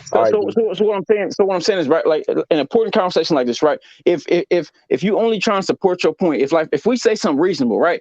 Does that make sense? And would you switch your point, or basically whatever we say, are you just stuck with like we, you know, if y'all not really thinking about this subject, we just going in circles. Some people just believe what they Bro, believe. I Some people just agree, want to feel how they. bro. Some people feel. I'm Hey, almost man, done. he Some ain't people even feel how they talking. He's want to not even feel, talking to and you, brother Boxer. Chill. see, Yeah, he's but not see, really talking to that's you. how you know he's not gonna listen, right? He Yeah, thinking of he's something not to talking to argue. you. I'm He's waiting. not really trying. I'm He's waiting. not really thinking about like who's right, who's wrong. That's what I'm trying to say. Like some people are just they're not really listening to what we're saying. We're over here telling them examples of how long close, and talk the all they facts, really man. doing is trying to come up with why they're right. They're not really listening to what the hell we saying. So I'm saying, Yeah, well, just talk are the y'all facts really though. listening? Can we say something good enough that would make sense, or are Bro, you you just getting on coming my up with some point where bro, you hold just on. you're trying to prove to us it's Yeah, not racist bro, when we know I'm it is? listening, bro. You must be Hey, talking hey, about brother Max, not Boxer. me, bro. I think I'm gonna call That's the DJ and question. tell Just him answer mute the your question. mic, man. If It's you not an if you keep argument. on interrupt, is this too important to be playing them little I'm games done like now. that, I'm done. man? You go ahead. One at a time, bro.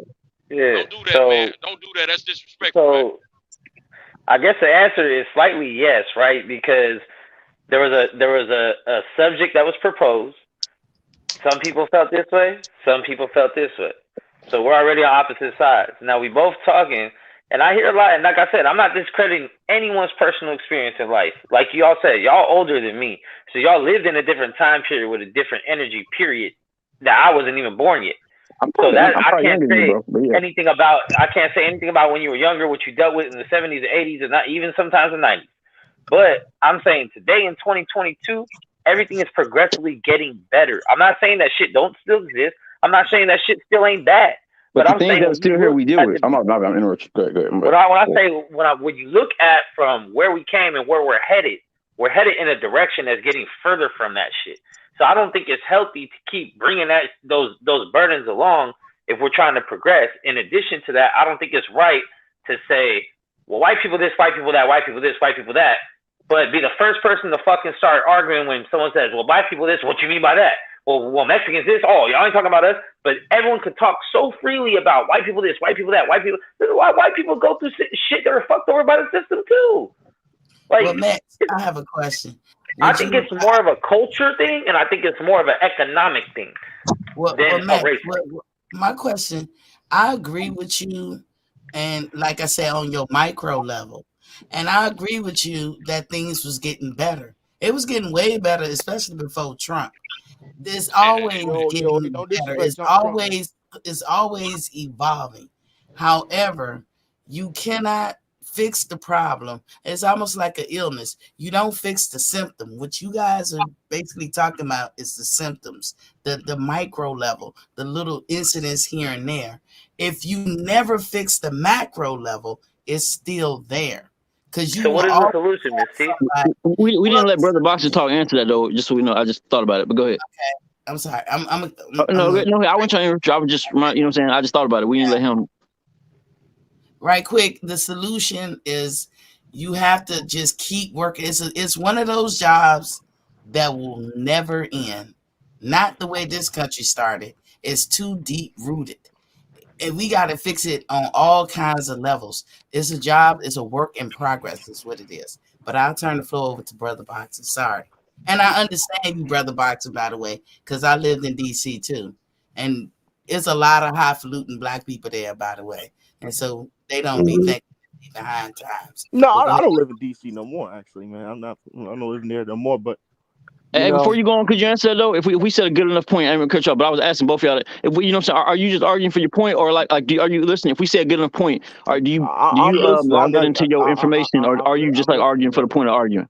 Go ahead, brother. I'm listening to you, brother, and I understand what everybody's saying, and I get it. Do we make any kind of sense, or you just think it's just nonsense? Bro, let me go, man. I was just go ahead. Yes, y'all make sense. But I think we all have to just come together, bro, and just bury this shit, man. Like we have to, because I don't think racism is ever gonna end, because this country makes too much money off racism, man. I just don't think it's gonna end, because it makes too much money. You know what I'm saying? It's too big for this thing. But I think what we should do as black people, we got to get out of this country, bro. We got to get out of America. We got to build our own rules. We got to get our money together, man. Put our money for it, and just build black person general wealth, man. That's what we got to do, bro. Marcus Garvey tried that. We do that here, though, but we don't got to leave America. No, man, fuck America, bro. No, bro, let me say something, bro. We got this. I ain't going nowhere. We can do that here, though. But we don't have to leave. We got to fucking move on, bro. We got. We gotta get out and we gotta build our own fucking country. Just like the white folks do. Hey, you go first. Tell me how it goes, brother Box. Yeah, But we can do that Marcus here. Garvey But we tried can do that. that here though. We don't have to. That's why it's important to learn the history. We Marcus don't have to Garvey necessarily tried do that. that here. Do that Didn't nowhere work. else. Didn't work. You got. But Let we me have ask grown as a let me ask you people, though. I guys: feel Have like y'all we have been billionaires, to any other countries? Yeah. In the I'm recent, saying I've we been to a can few in the different recent, countries. in the recent Right. decade. Country, What bro. I'm saying, since Yeah, those yeah, Hold on. brothers, I'm we can have asking, our own have y'all land, been in the bro. recent decade yeah. to other countries? No, I'm saying Mix and Brother Oh, I Boxer. got you. No, just the neighbors, just Mexico and Canada. Okay. Mexico, you really can't see it. But if you go to some of these Caribbean countries, these Caribbean island countries, or if you go on overseas, you might have a better chance of saying what I'm about to say. When I go to countries where the people look like me, it's a feeling that overcomes me of comfort. Outside of the discomfort is I'm not at home. The comfort is I'm being treated like a king when I go to these other places. Because first of all, they know you're American and they figure you got money. Second of all, when you're in those countries and these people walking up to you and they say, family, they let you know we have a kindredship because of our history and how we got here in these lands. I don't get that here in America. You can't. I'm gonna tell you something. Richard Pryor always stay with me. That Richard Pryor said. He said every black man and black woman needs to go to Africa because you don't know what it feels like to walk around a country where you feel like you your people are in control. He said he understands how white people feel now over here in America. And I understood what he was saying, but I never experienced it until I got to go to some other countries. And I'm telling you, it's real, man. It's real. The feeling is totally different. Listen to what I'm saying. You talking about something totally different, brother. You talking about fairy tales? You talking about something. No, I ain't gonna say you talking about fairy tale, but he talking about something different. I'm talking about. You talking about Wakanda? Experiencing what it feels like to be in another land where the people are dark complected, where they have brown skin. I don't care if it's dark brown or if it's medium brown. It's dark skin. They're the predominant people in that land. And the government. What did he say, Santos? What Richard said? What he said about that? He said, I never used the word what? Nigger. Richard Pryor? Yeah, he said he'll never use that word again. He said he'll never use it again. He said he was done with it at that point when he went to Africa because that's how overwhelming the feeling is. I got a cousin that's living over in Tanzania right now. And he's telling me, cuz, you got to get over here. You got to come check this out. He said, man, I ain't never felt like this in my life. I'm telling you. Now I'm going to say this. This is to add to the conversation that's on you guys' mind a minute ago, Mex. Let me tell you what was, there's a video circling the social media right now. Been circling social media all week.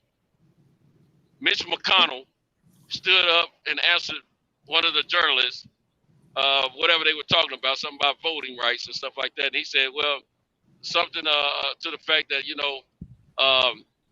African Americans have been doing a better job of voting or something. Talking about the number, I think he said we're voting in larger numbers now than what we used to. And something to the fact that he alluded, after he said African Americans, the way he discerned us from other races, he said, and Americans are not voting as much as they used to, or something like that. I forget the words, but he made it distinguished. He discerned black people from others, whites or whatever else group he want to group into there, as saying That's what he was Americans. talking about. I got the video right now. I got the video on my Instagram. Mitch McConnell's a piece of shit. So we can give examples all day of a racist. He's a part of your government. He's a part of your government. He's a powerful man in this country. And this is the systemic racism we're talking about. He didn't even realize what he was doing, Max. Because he made you think he would have done it if he realized it? He do that at the dinner table with his buddies, his colleagues, or But in the here's the locker thing, room. Santos, for You every know, one he example ain't you putting give it out, up you on give like 100 people that aren't like that. that slipped out. Yeah, That's he something that did. slipped out. But you know what? He It has the ain't slip power. out. That's He him. has the It's not power. a slip. And so That the person who don't got power, they Yeah, don't affect nothing, but he has power. He that's can make right. calls and do things That's that affect right. you individually today. There you But the go. other people that you gonna talk about, what We they we gonna do we to can make us? laws, man. We'll stop No, it. but Tell us how like 2 that minutes go. each. We gotta let no. everybody Do talk. you We think ain't you let think Mex and Brother Boxing talk. all the other senators, the House of Representatives, and judges in that have power are also racist? The No, majority. that's not what they saying. There's a lot of them that The majority. that lives by systemic racism and don't realize what we're trying to tell you. Yeah. That man is in That's a right. powerful key position, a very influential position, where people will follow him just because of his position in this country, no matter if they know him or not or trust him or not. But the simple fact is, he slipped. He wasn't. That's not something he would normally say in the public eye. He would say that at a dinner table when everybody looks like him. He would say that in a back room where everybody looks like him. Not He did a before Freudian 300 slip. million That's people. what The it's called. Freudian slip, as they would say. They say a Freudian That's slip. Yeah. This is a Freudian slip, worldwide as they issue, would though, say. man. And It's that's not just our country. and most of the when people that run this country, Basically, they just like decisions are that. still being made. Decisions in this country are still being made because of the power of certain groups of people, and that creates systemic racism. And we have to live through those situations. We can't deny that thing, man. It's realistic. It's She happening hit all it the right. time. Trump. Can I just tell y'all something to throw into She y'all's argument? You know what I'm saying? hit it About when I was in on another the head. country. She hit it Trump on the made head. sure we She knew said about. it perfectly. Trump made sure we knew about this stuff, man. She Hey, hit I it. just And want to we tell y'all now, something to throw into y'all's mind. Whatever. Can I say this real quick, or y'all? I Yeah, just go want ahead. to check this out. When I lived in the Netherlands, right? You know, so like every country, we just think it's an American issue. It is mostly now, but check this out. When I lived in the Netherlands, right? Suriname, which is South America, right? The Dutch went and got their slaves from Suriname, right? So a lot of these places we think it's just an American issue. We're holding on to it. But check this out. A lot of countries they went and got black people from this place, black from this place. They're a slave like the Dutch, where the Dutch and Germans got their slaves from. All their what we call African Americans, they're from Suriname. Right, so this is a mentality thing that goes on. It's way deeper than even we think. So like, even though it is America's holding on to it now, but you know what I'm saying, like it's kind of like when you said the accidental racism. Some people legitimately in their mind think you're less, so they don't think you deserve as much. So they don't even see themselves being racist. Some people legitimately think you're not as good as them, and sometimes they don't even know it. It just comes out. I don't know if that makes sense to y'all. It's a bigger problem. Absolutely. No, it definitely makes sense. It does. They Absolutely. devalue you. They devalue you. And they legitimately think that. said it So best. once again, I'm not saying they don't exist. I just want to keep making that clear. I keep hearing a bunch of examples. Like, I'm telling you, it's real. I know it's real. I'm not saying it's not real. I just don't think it's overabundant like you think it Max, is. these little things, we still deal with them. These little things that you think are no big deal now, we still actively dealing with them, bro. It's hard for us to ignore them. They're real to us. We see it every day. You say that, Max, So it makes Will, sense. do you have children? I know you guys got children. Is this what you teach I your got one kid. children? I got a 10-year-old. So is this what you gonna teach them? It's not about what I gotta teach them reality. I don't right? got I gotta teach them reality. I can't teach them facts in that world. My kids gotta go out here and live with these people. I don't We have to teach them reality, man. You don't necessarily. Hey, Mix, you don't necessarily teach your child racism. You teach your child survival skills. What if I teach my kid that's not racism and one day they get called nigga? You always give your child game, but you never want your child to live in fear. So check this out, Max. What if I teach them? What if I teach them there's no racism, and one day they come home and they've been called nigga? What's that like? What is the day they realize what I've been telling them? Like, I have to tell them the truth. If I allow my kids, they come home, they're not gonna trust me at all. What if I teach them no racism? One day they get called nigga and they come home, Daddy, what's this word? Like you have to. We live in reality, man. Y'all can avoid it because you don't have to see it. These things we have to live. We have to tell our kids because they're going to see it one day. We can't allow our kids just because we want the world to be perfect. It's not perfect, and we see these problems. We have to deal with these problems. It's real to us, man. I got you. Right. So I'm so glad you said that because if you said if your kid come home, you didn't teach them nothing about racism, and they got called the N-word with the hard R, not the A, not the friendly one, the hard R in a racist manner. Right? Right? It matters. That literally happened to me. You came home with tears in your eyes. Didn't know what was going on. Okay. This is what I'm saying. So at first they don't. I'm trying to tell you. At first they don't know. Right? You have to tell them at that point. Right? What it means. and your reaction is going to be like, who the fuck, who said, what, you know, obviously. Kids are naive. If they haven't been taught, they don't know.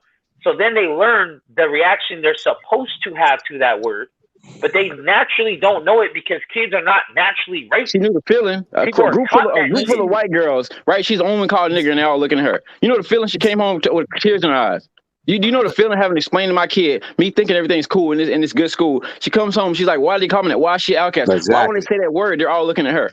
This is real, man. She's 10 years old. You got to do damage control, but sometimes kind of backfire on you. And when you have kids so it's better for me to tell them. You did not prepare them for the world. I had to tell my daughter that she could not go on a What was your answer, D. Will? Hold on, Max. It was a long conversation. I had to tell my daughter to not go on this boat ride with her boyfriend and his family. Now, her boyfriend is Asian. His mother's Asian. His stepdad is white though.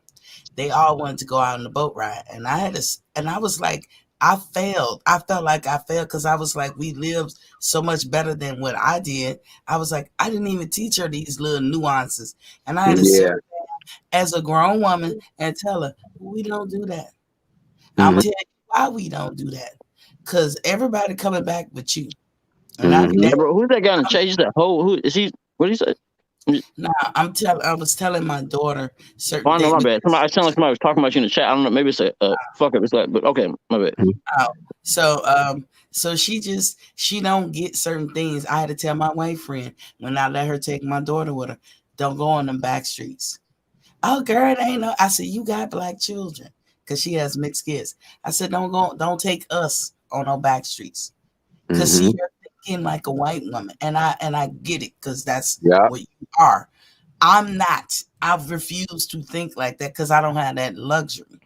So you do have to teach them and put that in the forefront of their mind. It don't mean, Max, and I agree with you, it doesn't mean that we have to stay in it. You do the best you can, but that can never go away. This utopia that you hoping for, it's not going to happen in our lifetime. Stop trying. Gonna happen. Let me just say this real quick on this topic, like two things. Like my mother was from Alabama, right? And my mother was born in 1930. And, you know, she's explained to us about the things she lived through. You know, like my mom's was a part of that straight Jim Crow shit, the white water fountain, she lived through all of that. Couldn't go into a restaurant. She said, you could be ready to pee on yourself, bust. They're not letting you in. She experienced all that shit. And now my mom's, who lived that harsh, outright Jim Crow racism, she didn't really teach us that racist stuff, but she would always tell us, she's like, because she didn't teach us to hate white people, despite she lived the harsh shit, like real harsh stuff, like going to the store, the shit say niggers not allowed here, we don't serve colored. She lived through all that shit. That was her reality as a child up until she was an adult. Now, but she didn't teach us to hate white people. But one thing my mom used to always say to us, she was like, I'm not telling y'all to hate them. She said, but she always let us know that you got to be careful and don't be a fool. Like, she was like, I'm not going to say it. And they had and the shit that they experienced, they had a right to feel hatred outright. You know, she's telling me and my brothers all the time. She said, I would have guys I grew up with, went to school, they would disappear. I'll see them 1 week, I wouldn't see them no more. And then you would hear weeks later, they found them out in the woods, hung and shit like that. You know, like that was her regular experience every day. And my moms and my grandmother and them, they was the type of people, they was a part of those marches. Like my mother and them was a part of that bus boycott in Alabama. I'm thinking as a little kid that shit went on for like a few weeks. She's like, hell no, that shit went on for a year. She said that shit went for a year. I'm thinking it's like, you know, in school, I'm thinking it's like a few weeks. She's like, no, that shit went on for a year. So things like this is the reality. And like I said, it's deeply buried in the system. This is why you have somebody like Jane Elliott to tell you, it is a fucking miracle for a white person to be born in this society and not be racist. She said they can't help it. So a lot of these people, like you saw Mitch McConnell and shit like that, that fraudulent slip he had, that's because that is the culture and the environment that they are raised in. You cannot be in here and not have that shit. And the majority of the people that run this government is people like him. That's the majority that run this shit. They set these laws and pass these bills and these laws that govern this country that we live in. And that is the majority of them. And that shit trickles down. And it's going to be race. This system is going to stay racist as long as that group is ruling it. If blacks took over, it wouldn't be racist. You know why? Because black people love fucking white people. We love them. You ain't going to do shit to them. You know how you know? People like white people were like Ms. T said, the normal thing would be somebody do something to you to think about the get back. Black people ain't rational like that. Or there'd be a fucking war in the streets every day for every white person you see. But we don't think rational like that. Bro, we should, bro. Yeah, We should, I told my bro. little girl, Fucking beat that take our little girl. revenge on these Beat up motherfuckers, bro. That's next the week. problem. We feel sorry for white people, bro. No, let me say something, bro. We fucking feel sorry for these white folks, bro. That's the fucking problem, bro. We feel sorry for white people, man. No, you feel got sorry. this fucking forgiveness in our heart, bro. We That's ain't what is our problem. We got this forgiveness in our heart, man. We probably gotta let people talk. My bad. That's in our DNA, Right. homie. We got that fucking forgiveness, bro. That's Are the you breaking fucking up, problem. best pugilist? But I'm saying, like people like they worry, like that's one of their biggest fears, worrying that blacks are gonna do something to them for the shit they did to them. But the reality is we ain't gonna do shit to them. Cause we not now. We never have. We always been maybe still, you right. We always been forgiving people. Black people is human. Blacks is so Why we gonna feel sorry for white people, man? Like why? But it's not about feeling sorry, man. It's about humanity. Exactly. Man, we got the fuck most them, humanity, bro. and we sitting here coaching. I think about Feel Brother sorry Boxing, for y'all white telling us people what we on doing wrong, YouTube, man. but we got humanity. Then they Like got tell them what they human doing wrong. beings, bro. That's the fucking problem. We got this fucking sorry. We got this The fucking place you now DNA, bro. call Africa. Why So people got that fucking DNA in their heart, homie? Fuck. Instead of We coaching gotta us, why don't you coach the white people? We're not. That's Kumbaya, bro. We not savage. Look, they portray us as we some savages, but we not. But they the savages. But we not. Think about the way you be talking. You be telling us what we doing, Brother Boxing. What about the white folks doing? We always tell us how we can, like basically what you doing is what's it called? Appeasing. You be telling us basically you're explaining how we can maneuver and appease these white people so we can maneuver better in the world. Nigga, they're the ones racist. But it's not even about that though, bro. Brother Boxing, it's not even about fuck them. It's not even about. But it's not about fuck them. The reality too scared to do some that, shit like that, bro. Nah, the reality is I'll that. kill him, bro. I don't give a shit, bro. Nah, but see, like that's the problem, bro. You saying that now, but most of the time you always on that black appeasement stuff. You tell us how we need to maneuver, how we can do better. If we the ones who got humanity and they're the ones who been racist, why is what you always say coaching us how to do better? We're not gonna.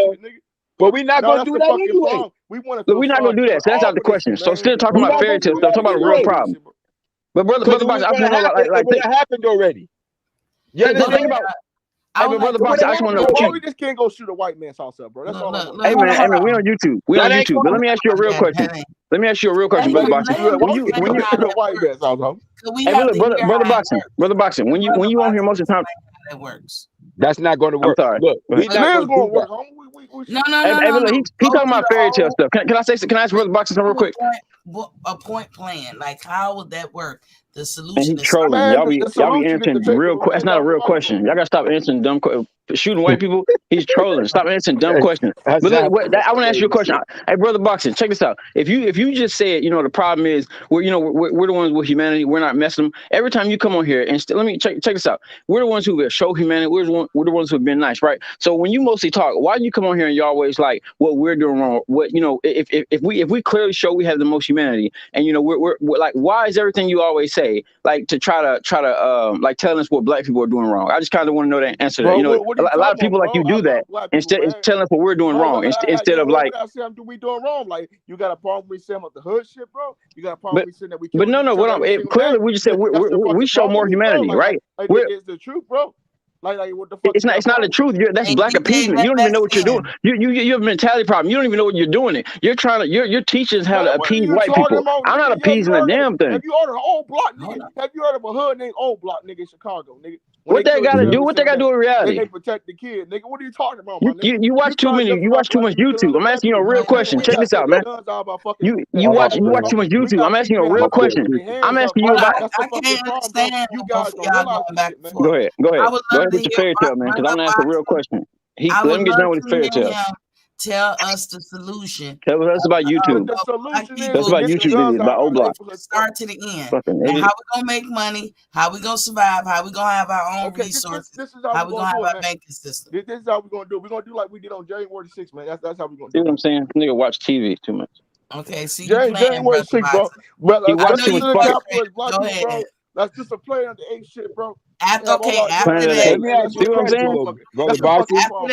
Okay, And y'all be really answering these ridiculous questions he be saying. After that, you got your way. Now what? What do we do? How we get a house? We take over, bro. Just like they did, man. Okay, Okay. That's ridiculous. I want to ask you a real question. How do we get a house? How do we get a house? How do you answer these ridiculous questions? He has to work it out in his head. He don't got no real question. He's saying dumb shit, man. You gotta let him go He's a ahead. 20-year-old. You gotta understand what he's saying. He's saying dumb shit, fucking with you. You replying to it. He's trolling. No. Listen. I got 20-year-olds. That's kids. Yeah. Bro, but I'm saying they get a kick out of this. You're replying to his dumb stuff. They get a kick out of this. You don't understand that? Like, you're asking serious questions. He's getting a kick out of the fact that you're even answering him. These are what these young guys have fun doing. But what's gonna happen is that people listening is gonna see how flawed it is or how good it is. You gotta ignore that stuff. Trolling is not real. We're older than that. We can't stop acknowledging trolling. That's ridiculous. But they won't understand until they play it out. Some people gotta gotta ignore that nonsense. Let them say the whole thing, how it works. He'll do it all day. Y'all don't understand. He done did this for weeks. Take over. He don't get tired of trolling. We do all that. Now, how we gonna have a banking system? Can we how we build up the Black Wall Street? Like this is how we gonna do it. You asked, this is how we gonna do it, right? Go ahead. Tell us about YouTube videos. No, this is how we gonna do it for real. We gotta understand this. We gotta put the money forward, bro. We gotta put the money forward. We gotta get these black billionaires to come forward, bro. Yeah. And we gotta build our own stuff. We gotta put that money. We gotta start saving money as black people. How? Answer the question. How? Like we gotta stop. How much money you got, brother? YouTube. Hold on, D. That's $260. See, D will get emotional like a girl, man. Emotional, nigga. You retarded, bro. Nigga, you retarded. Oh, come on, y'all. Let him work it out. Man, y'all fall back, man. They keep going at it. How? Yeah, fall back, man. Y'all keep going at it. Explain how. Tell us how. This is how we're gonna do it, right? Mm-hmm. We gotta start spending on dumb stuff, right? Okay. And we gotta come together, bro. We gotta come together. We got put our arms up together. We got stick with each other. That's what white people do, man. You gotta stop saying that. How? Explain how that works. Because if you said you gotta buy a house, I can tell you how to buy a house. I bet you he ain't got $100. But brother, boxing, say how. Don't do the utopia. I don't know. Exactly. Can I ask you a real question? Hold on. I think what he's trying to say, because he did say that we got to stop spending money on dumb stuff, and I agree with him. We got to stop patronizing organizations that don't care anything about our communities, don't care anything about our well-being. And if it's not a necessity, we don't need to do it. See, right now, the younger age group, younger than us, it's all about stunting and buying all this unnecessary bull crap. Big $1,000, $100,000 chain, jewelry. Instead of putting their money together and putting it into banking and things of that nature, and building a financial power structure. Let's build some That's black what we got to do. We got to build. We got to go back to the days schools, of Black Wall Street. Build the communities, build the schools, build the hospitals, build the banks. That's not gonna happen because black people don't. Center. Okay, I need to ask a question. See, this is what I'm talking about. When he doing this, go ahead. I need to say something after blood boxing because y'all don't realize what he's saying. We want to be old block niggas. We want to be. See what I'm saying? We want to be little. That's the kids. We gotta teach the youth this shit, bro. See, we want to be shooters. We want to be gangsters. We want to be. Bro, I need to ask him something real quick, man. And when he get done, go ahead, brother boxing. Before y'all go out and ask him after, please. Wait a minute. Go ahead. Hold on. But Hold y'all on. know that's the truth. Hold on, D. Hold on. You said something about. You said we got to teach the youth, right? Okay. When you got people on the panel like myself, Pugilist, Miss T, people that have lived through some things, that's us trying to teach our youth. You guys are our youth. The guys younger than you are your youth. Okay, we're trying to educate you guys. Because, see, let me tell you something. If you want to go to war, before you go to war, you have to strategize. And in order to strategize, you need to know the history of your opponent. So you got to understand why, and not only the history of your opponent, but your history. You got to understand how you got to this point to where you are at war. And so if you want to strategize, you got to know all that stuff, man, about each other. And then you can strategize better. So in other words, we got to know how they came into power, why they came into power, and we got to understand how they planned way ahead many years ago to get Can I ask my question real quick? DJ Mex is trying to get in. Hold on, let me finish. Hold on. You got to understand, they are planners. They are the greatest planners that I know on this earth. They've been planning this for hundreds of years, and they got us where they want us at now. And now it's to the point where it's on autopilot, and it's rolling. Now, years ago, when we tried to have our own, they bombed us. Black Wall Street. Okay? Now, we're trying to get to that point again. Don't forget there's a black bank that has been started called Greenwood, named after Black Wall Street community. And that's a way of starting to get to that point where we need more black institutions like that, but we need those black institutions to really help. Listen, we need those black institutions to not talk about it, but to be about it and really help the black but Cento, do you think this stuff really gonna happen? And the black families we to gotta be honest, bro. Get ownership. We gotta have ownership in it, and we get ownership, we get financial power. Can I ask a now question? Yeah, like if y'all talking about it today, I just want to ask a question about now. Can I ask a question about now, like Brother Boxing, because a lot of people like him. I just want to ask, like when you talk, I'm talking about your mentality. Like even when you said, like when he asked you what was your plan, your first thing was we have to stop having people like O'Block. I just want to ask, like when you talk about Canelo, you talk about black people doing this. Why? Let me ask you a question about like your age. Let me just finish. Let me finish, bro. Let me finish. Because no, I'm talking about this. If you let me finish, you'll know what I'm saying. This is about the way you and people like you talk, right? You're like, it's like you're so disgusted with a lot of things, the way our people do. You don't even realize when you talk. Even the first, can we finish? Let me finish. I'm asking you a question. I'm asking you a question. When you break up my question, you're not going to be able to answer it right.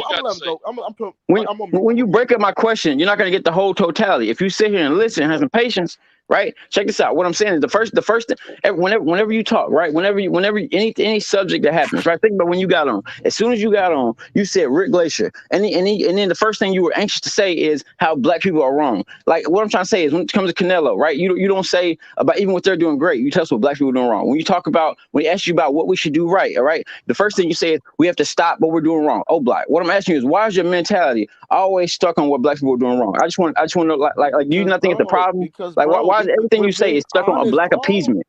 Go ahead. We gotta be honest, bro. Black people are doing wrong.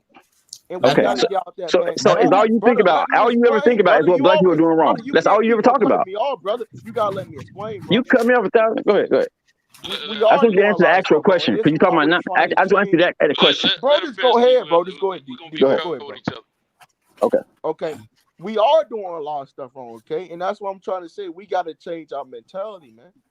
We got to teach the youth about black business. We got to teach the youth about, okay, where's our history? Where's our opponent? What do we got to go against? What about black banks, governments, man? Building stuff around here. Helping our kids in the community, man. Helping our black kids. Teach them how to do the point is, and I'm done, you have black self-hate. You don't even know it. Everything you ever say is about us doing wrong. I was trying to teach you your mentality. I'm not emotional. I'm telling you a fact. You hate yourself. It's a fact. I hate myself, nigga. Because you do. You don't realize it. Hold on. Time out.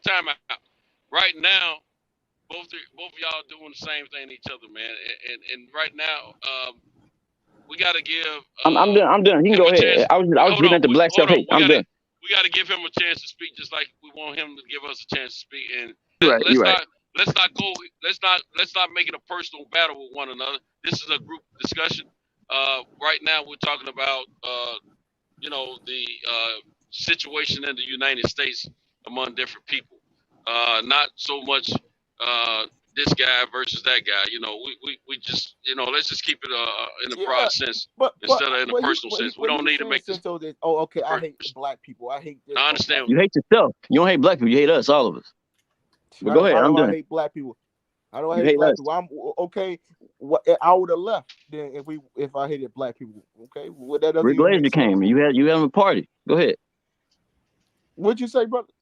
I said Rick Glazer happened, and you jump on here, and now you happy that you having a party. You always gonna talk about negative. Okay, I bring up Rick Glazer, bro. What does that have to do with anything? Because something happens where you can down us, our people, you're always the first one to talk. Bro, you literally have stuff. You don't even realize it. I know you want them dudes that call Freddie Coon, right? See what I'm saying? Look what you did. You don't even realize you did. We're not gonna understand if y'all go back and forth. No, I'm trying to. But y'all not see. He don't even know it. He just summarized me. He don't even know me. He told me I'm one of these dudes that do this, right? He has a stereotype for every single black person. He has self. Y'all don't even see what he's doing. He thinks so negatively of all of us and himself. You know what it is, D-Will? He's young. No. Look, that's not young. That's not young. We seeing everything. Bro, I'm from the fucking hood, bro. Everything everybody's talking about. Black people go through, bro. Hold on. See what I'm saying? He didn't say he see what us. He didn't say he see what we go through. He says he see what black people go through. Listen to the same thing. Bro, D, we're gonna get emotional, man. Hey, hold on, D. Listen to these people. Brother, both of y'all, hold on a second. There's nothing that any of us don't see. But everybody's entitled to their opinion. But at the same time, y'all gonna see something different than us because of age disparity, and then we're gonna see something different, vice versa, the same. But at the same time, when it comes down to certain subjects, 100% of us are not going to agree. 100%. Now, Brother Boxing, I hear what you said, D. Will, but Brother Boxing, he's speaking about certain things. He's speaking about progression of the people coming together, and I understand that. But have you ever heard him say something good about us? Ever in life? Bro, why are you getting so emotional? Because I root for Canelo. Not emotional. Hold on. I'm talking, bro. Everybody from the base. Just chill. Now, the other thing is, he's speaking about, not blaming somebody else for our shortcomings or whatever. You know what I'm saying? I understand that too. But at the same time, he's also speaking about black empowerment in another sense, if you're fully listening to him. So both of y'all having some good tangible information that y'all displaying here, but at the same time, it's all about opinions and what we agree. And some stuff is factual. You know what I'm saying? And that's the main thing that we're trying to capitalize on with this conversation, as far as when we're telling y'all about our experience, what we live through, and things of that nature. And let me say this: I've been wanting to say this for long. For the record, neither myself, Pugilist, or Miss T is telling anyone to hate anyone. Mm-hmm. We're not saying to not be friendly with anyone. This is a country of race. I mean, it's multiple races of people in this country. You're going to have friends of other races. We're not speaking against that. What we're saying is recognize who you are. Recognize that there are other people not like you, and recognize the reality of what society is and what you're living in the now. Santos, we need to recognize who he is. Don't forget, we ain't just talking about him. This not just about him. But people like him, my bad. But we're also saying don't forget the history. If you don't know it, go back and find out about it. Because there's a lot of stuff about our history I don't know. And I'm 54 going on 55.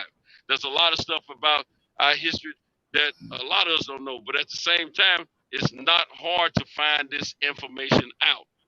So don't have a closed mind to how great your people were and how bad they were. Yeah, we gotta look at the now, man. That's the problem. I feel like that doesn't mean you got to, in order to understand it now, you have to know what the past was like, though. Yes, brother. This is what we're trying to tell you. I just want to hear you talk more positive about us, Brother Boxing. That's it. You get a kick out of talking negative about us. Sometimes you positive. Bro, why you trying to tell a grown man what the fuck to talk about, bro? Calm down. I said my opinion. Say what you want. Calm down. See y'all. That's all. I want you to be more positive about it. Look, D. Bro, I'm gonna talk about brother, black people. hold on. D, you talking me being emotional. Calm down, bro. We're on the internet. You can't find the internet. We're not gonna have this headbutting contest y'all trying to have. Yeah. I'm not. Yes, you are, D. You my dude, but you are. You so I didn't make sense.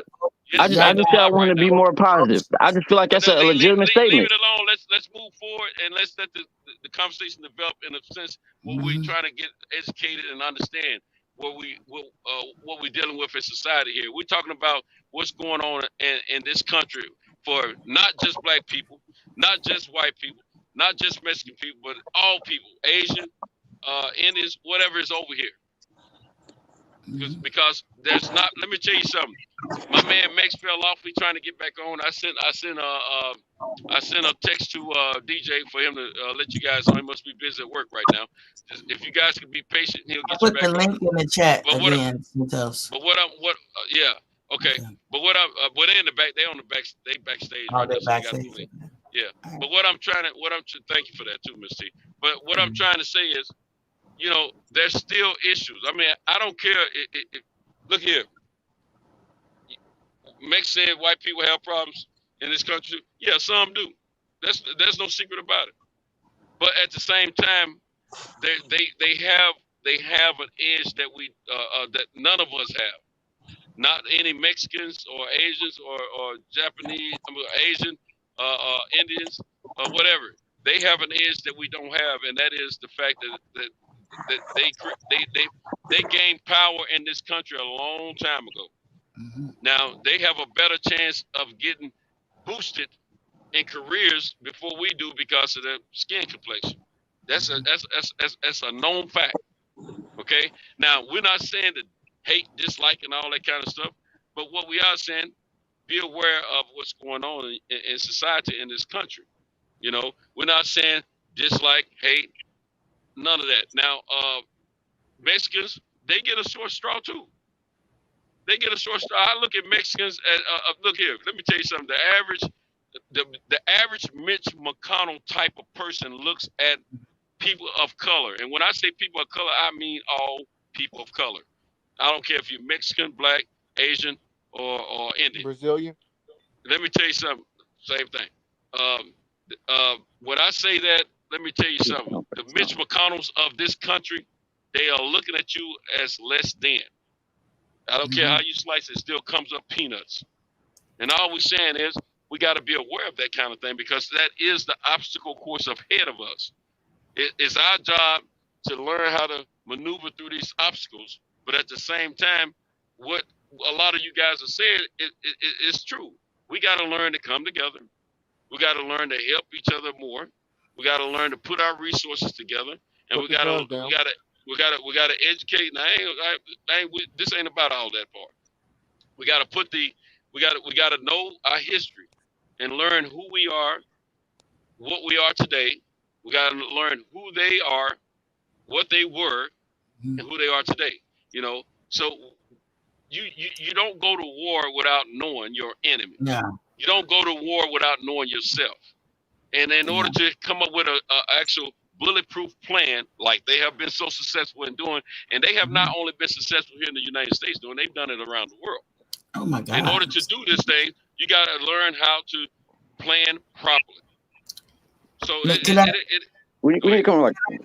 I get in there for a second? Because I want to bring the history thing to it. And I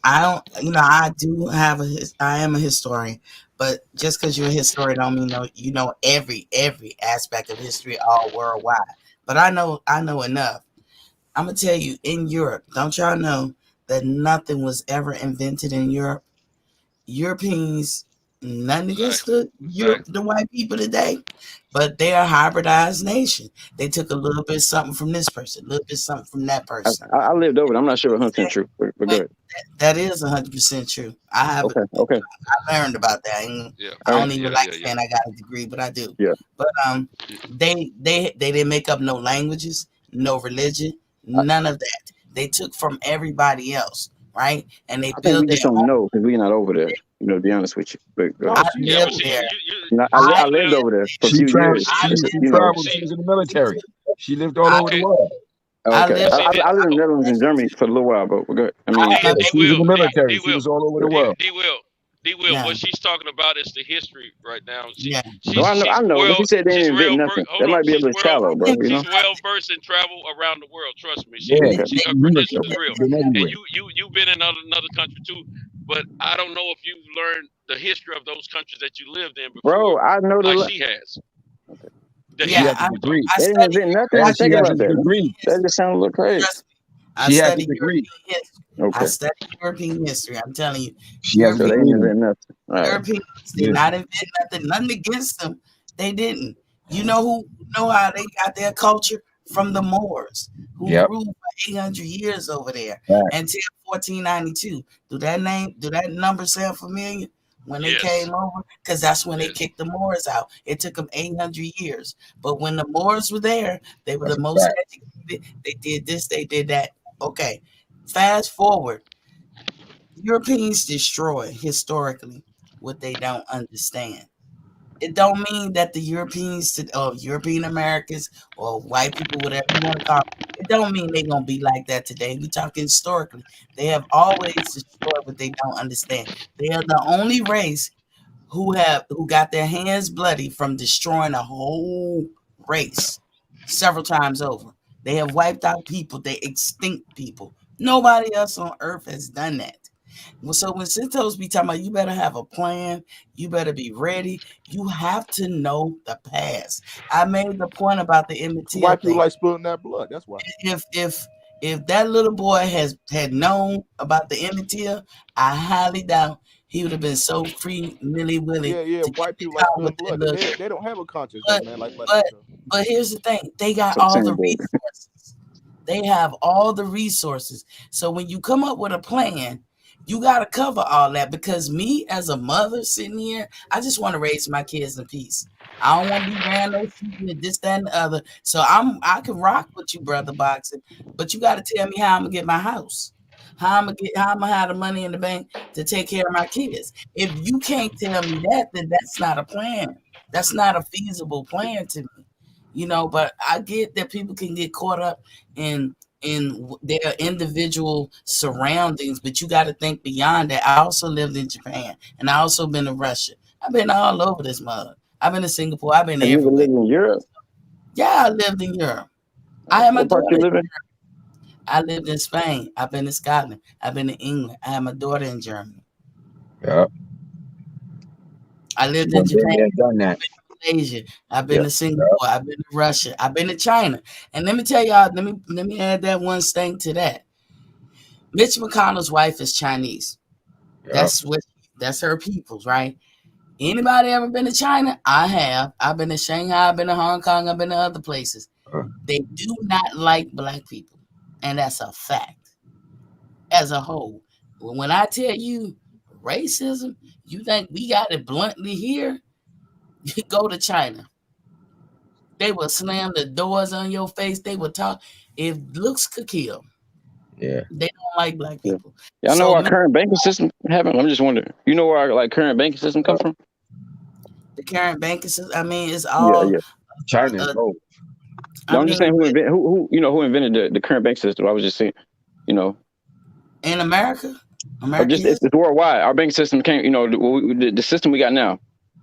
It's all a holdover, or I don't want to say descended of, but you had mercantilism, then you had capitalism, and then you had the Enlightenment period is what started how we do things in America. You know, with all our founding fathers or whatever, all of that came out of the Enlightenment period that happened in France. Yeah. Before and after. I'm saying we were open. They created some stuff. That's my whole point. I was just saying. I know you know what you're talking about. But I'm talking just the invention of the light bulb. But they've created, I learned about certain things they created. So when you said that, they have created things. We can't be as shallow as say Europe has never created anything. That's kind of they created fouls. You said the banking system came from. They did. You said where the banking system came from. They ain't create nothing worthwhile. But okay, who created mercantilism? I just told you the Moors ran Europe. Our current banking system comes from over there. No, they don't. Our current banking system don't come from over there. No, it don't. Okay. So where's it come from? have what we have. They have what they have. We live in a bicameral government set up in a bicameral way. They don't subscribe to all that. Hell no. The current banking system is still run by them. I don't think you understand the banks run. Nobody can put a monopoly on the barter system. If you No, really the banking system. The banking. It starts from trade, the barter system. Okay. If you want to go all the way back, it starts from that. You're gonna talk about the Silk Road and all that other stuff. That's how far you're gonna go back with that. Trade. I give you something, you give me something. Money exchange hand or value exchange hand. Didn't Jesus take over the money changers? Oh, Jesus. In the Middle East, nobody can have a monopoly on it. What language? I say monopoly. We just saying they didn't create anything. I'm saying you don't get that with the banking system. I'm just saying they created that. You can't say they didn't create nothing, bro. It's over here. We don't know that. They did not create the banking system. That banking system been around since Jesus. Yeah. Okay. And that's where the East. So everybody just gonna we just gonna all agree that Europe never created anything. If we're gonna be open-minded, we got to understand that's not. Come on, like now. you said, it goes back to the East. That is not that banking system existed before that, and that's before. I'm talking about the literal one we got now. That's named after them. You know Europe to be now, during the time she just mentioned, back during that time, Europe, as you know it today, didn't even exist. Where the Rothschilds from? I'm talking about right now, the one we're using now. Are we saying stuff like they didn't create nothing? Well, what's the Rothschilds living like it's not, it's not. I know you rocking with her, whatever. We got to understand that. That's kind of a ridiculous statement, bro. Like I'm not trying to argue, but that's like they didn't go back that far. They didn't create nothing. What language? But once you realize that's the correct statement, now we're going back to Jesus. Come on, bro. You know what I'm saying? They created some shit. We're not going to do that. I'm just saying. But you know, y'all know what I'm saying. Come on now. You created some stuff. I lived with it for years. Not create the banking system, man. You still trying? You getting on, brother Boxing about But we over here saying they didn't create nothing. We so mad at Europeans they didn't create nothing. They don't deserve. You trying to give them something that they don't deserve, man. So we gonna say they never created anything. That's what we saying about Europe. No, I'm telling you they created fucked up shit. That's what I'm telling you. Okay. But they created some stuff, right? Why you getting so emotional, bro? Why you getting so emotional? I'm not emotional. Listen, man, y'all gotta calm. This ain't about gaining up. Listen. I'm saying facts. I'm not mad at y'all. Y'all get mad. Like you rocking who you rock with. I'm saying if I say something that makes sense, you know something. They created some stuff. I lived over there, so we can't say they didn't create nothing. You know, y'all gotta get mad at me because y'all created the current system. You not speaking facts. Bro, listen. My point is they create. Okay, the Rothschilds they're running now. But what I'm saying is they created some stuff. That's all I'm getting at, right? That's the whole point I said that. Just say what they create. Please. Okay. So they created nothing. I'm not gonna argue with that. You gonna really go with that? You know what I'm saying? Like, you said they you like somebody's side so much. You got to say honest. So they didn't create nothing. All right. So they didn't create nothing. All right. Like I ain't even gotta. Come on now. Bro, listen. Just because you rock with her so much, you arguing a dumb point. They created nothing. So they didn't create nothing. I ain't gotta argue with that. They didn't create nothing. Okay. Yeah, you go. Nothing else to be said. You know, that's all I was saying. I'm not arguing, D-Will. I ain't mad at you neither. It's all love. You know, I was saying, you taking it literally. I don't know what you can pinpoint, because you know, even Picasso, you know that guy, you would think he was the best thing since sliced bread, and I don't begrudge him. He made some beautiful art. That dude could write on a napkin, and that napkin could sell for 10 million. But you know where he got his art from? Yeah, he stole that shit. Africa. Stole it. Everything come from Africa. Yep. Everything. Everybody comes from Africa, right? Everything and everybody. Language. There we go, honorable ghost dog. They created colonialism. They created something. That's all I'm saying. Like, bro, y'all really trying to argue. Like, bro, we ain't gonna. Did they though? Oh my God, bro! Listen, I'm not trying to. All I'm saying is, bro, we said a blanket statement like they didn't create nothing. That's crazy. Come on now, like think about what we saying, man. I believe everything comes from Africa. It definitely do. I'm with y'all on that, right? But just because I say something to somebody that y'all, you know, y'all on her side or whatever, you got to think. All I said was they created some. I lived it for years. We said they didn't create nothing, and then like, y'all really like all three arguing with me, like, come on now. We ain't gotta make that a big deal. We know they created some stuff, like, you know, probably make a valid point. Let it go. They didn't make stuff in the way that you think. I think you went I literal. no, I'm not saying no point. I'm saying they made some stuff. That's all I'm saying. Like you trying now you're going more technical. They created some stuff. You said they created nothing. That's all I'm saying. But why are you getting That's emotional, all I'm saying. bro? Why That's you it. getting so emotional, bro? They didn't Emotional, bruh. Listen to my point. Stop thinking about emotions. I said the point. Think about the point I said, brother Boston. You agree with it or don't agree with it. It's not about emotions, bro. Stop trying to pick at me. Nah, like if you think about everything that takes to run a society, they did not create. I'm not saying society. I'm saying they created some stuff, right or wrong. Like when somebody make a correct statement, if we having a legit debate, that's what I remember when I asked Brother Boxing. If somebody say something that makes sense, right? Instead of just arguing your point so much, if you know what I'm saying, got a little bit, I understand this, but what I'm saying is this. Instead of just being like no, that don't make no sense. They didn't create nothing like that. That's something you can. You've been around before. We've been around for 250 years. We're gonna legitimately say they didn't create nothing. That's just kind of ridiculous, and we know it is, bro. Like y'all ain't gotta argue with me over that statement when y'all know what I'm saying. Let me clarify. I think what y'all two both saying. She was making a statement that they haven't created anything. When she said that, she was meaning of significance. And I agree with that. But what she wasn't meaning literally zero, absolutely nothing, because we know. I grew up over there. So when we say that, like I grew up over there. You say nothing. You wasn't around those times, bro. That's what Let you me finish talking what about. I'm saying. Let me finish what I'm saying. She wasn't meaning that literally, like over all these years that they haven't created anything, because But she can say that. She can say that. Wait a minute, let me finish, bro. Let me finish. Because it's facts that various people have created something that in life that are from different races, and that's what I was using. I get that. All I said was they created some stuff, and like we so stuck on her side because you don't know me. If you gonna say I'm wrong, you like we know, like bro. If I say correct statement, just because y'all cool with her, like I just said they created some stuff. I'm trying I know. I agree with you, and I agree with her. I'm trying to point out. I got you. My bad, bro. Go ahead. Listen to what I'm saying. I'm trying to point out both of y'all points. Okay, just to clarify what's going on, and y'all both right. There's we know that there's a lot of stuff they haven't created, and we know there's a lot of stuff that others have created, and we know that that's all I'm getting at. That's it. Different groups. So but what we're looking at is what she was referring to basically was the major inventions and things But she could have said that, bro. Y'all ganged up on me when y'all know what I meant. That's all I'm saying, bro. Like that ain't cool. No, but we said, well, listen, let me just add this real quick. I don't want him to feel like they did. the statement they created some stuff. It's true. That's all we gotta say. I don't want to feel like I'm attacking him, but what I meant was saying is, I think what he's trying to say is like the difference between what he's saying created and making. Say for instance, you have a caveman walking around without pants. Another group of cavemen made pants. Then after that, another group of people made pants too, but they didn't create it. That's what I'm talking about. So I agree with all y'all. All I'm saying, the Blinken statement, they didn't create nothing. That's all. That's it. I'm saying. I agree with everything else. I believe in Africa. Everything comes from Africa. The Blinken statement. That's all I'm saying. We're gonna end it like this. What he's saying is that he didn't agree that they didn't absolutely do nothing over the. That's it. That's all I was trying to say. And like we having a debate, y'all could be like, he got a point. Like, y'all ain't got to do that.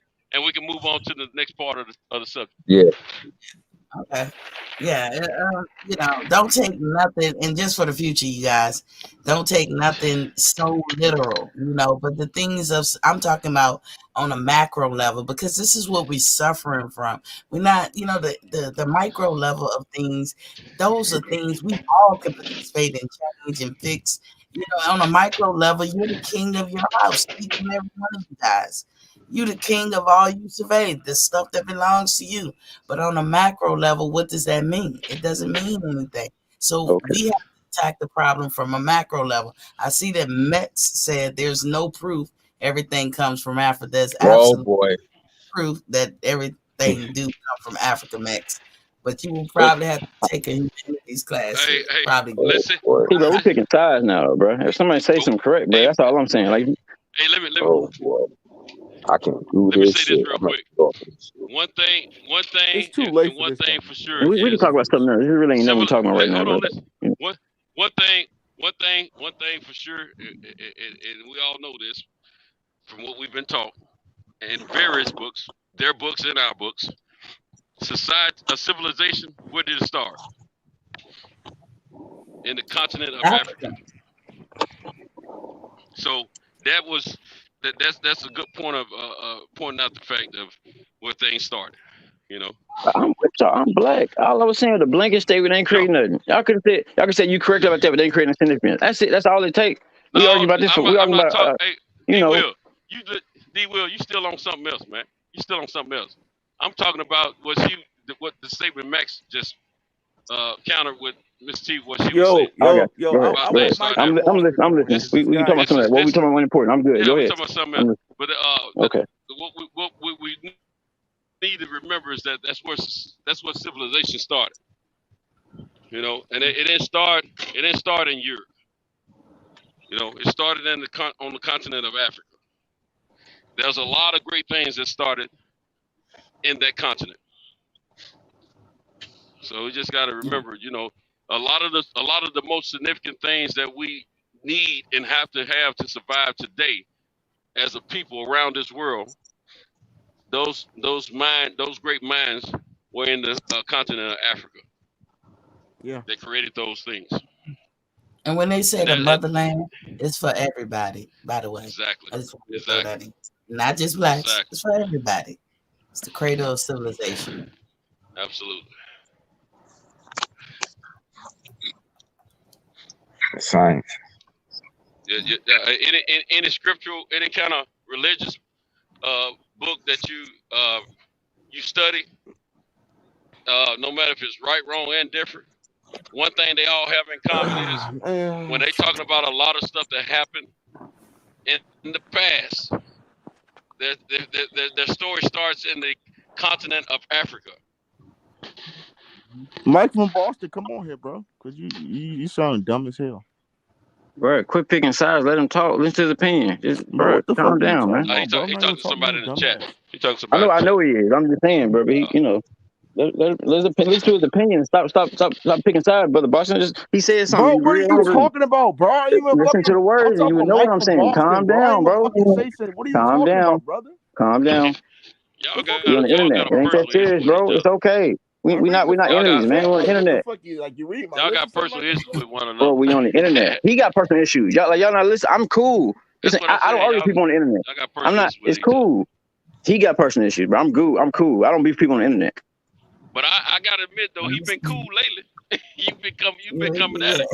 But this is what I'm saying. If somebody say a legit point, I'm gonna say like no matter, I could not like him. I could think he like a girl. I could think he's a sister. I could think he's gay. I could think all that, right? But what I'm saying is, if somebody say a legit point, and I agree with him, I'm gonna say that a legit point. Like he picking sides, bro. Like you ain't gotta do all that. But you talking about me being emotional, but you attacking me when listen to the points people saying and quit picking sides, bro. That's what I'm saying. Like, why you getting emotional, man? Like, why you? Oh my God! Quit talking about emotions. If you want to argue the point, argue the point. Quit doing that, man. Damn, it's not that serious. We're on the internet, man. Damn, now we talking about nothing. You getting emotional in that? You're crying in that, bro. It really do make a lot of difference. But you know, to each his own. It does make a lot of difference. You have to know your past in order to go forward. That's anywhere you go. It don't matter where you go, where you are. Again, we are doomed to repeat all the time if you don't know.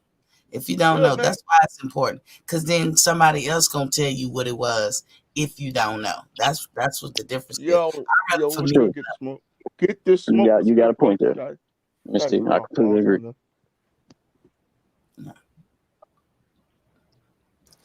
Yeah, I mean, why does people get emotional when something I want to say earlier? If you got an opinion, say the opinion. Quit attacking me on the internet, brother Boxer. It's not that serious, bro.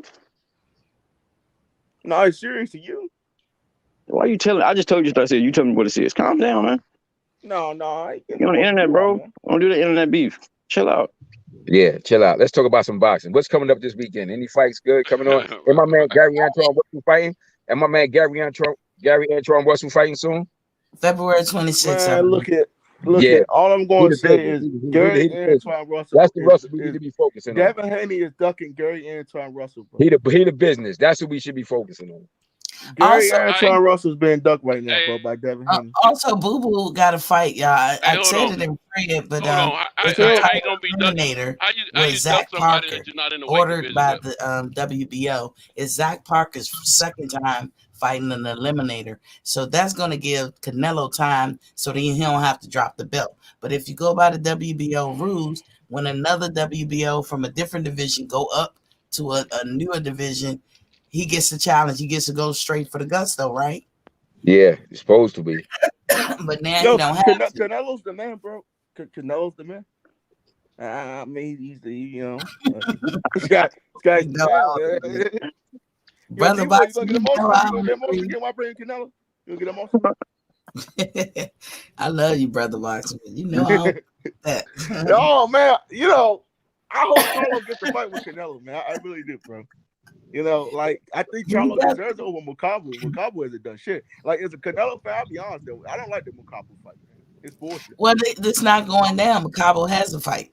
Oh yeah, so it is gonna be Canelo versus Charlo, man. Why don't Mukabu have a fight? Because Canelo fans won't have that. Because that was some bullshit from the jump.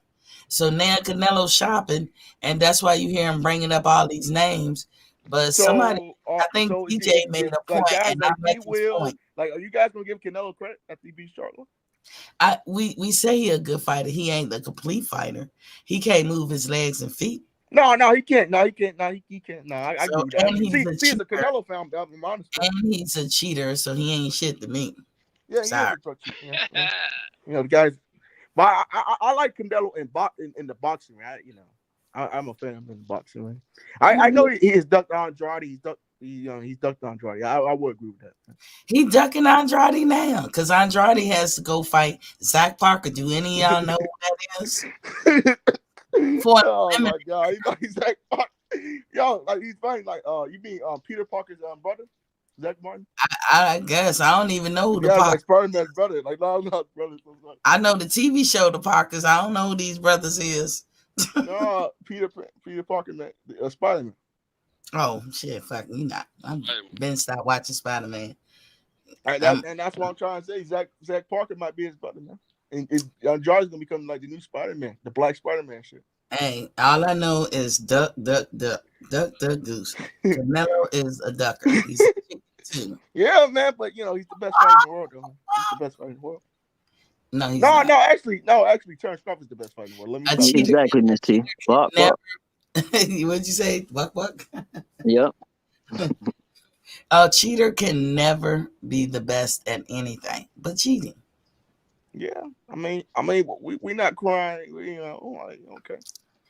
I mean, he is cheated. He has cheated. He's cheated, but like, I'm not gonna judge a man on like what he did the first time. He ain't gonna. If he had, okay, let's say Canelo did 3 times. Like, I'm not gonna do it to him, bro. If he forgive himself and say, okay, I'm gonna move on. You looking at micro. You ain't looking at macro. I'm just picking with you. If he said, okay, I need forgiveness, man. I thought black people forgive, man.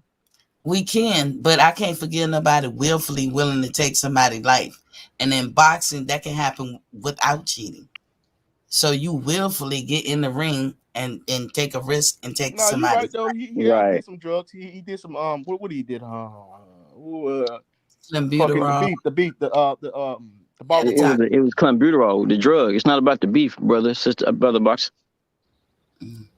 Clenbuterol was supposedly in the meat, but he got enough money to have his own farm and shellac all the pigs and. No, he went to Mexico. He eat the Chipotle new barbacoa, man.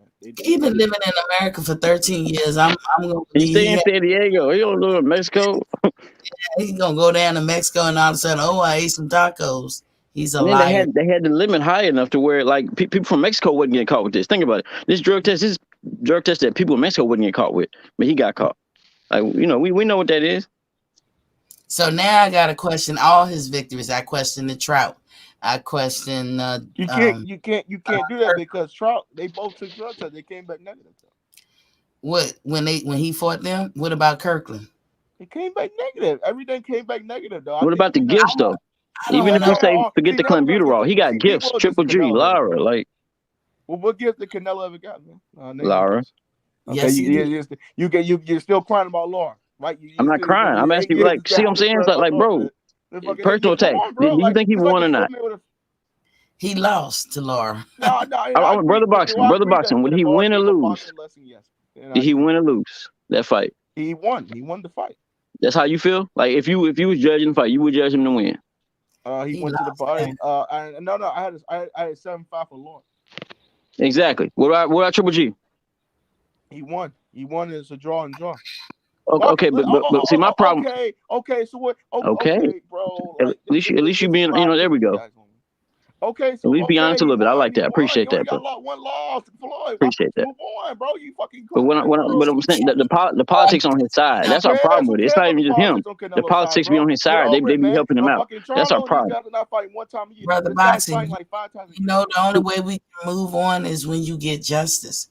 Yeah. You have to give people closure. Nobody's getting closure in this boxing streets when it comes to Canelo. Nobody is. We don't know he getting favor. That's my only point. We know he gets favor that everybody else don't get. The best, man.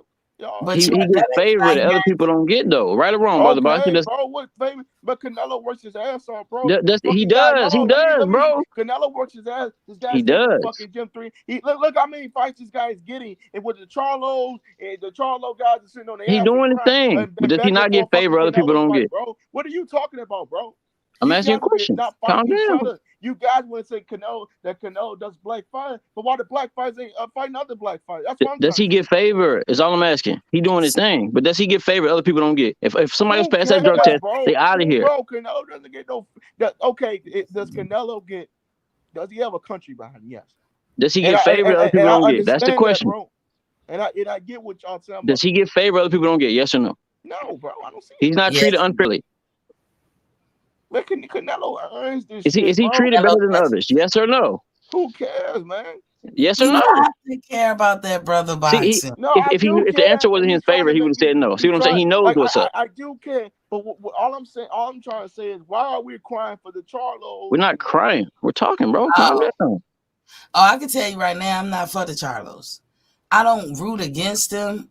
I'm just not a fan. Pieces of shit. They fucking. No, I wouldn't say that. In the ring, they wanted to kill a fucking black man, bro. They wanted to kill Deontay Wilder, bro. Like, these guys are pieces of shit, man. I know, but Canelo wanted to kill black men too when he got up in that ring with that clenbuterol. He never got in the ring with the clenbuterol, Miss T. How he didn't? Because they called him. Remember, they called him and they suspended him. And it was in his system. You don't think he had it in there for Caleb? No, because if you think about it, like, they did drug tests. Yeah.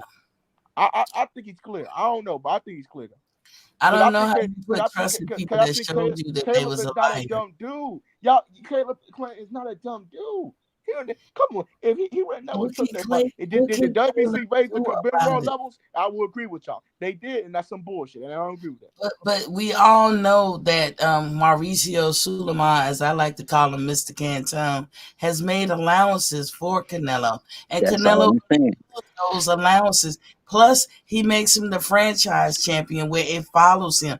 That don't happen to black fighters at all. He gets favor. He gets favor. That's all we're saying, brother Boxing. He's doing his thing. He's debatable the best fighter in the world, but he gets favor other people don't get. And he's fucking Mexican. How could you blame the Mexican guy for looking out for the Mexican guy? Okay, but just say it happens.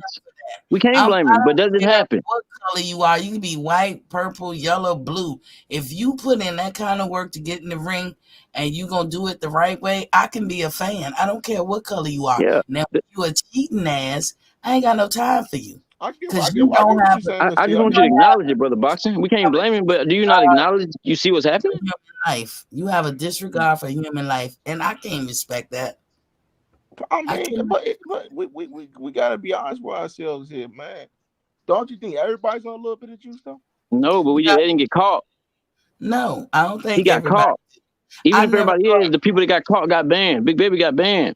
Black fighters get banned. He got caught. He didn't get banned. That shit about 3,000 different times though. Canelo. Go ahead, Santos. Let Santos go. He ain't been on a minute. Has John Pascal got banned yet? No, bro. Brother Boxing, I got a question for you guys on the panel as well as the chat.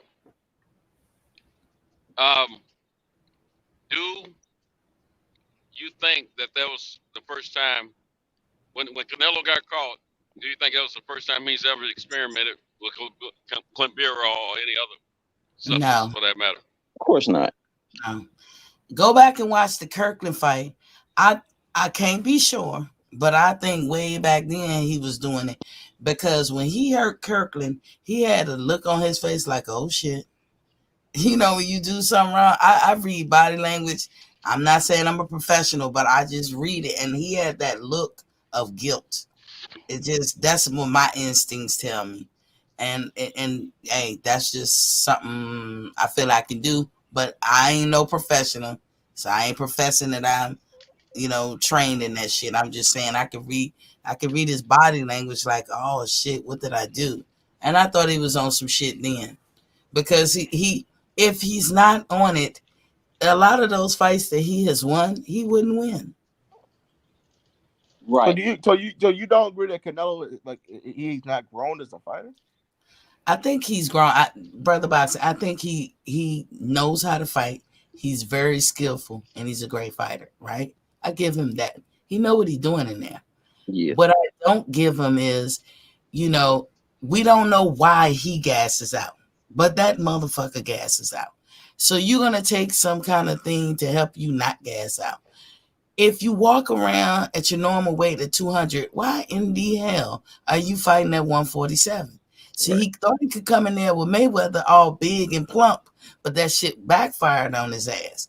But it don't always backfire on everybody. Mayweather didn't Mayweather he fought at 152, right? But They fought at a catch weight, but it wasn't Mayweather's idea to catch weight. It was Canelo's team that gave up catch weight.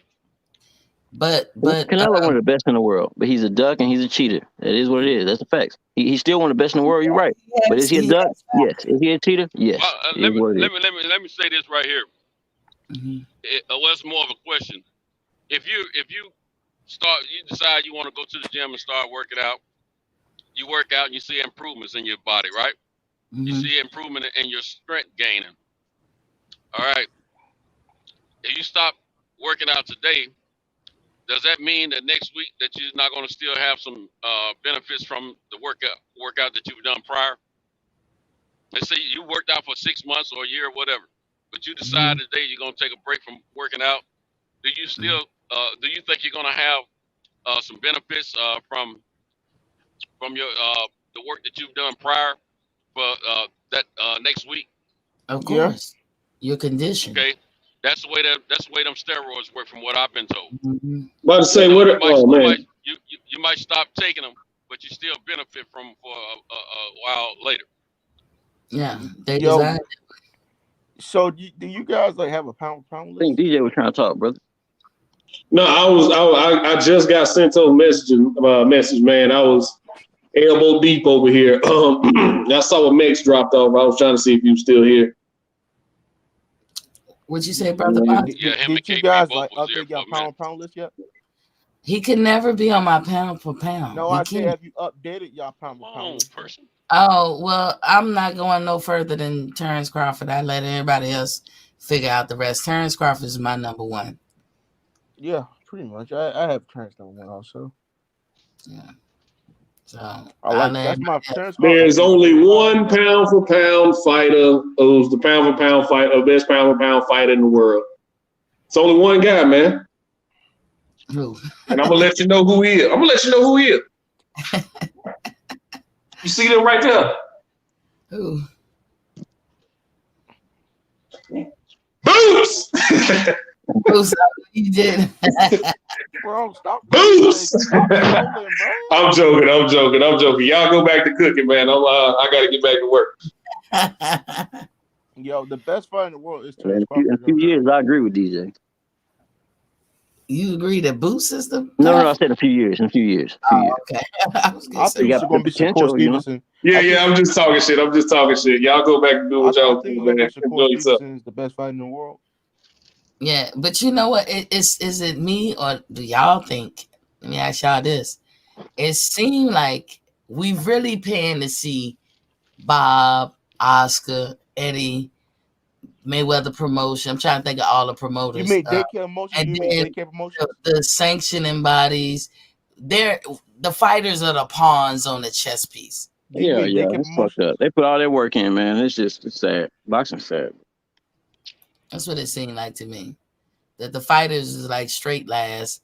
Is those promoters and sanctioning bodies. It's their world. They ain't got no sympathy. They just do them dirty as fuck. Yeah. Yeah, it's crazy. Yeah. I just can't wait to see. I just can't wait to see one of my favorites, man. Get in the ring. You know that? Who? Who you say, Santos? We couldn't hear you, man. Okay, I said the promotional companies are the two stars of the sport. Right. Yep. Yeah, I'm in a bad area. Yeah, that's why I'm not buying another PBC fight until Errol. Yo, PBC is garbage, man. Like Al Heyman, like that guy's like until they fight. I don't have no respect for Al Heyman. I'm not buying no boxing, to be honest. All the subscriptions I got, like Showtime. Miss T, you got cancel subscriptions. You got cancel joints. Nah, I'm not. Cause I look at Curb Your Enthusiasm. I don't buy it just for boxing. I have different shows like The Shy. Yeah, I got HBO. I got HBO Max. And I got my HBO little too. computer that I got. And I watch Curb Your Enthusiasm. Not Curb Your Enthusiasm. You watch the Bill Maher show. Bill Maher. I used to watch it. After a while, it becomes redundant. Yeah, I watch Power. Power, one of my favorite shows. I never watched that. Yeah. I don't want to see black men like that. You guys are kings. Yep. That's how I want to see y'all. Do you think Nayo Inoue is overrated or underrated? You talking about the low weight guy, the 120? I actually like Japanese fighters because they're some tough little cookies, but I don't think I think that they're trying to usher in a different face of boxing. He kind of gonna be like the new main Pacquiao. So he fits the narrative for what they're trying to do. He falls right into the plans of what they're trying to do. I really see gentrification going on in the whole thing of boxing. Yeah, that's what I see. Yeah, it is. Chuck Tito's supposed to be. But you know what? In his defense, Inoue. Can y'all hear me? Yeah. Can y'all hear me? Yeah. In his defense, it's not him, and it's I think his promotional team. He's with Bob. Has I know who he's with. I think they're promoting him in an overrated way, and it's leaking into the other sources of media that's considered media for boxing. That's promoting him that way as well. I don't think he feels that way, the way they trying to make the world feel about him. But I think it's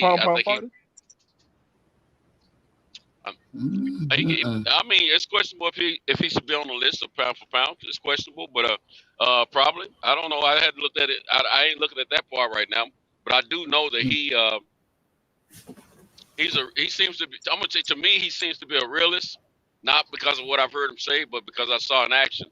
Where they were trying to hand him a WBC belt, franchise belt, something they were trying to hand him, and he waved it off. That's what's up. He got the other belts after he fought was it Donaire or something like that? What all weights has he fought at? If you don't mind me asking, I don't know if y'all know. What all weights has he been champions at? 118. 118. Was he at around that 122? Is Rigo down there? So I was trying to see if that's legitimate. Like, if he's legitimately on the pound for pound. Like, how he only fought in 2 weight classes or 3, or has he been a champion at all of them? He's a 3 division weight champion. Well, then he's on the list. How many different sanctioned body belts has he had? Just what? The IBF and the WBA. Okay, so 2 different sanctioned bodies, and he's had both of them at all 3 of those weight classes. Yeah. Okay, I mean that's pretty decent. That's. To put him in top 5, I don't know. No. But I was just trying to legitimize it at all. My bad. Yeah, I haven't. Are you good, D-Well? I haven't. I just haven't counted beyond Terrence because it's gonna be people's personal opinions, and I respect their opinions.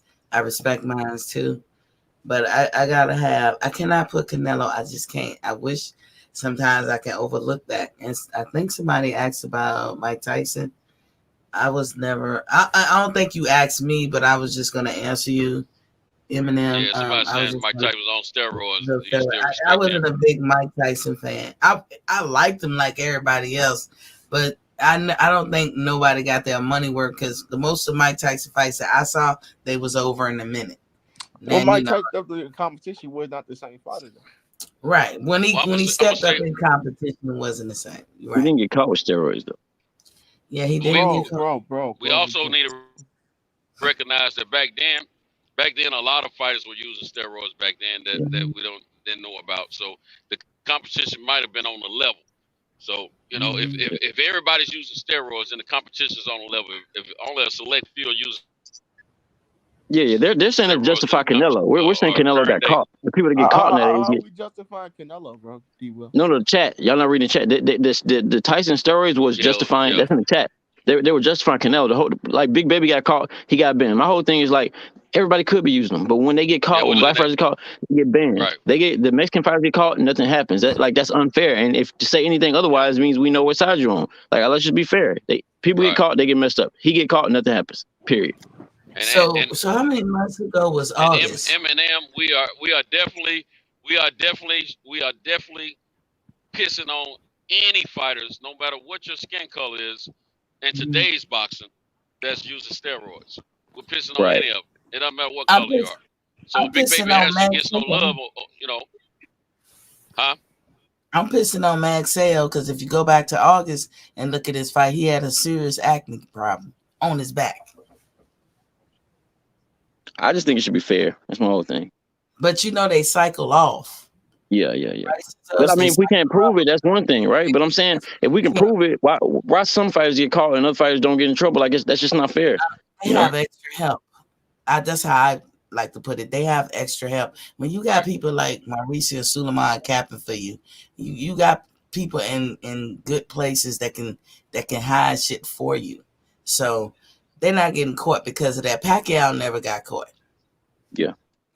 So everything to come out his camp, my eyes is like, what?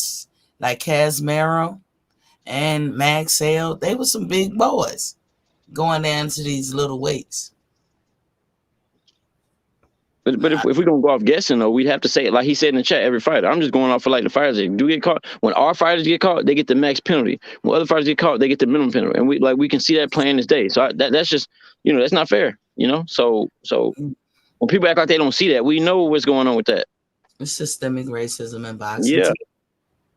Yeah. Like Big Baby Miller, I'm not a big fan of his neither, but we ain't seen hide or hair from him. I ain't seen him since. Canelo got caught. He been fighting the whole time. Nothing. Valdez get caught. He fought the next day. Hey, the crazy thing about they gave him a 6-month suspension, Canelo. He was gonna take 6 months off anyway because he had just fought. So I mean, that wasn't a real punishment, Big Baby, I'm not taking up for him, but he did get a real suspension both times. You know what I'm saying? He screwed up. He screwed up big time though. I mean, he just did stupid stuff. You know what I'm saying? First of all, his major fight of his career was against AJ. He screwed that bag up. Screwed up the opportunity to change the life of him and his family. You know what I'm saying? That money is on a different level in Belize, for his family. Then on top of that, he comes back and screws up again. I mean, he went to prison for robbery. He come out and he go right back to the bank. I mean, why are we always on the bad side of things? You could have. I know you're still talking about that. He just Big Baby. He don't. Some people just and this don't have nothing to do with race. Some people don't learn from their mistakes. They just won't do it. I was going to say something else, but I'm going to be nice. They just don't want to learn from their mistakes. And that can happen in any race. And I mean, I don't know why he does what he does. I don't know. Like, you could tell me something is hot. I'll believe you. I ain't got to touch it to find out. But some people, they got to go through stuff. What they say, learn the hard way. You know what? He could have been addicted. Yeah. He could have been addicted to the use of steroids and went right back to it, just like a junkie does. They get out, they go clean for a minute, and then they go right back to it. Not all of them, some of them. But I mean, it could have been his case. But since they don't never think about you gonna get old, the time waits for no one.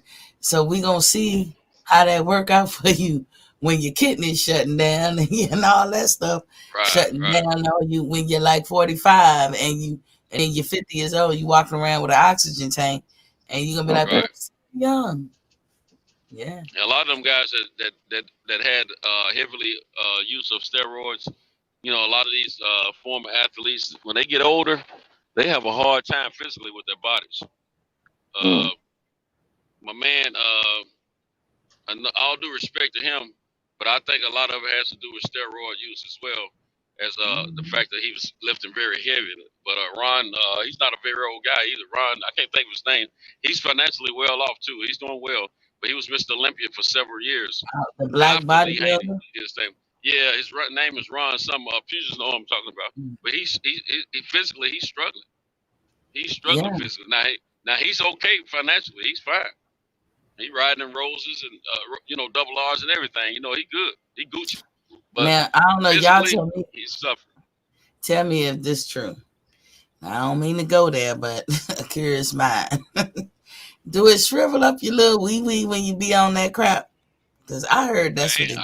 I ain't never had no steroids in my system, so I couldn't tell you. Not talking about from knowing from other people, because that's what they say. That's one of the rumors about. That's what's said. You know. Yeah, supposed to. You know, it can affect you in that way. That's one of the ways in which it can affect you. All those bodybuilders like Arnold and all that.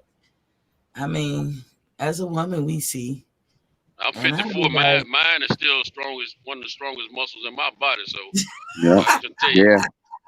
Mine too. I'm 55. And I'm 55. I'm older than him, and my shit's strong as mom.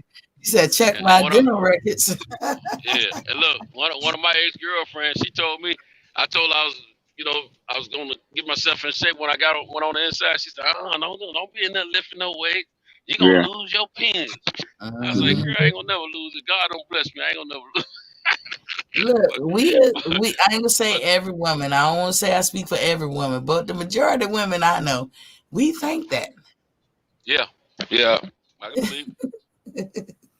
Look, that's the first thing a woman look at when they looking at a guy who's in a bodybuilding contest. You know, he had them little Speedo trunks on. That's the first thing they looking at. They see him flexing all the muscle, but they trying to see that muscle that they paying attention to. They try to see what he's doing with that. But Santos, you better preach. You better preach. You know, because I second that. Yeah, because I know I needed mine. You know, I'm trying to shoot.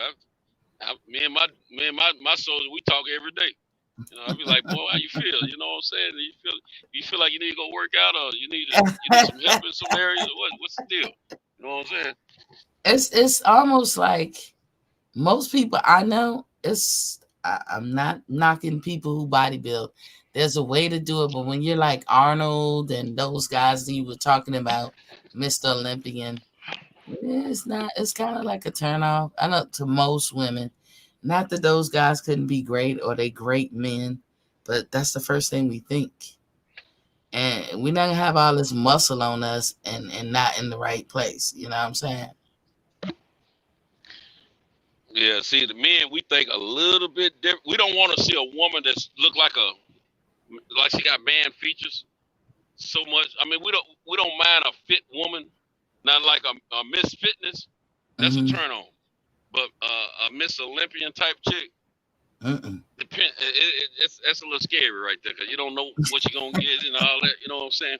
Now, but the first thing, I don't know about the rest of it, but the first thing come to my mind, we be running how strong those muscles down there are. It might be that super grip. You know what I'm saying? But sometimes it depends. It depends. If you got wear and tear. Real talk, you know, you have a baby, things change, wear and tear mostly. Wear and tear for both men and women, I think. Because there's a such thing as y'all having wear and tear as well. No doubt. When you pop out a baby, God has made us beautiful men and women, because he made allowances for that. I can't tell you how he do it, but it'll bounce back. Yeah. It just It's won't called ever be in, how it was originally before the baby. It just won't ever be that, but it will come back. I'd say like 90-95% back. But I'll say this, Miss C. The average man. Well, I ain't gonna say the average man. I'm gonna say me. Me and my homie, we were talking about this the other day. I didn't mind going backstroking back in the day. I used to like a little extra space, when I was doing my thing, because I went through some of them that was so closed up. They tear it all up. They tear the old boy up. You come out, you go in happy, you come out wounded. You know what I'm saying? So sometimes that extra tightness is, now if it's tight but it's lubricated, and you're not gonna get tore up, you don't mind that so much. If you can hang, because sometimes it'll make you, release yourself too soon. If you don't be careful, if you don't have that kind of ability to sustain yourself. But at the same time, if it's gonna be a tight fit, it needs to be lubricated well, because if not, you're gonna come out scarred up every time. Well, if you be patient and you slowly work yourself in, if it's a situation like that, I don't been patient. It would accommodate, but you got to. It'll accommodate you. And but I'm gonna tell you what. Well, you're right, actually, because what I had, my daughter's mother, she used to rip your boy up. I mean, I had to look here. I had to put my armor on to get in that joint. But look, whenever I learned, though, I had to. What I had to do, I had to really get her, worked up where them juices are flowing heavily before I can then, go inside. If I didn't have any kind of, like, if I didn't have that KY or something on hand, I had to do it that way because you had to prime it. Lord have mercy. So she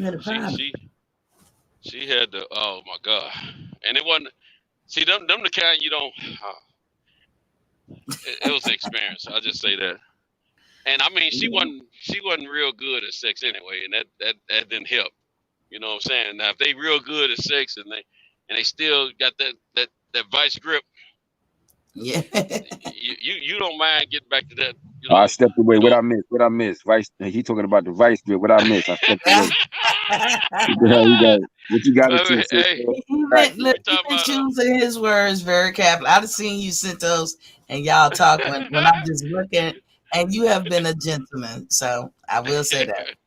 Yeah, I know how to act sometimes, you know what I'm saying? But yeah, we were talking about bodybuilding. We were talking about the men. Yeah, I remember that part. I had to step away after that. And I said when it come down to women, I said I would think the average man we are turned on by like a Miss Fitness, but when it come down to like a Miss Olympia, not so much. But we do wonder, just like the women wonder what's going on with the package, we do wonder what's going on with that package too. Is the muscles as strong as the rest of the muscles or whatever, you know what I'm saying? But the only thing about it, you got to be careful when you get in some of those packages because you can go in happy, you can come out wounded. You know what I'm saying? Like me and you were talking. Right. You know what I'm saying? Yes, for sure. But me and Mr. T was talking about you have to be patient and all that. And I was saying, you got to get it worked up real good and get the juices flowing because if not, hey, I'm telling you, you go in there and it's kind of a dry pond, it ain't gonna be nice.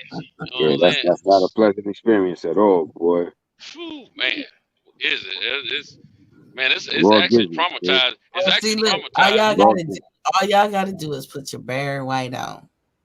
Raw gizzards, man. And that'll get some people moist. Nah, no doubt, no question. That's never really been for me.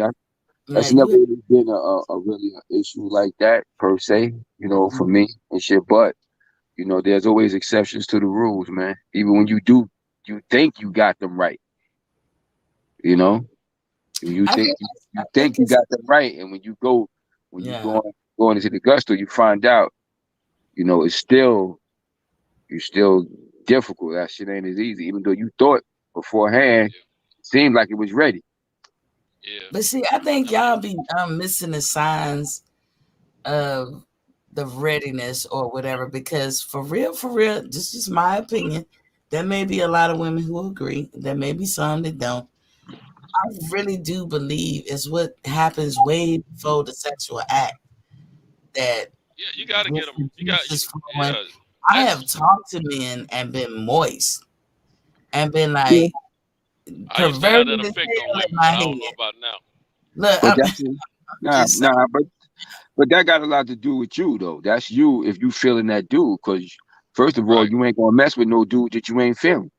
But I'm saying that's how I get down. Yeah, it's certain things a guy can do that can get me ready beforehand. But that's all women. What my list is might not be her list. Yeah.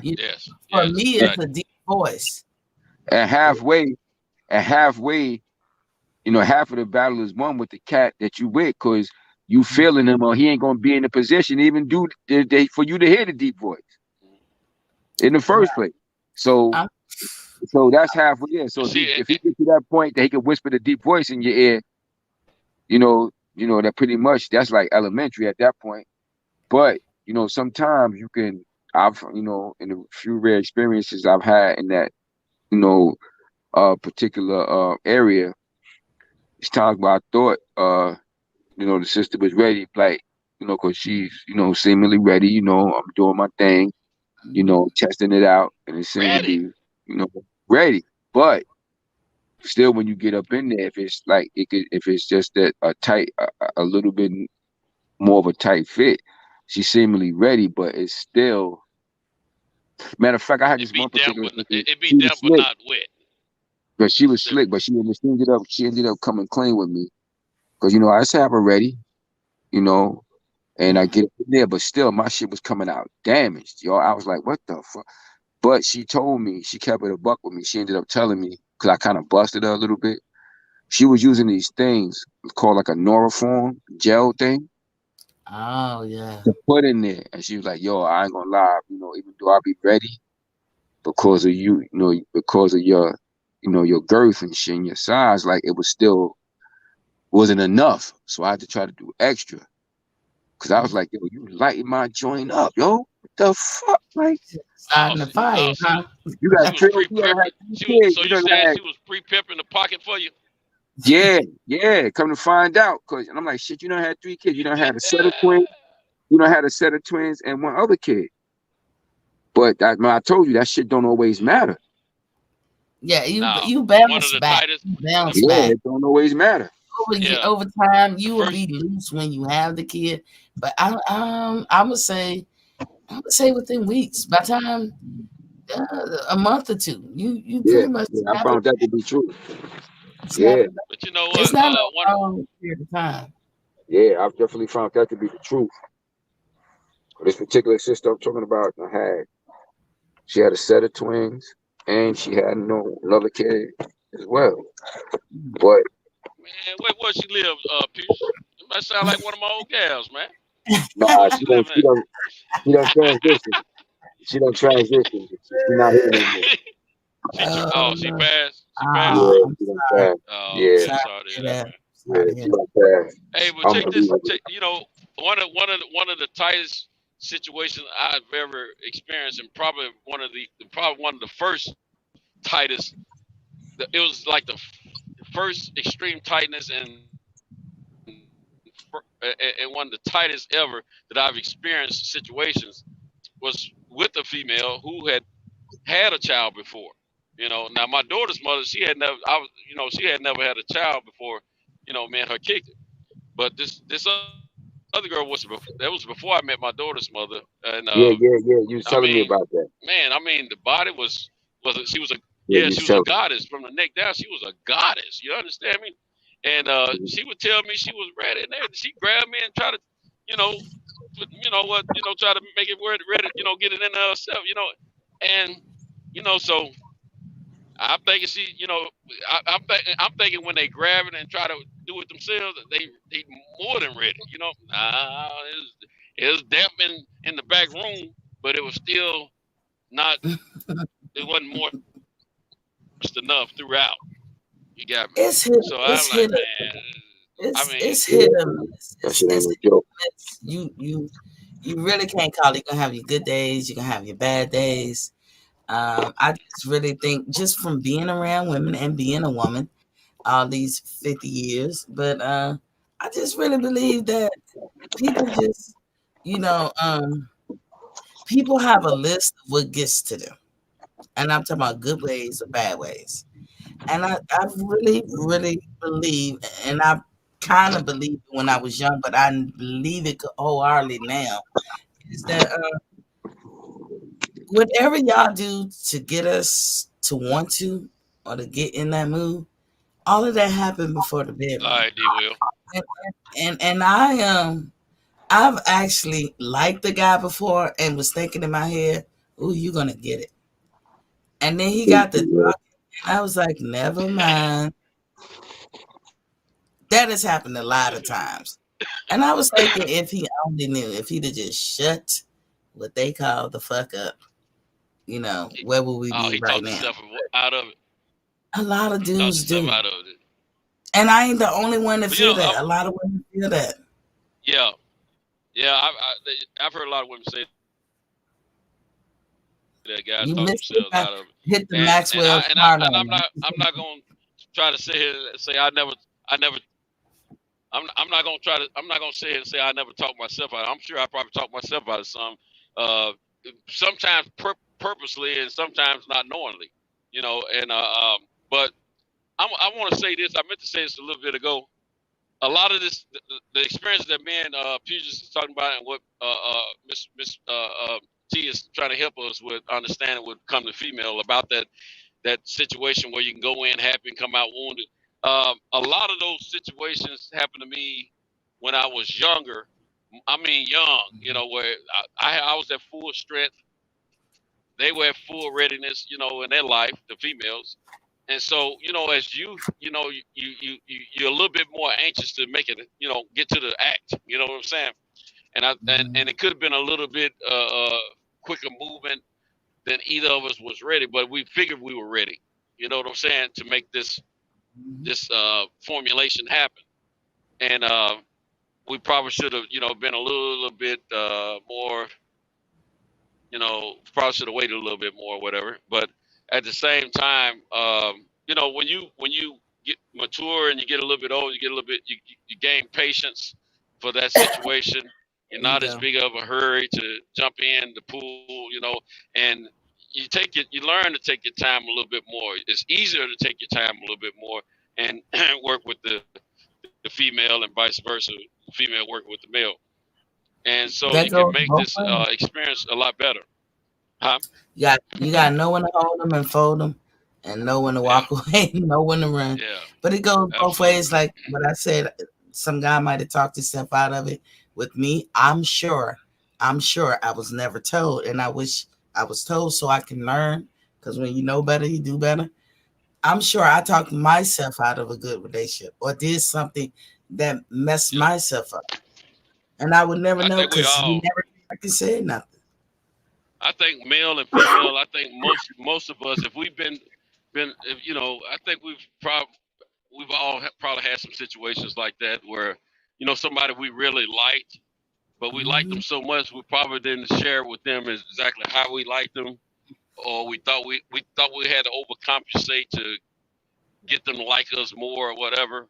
And that way, sometimes you do that, you overdo something. Like if it's conversation or if you're acting a certain way, you overdo it, trying to get this person to like you more, and it's not necessary every time, and vice versa.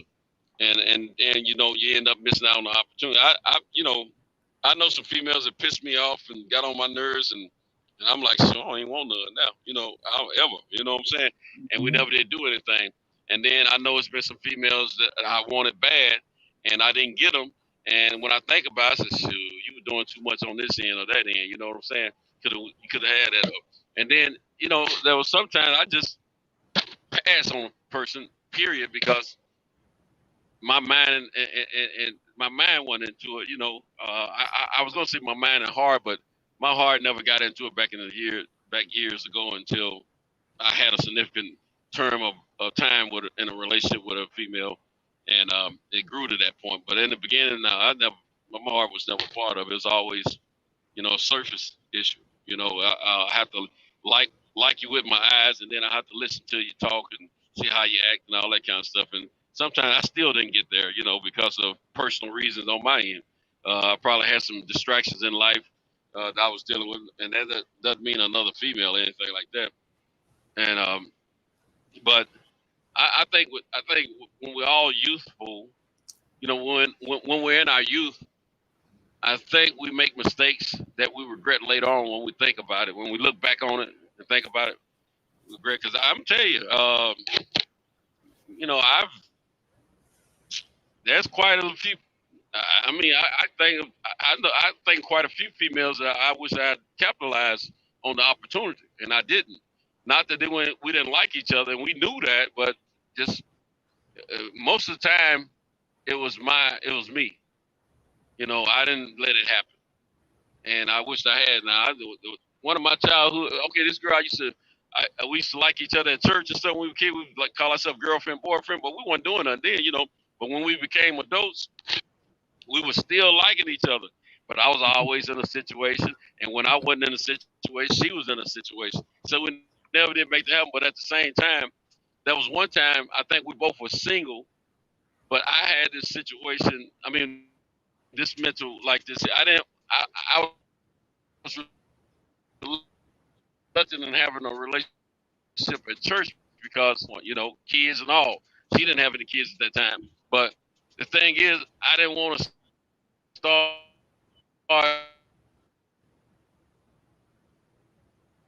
because regardless if we in church singing hymnals and all that, I still expect to get some, and I'm sure she's probably expecting the same thing. You know what I'm saying? But the thing about it, I didn't want to start up a relationship and then something happened because I was the type of cat. Once a female ticked me off early in a relationship, I was done with her. I moved on and didn't give her a chance to straighten things out. That's just who I was. That's why I got married so quick after me and my wife was liking each other and falling in love and all that kind of stuff, because I knew if I didn't work through my issues with my wife, it never was going to get to the next step. So that's my history. But now you know that the patience is a virtue. I have to ask this guy, Sarit 357.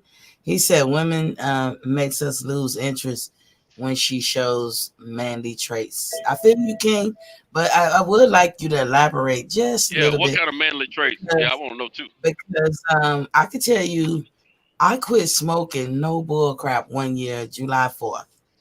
Don't know why. I used to smoke cigarettes. I quit smoking. This was years ago.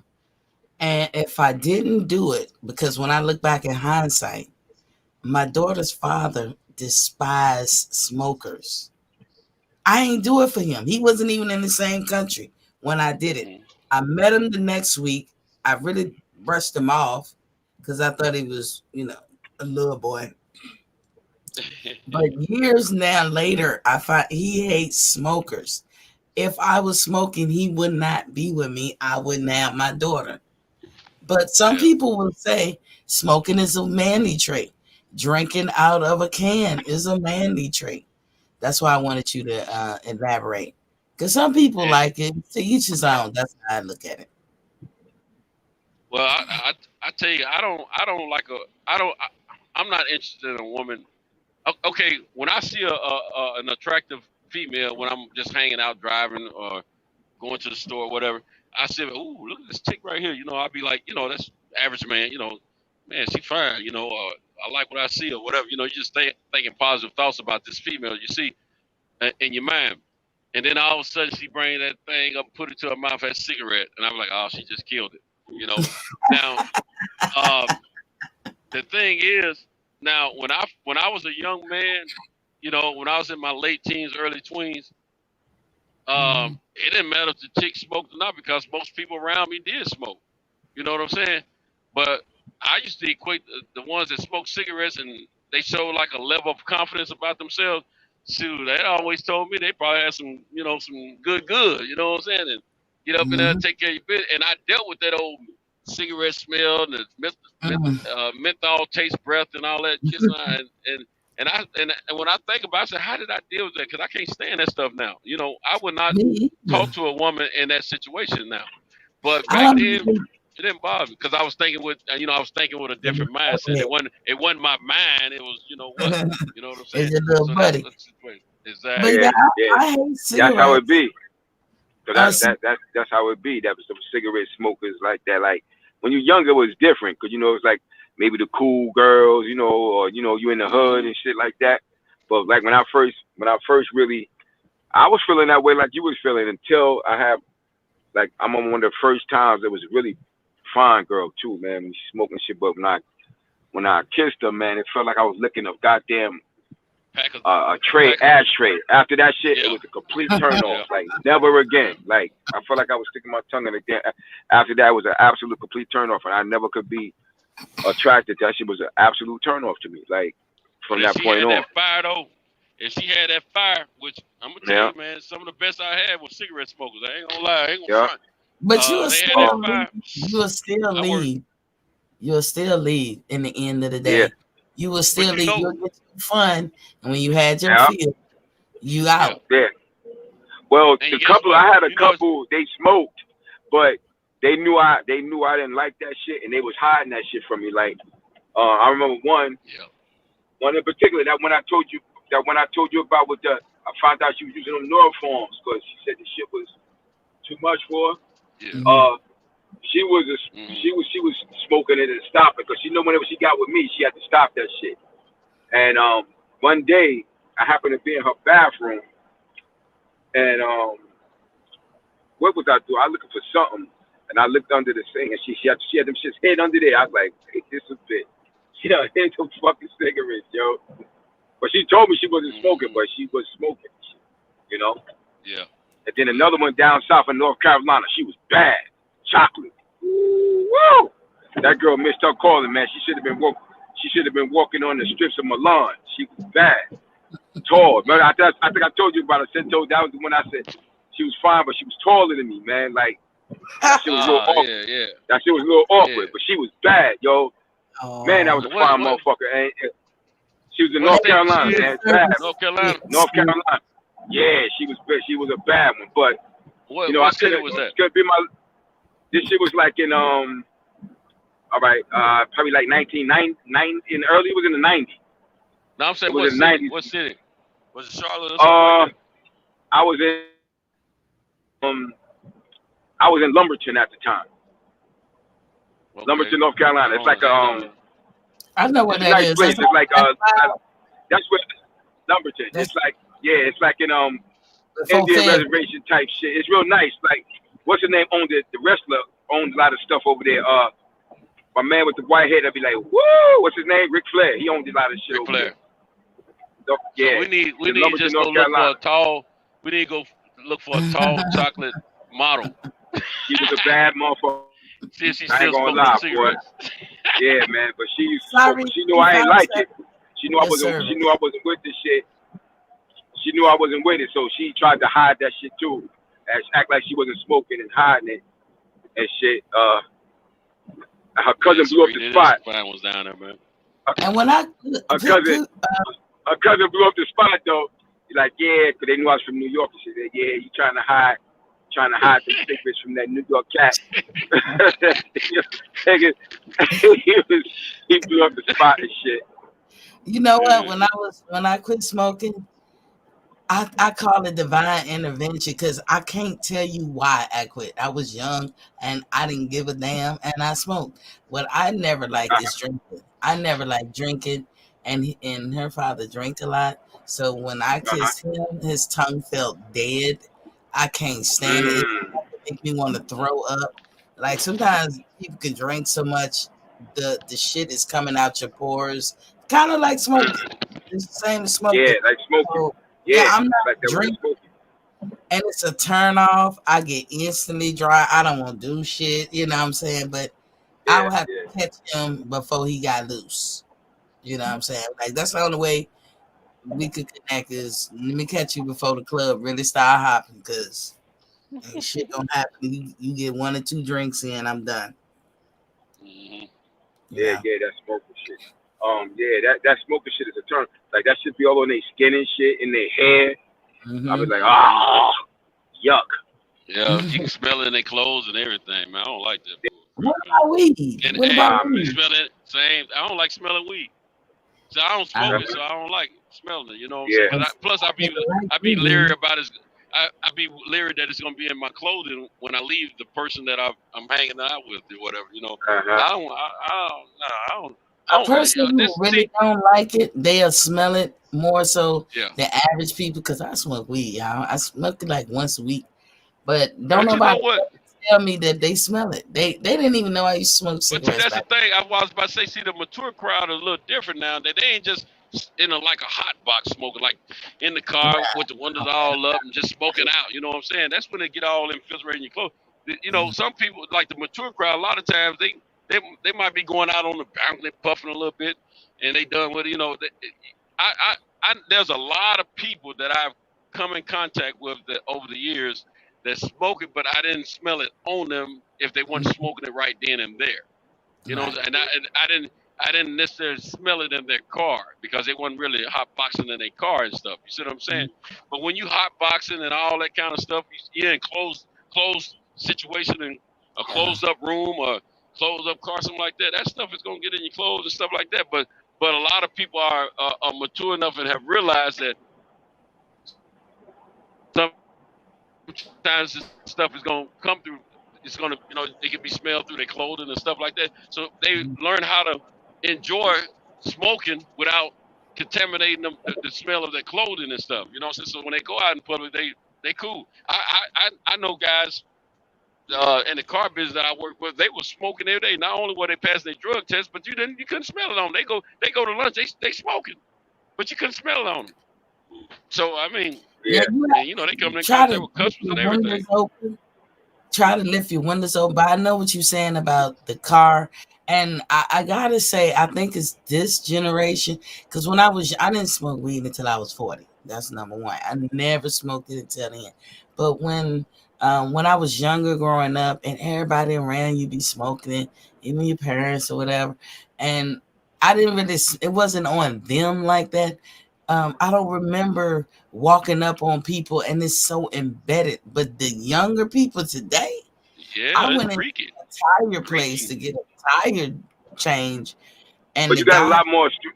You got a lot more strands that exist today that's different. Like they done created different weed than to say for how it was when me and Cintos was like, or even you, like when we was like kids. It's a different strands of that shit. And they got different potency. Like they done created some real potent stuff, some different stuff to affect different, to get you high in a different way. So they different strands. Those different strands have a different potency. All of them. Because a person that's a true weed connoisseur, like they can smell that shit, they can tell you what strand that shit is. Oh yeah. This everything, like how long that shit, where that shit was it produced on shit from outside or indoors? Like they really could know that shit. 'Cause I know brothers like that. I don't know it like that. Sometimes I be thinking I'm a novice, but I've been doing it for a while now. And you know, like I said, at first it was always on Fridays. That was my night to punch out the clock. You know, I put my daughter to bed. I was like, okay, I'm about to smoke. And then I take my ass to bed. I ain't in them streets. I ain't, you know, I'm either next door with my friends or whatever, but I ain't in them streets. And then now it's like whenever I want, but I got enough room where I do it in my room sometimes, and I used to sit on the patio.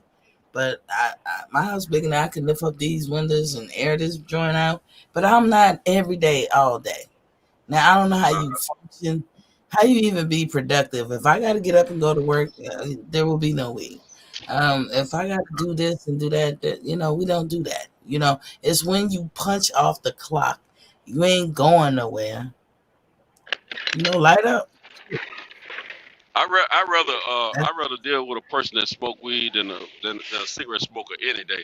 Now I'm gonna say this: I don't have a problem with people smoking weed. That's your choice, and because I don't look at weed the same way as I do them cigarettes. But at the same time, if this is what I feel: if I was single, my mindset is like this.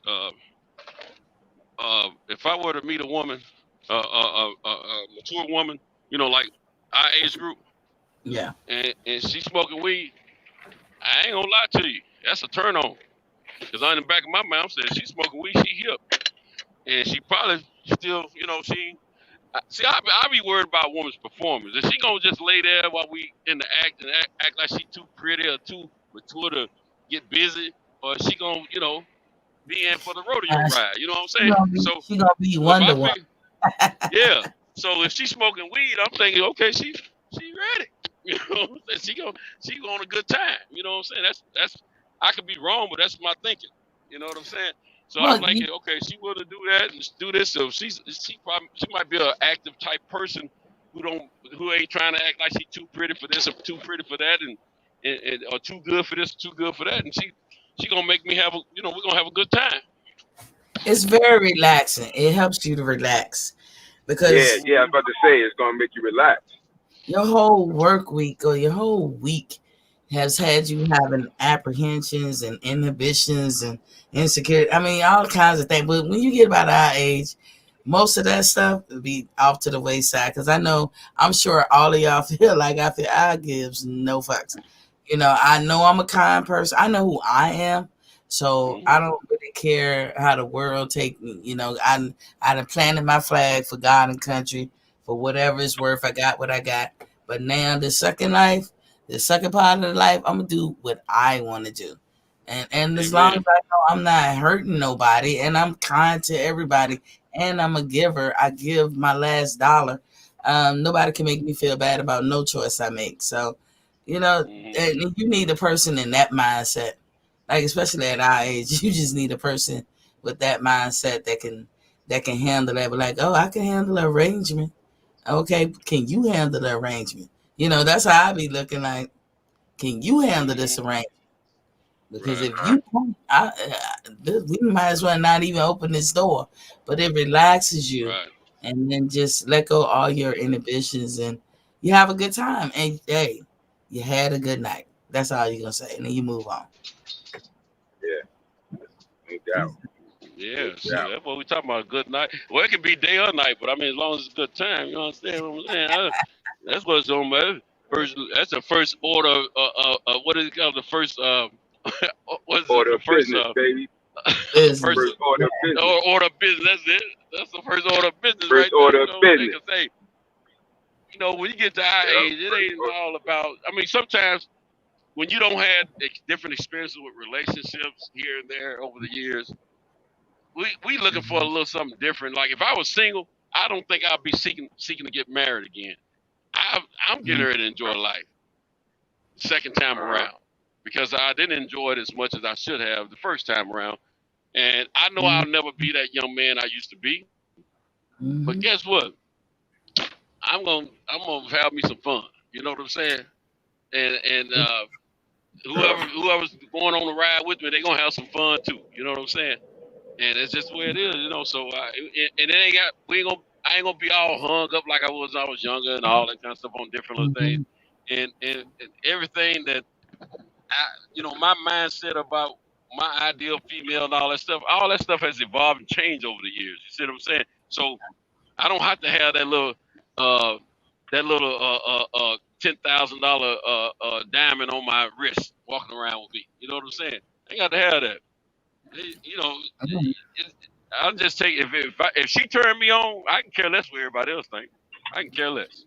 But because at the end of the day, shoot, we get ready to go make this thing. There's more reasons that we hanging together than just the fact of what you're seeing on the surface. You understand me? So it's got, it ain't all about no change and all that. We might be making each other feel good. You know what I'm saying? But you know what? What I'm going to say, it might sound bitter to some people, but it's really not bitter. Because I say this, and everybody that I've said this to, much younger than me, of course, they would say, oh, that's sad. Don't be bitter. I have this feeling. I say, what I wanted, I didn't get. So now I don't care. When I say that, I'm talking about, I wanted the 2.5 kids and a dog and a white picket fence and a house and the ideal husband and wife setup. I didn't get that. So I don't care about it no more. So when you said I'm not getting married again, I probably won't either. I'm not against marriage. I don't know what God has in store for me. I'm never gonna be against it. I mean, you never know that person may spark you in your life where you feel like you love them enough to go ahead and get married again. But that wouldn't be my initial plan, though. Never in the agenda. My wife wasn't planning to have a third husband, but I'm very charming, so I understand her decision. You understand me? Yeah, it's like I don't. If it happens, let it happen organically. I'm not trying to push it away. I'm just saying it's not on any agenda of mine. If it happens, it happens, and I welcome it. But I'm not feeling like, oh, I got to do this and I got to do that, because when I try to put my hand in it, and the Bible said he should find a wife, so that means I shouldn't have been kind of like putting my hand in it and trying to orchestrate it. I should have kind of let things happen organically, but I didn't. So I have to reflect on the stuff that I did, and I think I could have did better. So now I just say I'm gonna be me, and I'm gonna be happy, and I'm gonna be kind. And if that's good enough, you just said it. You just spoke the magic word, Miss T. And that's what I was about to say when you got finished. At the end of the day, marriage or not, is about the happiness for you. It's all about your happiness. If this person if you can see yourself being happy at an older person, growing old with this person, then marry them. But if you don't see yourself being happy to the highest level with that person, you don't need to marry that person. You need to just stay, doing what you're doing. You know what I'm saying? Until you run into something like that, and that's basically what it to me. That's the discernment of whether or not you're successful or not in life. If you're happy to the highest level and you can continue to be happy with or without an individual in your life, that's all that matters at the end of the day, because happiness is going to help you live until your time of existing here it has come to a complete. And you broke out. I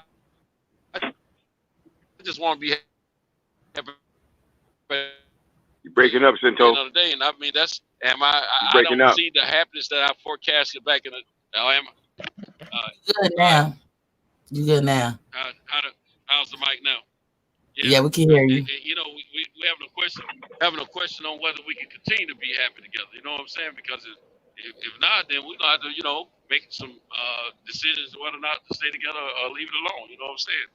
So it's just of course, I've been with somebody for 20 plus years. It becomes a part of life and some conveniences and things like that. But happiness is.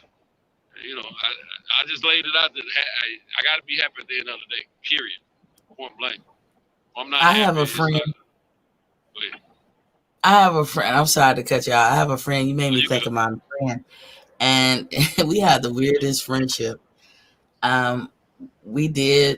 We were together, and then like kind of off and on. I don't even know how to describe us, but we let everybody get in the way. It was one of them unfortunate things. Like I really believe that was my soulmate. I don't really all the way. I think he thinks that of me, but he don't actually say it. He's not a person that's gonna say it. I gotta drag it out of him, and I don't like doing that. But today we're friends. We're both divorced. We're both on that same page. What I just say how I am. But I would be like, hey, you gonna come with me to Vegas, or you coming? I'm coming up that way. You gonna come hang out with me? And I'd be honest. I'd be like, well, I don't want to be by myself. I want you to come hang with me, and then we're gonna go, wherever. So you have a good time, And we talking about just enjoy the trip. Yeah, it don't even have to be sexual. I could say, I'm gonna go to Jamaica. I've never been, and I want to go with you.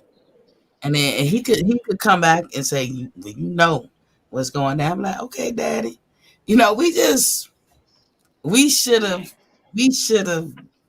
cemented that long time ago. But the immaturity and the insecurity in us when we were younger, looking back, we let everybody get in the way. And I ain't talking about my childhood friend, because remember I came on here and told y'all about him. Hell to the that's no. what I know you're talking about too. Hell to the no. Let me correct that. This is a guy that I knew in the military. I met him in 95. He know how I feel about him, but I know how he feel about me too. But I don't know what it is. I let it organically happen. We can be old before we ever get it right. But I got somebody I can go somewhere with. I got somebody I can do what I got to do. You know, I'm good. And I don't look past that. You know what? So, that's the one in my life the same way. We didn't have any problems in the past and all that kind of stuff. And what broke us up is me. My heart.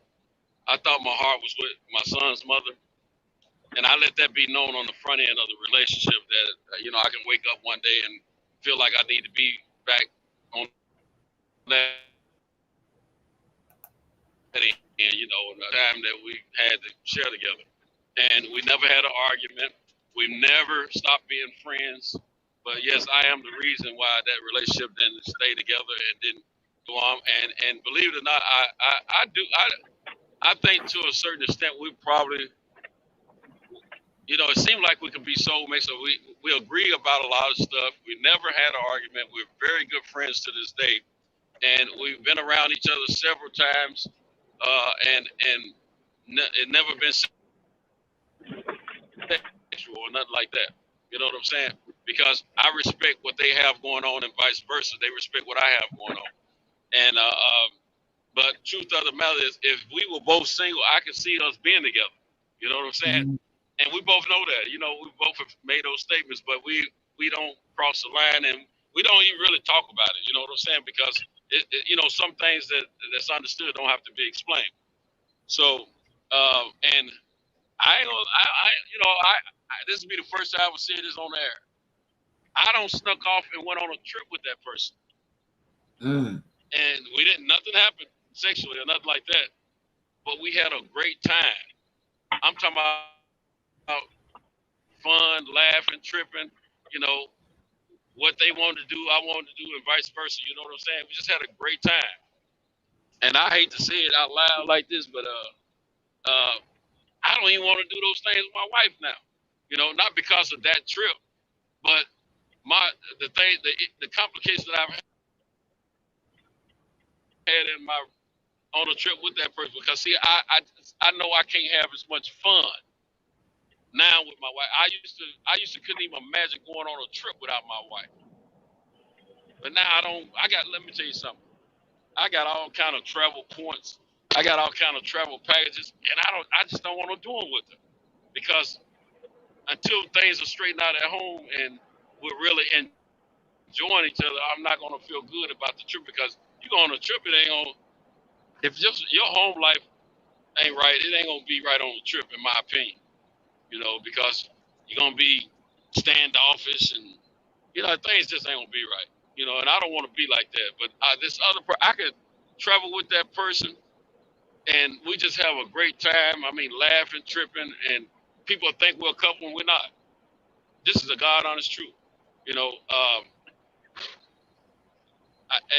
it's sad because I shouldn't be enjoying myself in the company of a woman that's not my wife. But I can't get that enjoyment from my wife anymore. Until I can get that enjoyment, I'm not gonna want to travel with my wife. And she knows, my wife knows about these travel packages. You know what I'm saying? They're there. What's up, Wayne? But the thing is,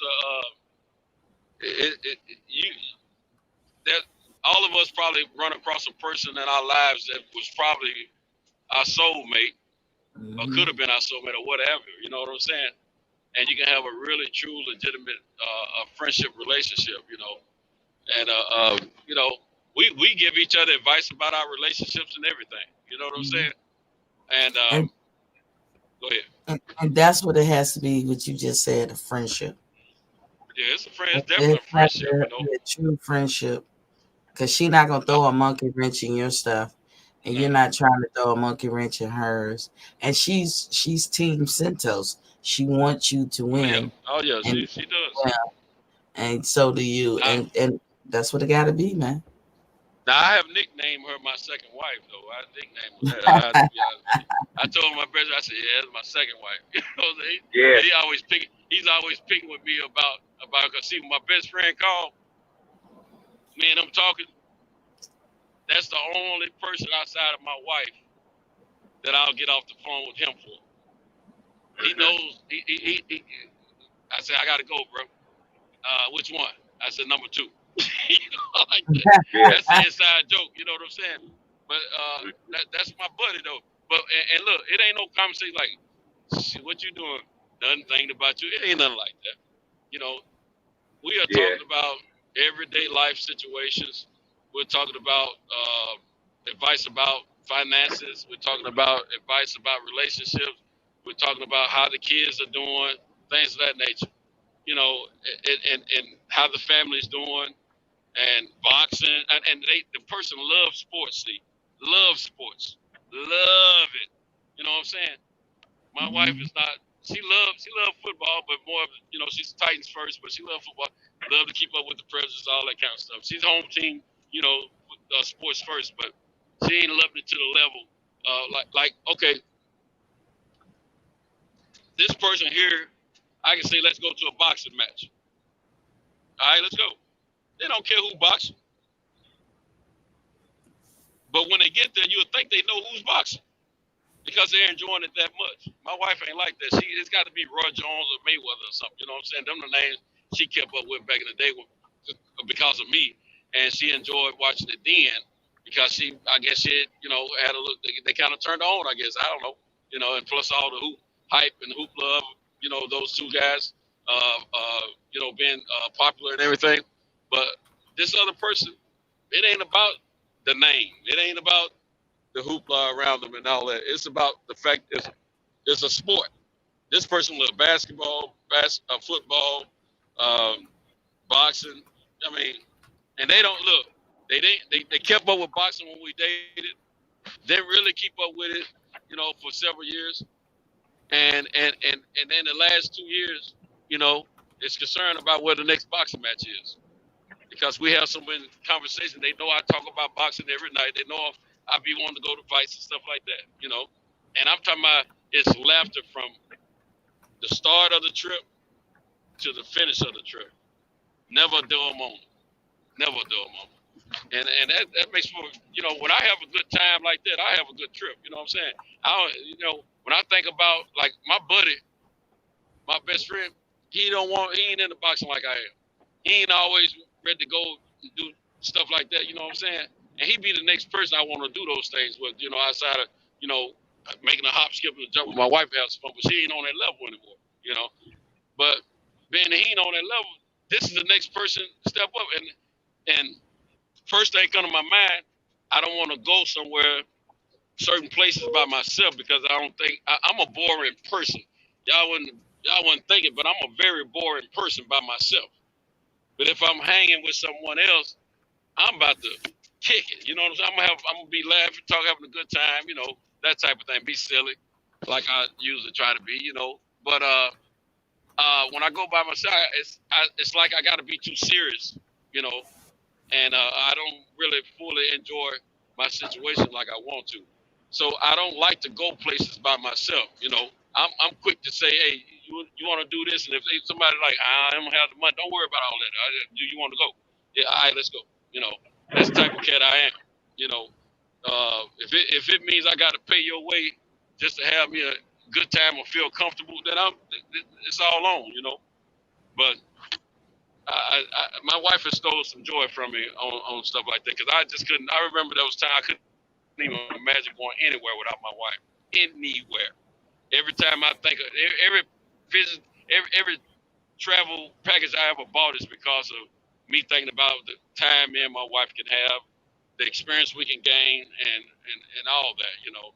And we've had, you know, some good trips, but shoot, you know, the home life it needs to improve, and to the point that I can start thinking that way again, you know. And I ain't saying that she got to be going to boxing with me. I ain't worried about that part. I'm just saying trips, like I want to go to Mexico again.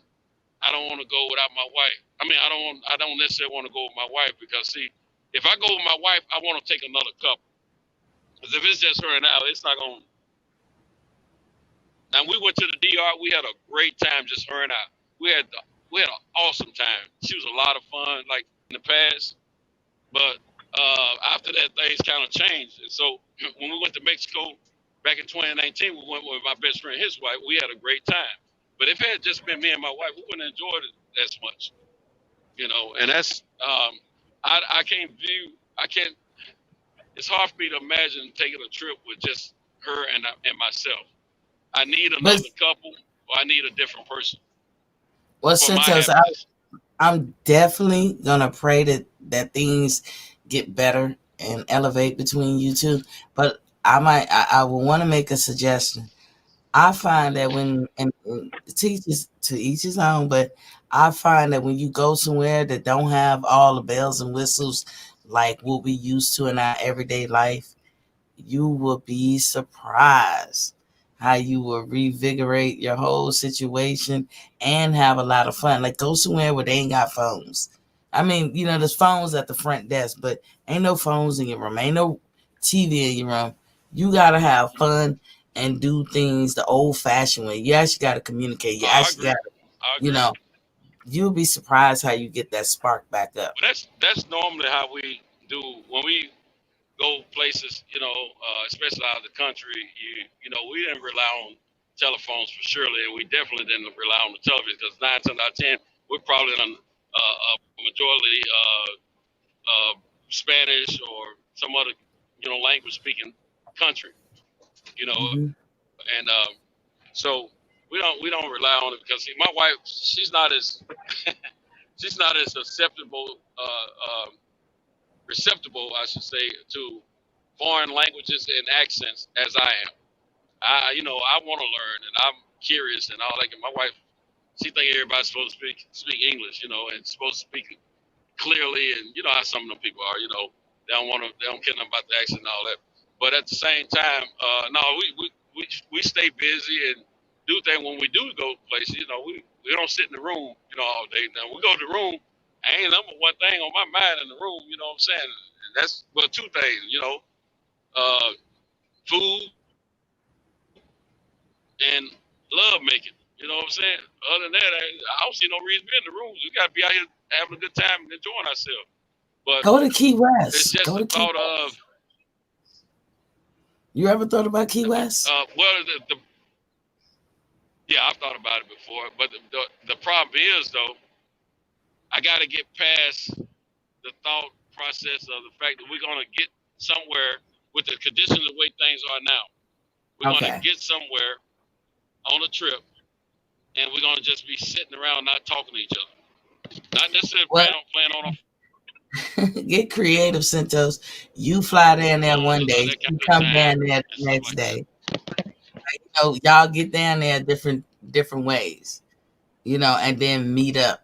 Like you fly down there. Let's say y'all down there a week. You go down there on your own. She go down there on her own. Y'all can stay in different rooms, and then in the middle of the week meet up and then see, you know, whatever. Like, do your own thing. Go scuba diving. Go fishing on the yacht or whatever. Just, you know, go your separate ways and then meet up. Because then not only will you have things to talk about, but you didn't get on each other's nerves and y'all can do the last couple of days together. I mean, be creative in how you put your vacation together. Yeah, I ain't never thought about something like that. Several times, but that's not a bad idea, maybe. But I'm gonna keep it real with Miss T. That's gonna create a situation like the movie Life when your boy told Eddie Murphy to take a gun and shoot Martin Lawrence. Right. Can you hear me? It's probably gonna end up in a situation like the movie Life when dude told Eddie Murphy to take that shotgun and shoot Martin Lawrence. You know what I'm saying? I ain't gonna tell you, you know, You don't want me to take that gun, cause I end up shooting you with it. You know what I'm saying? When he was on the bottles, because what I'm saying is, if I go down to a location like that by myself, where it's beautiful women everywhere, at this moment, I'm probably more or less talking than I am. I'm more talk than I am action. First of all, but my thought process is, I go somewhere and we going separate like that, and no one else is around, and I'm thinking I can get away with it, and no one's around, and then there's been some times I've been pissed off here, in my personal situation with her, and I think about some stuff she don't put me through. I'll probably do some getting even with before she get there. I ain't gonna lie to you, so I don't really want to do that. You know what I'm saying? Because no, I'm saying y'all fly down separately. Y'all going to the same place. That's what I'm saying. I know, but see, if I get there first, somebody come swinging first day you been. I don't know. No, you schedule yourself scuba diving. You be all day with that shit. And then the next day you go surfing. And then the next day you go on a tour. You schedule things to keep you busy. And she do the same. And then in the middle of the week, the last couple of days of the trip, y'all come together, have dinner, and then y'all can talk about the things you tried.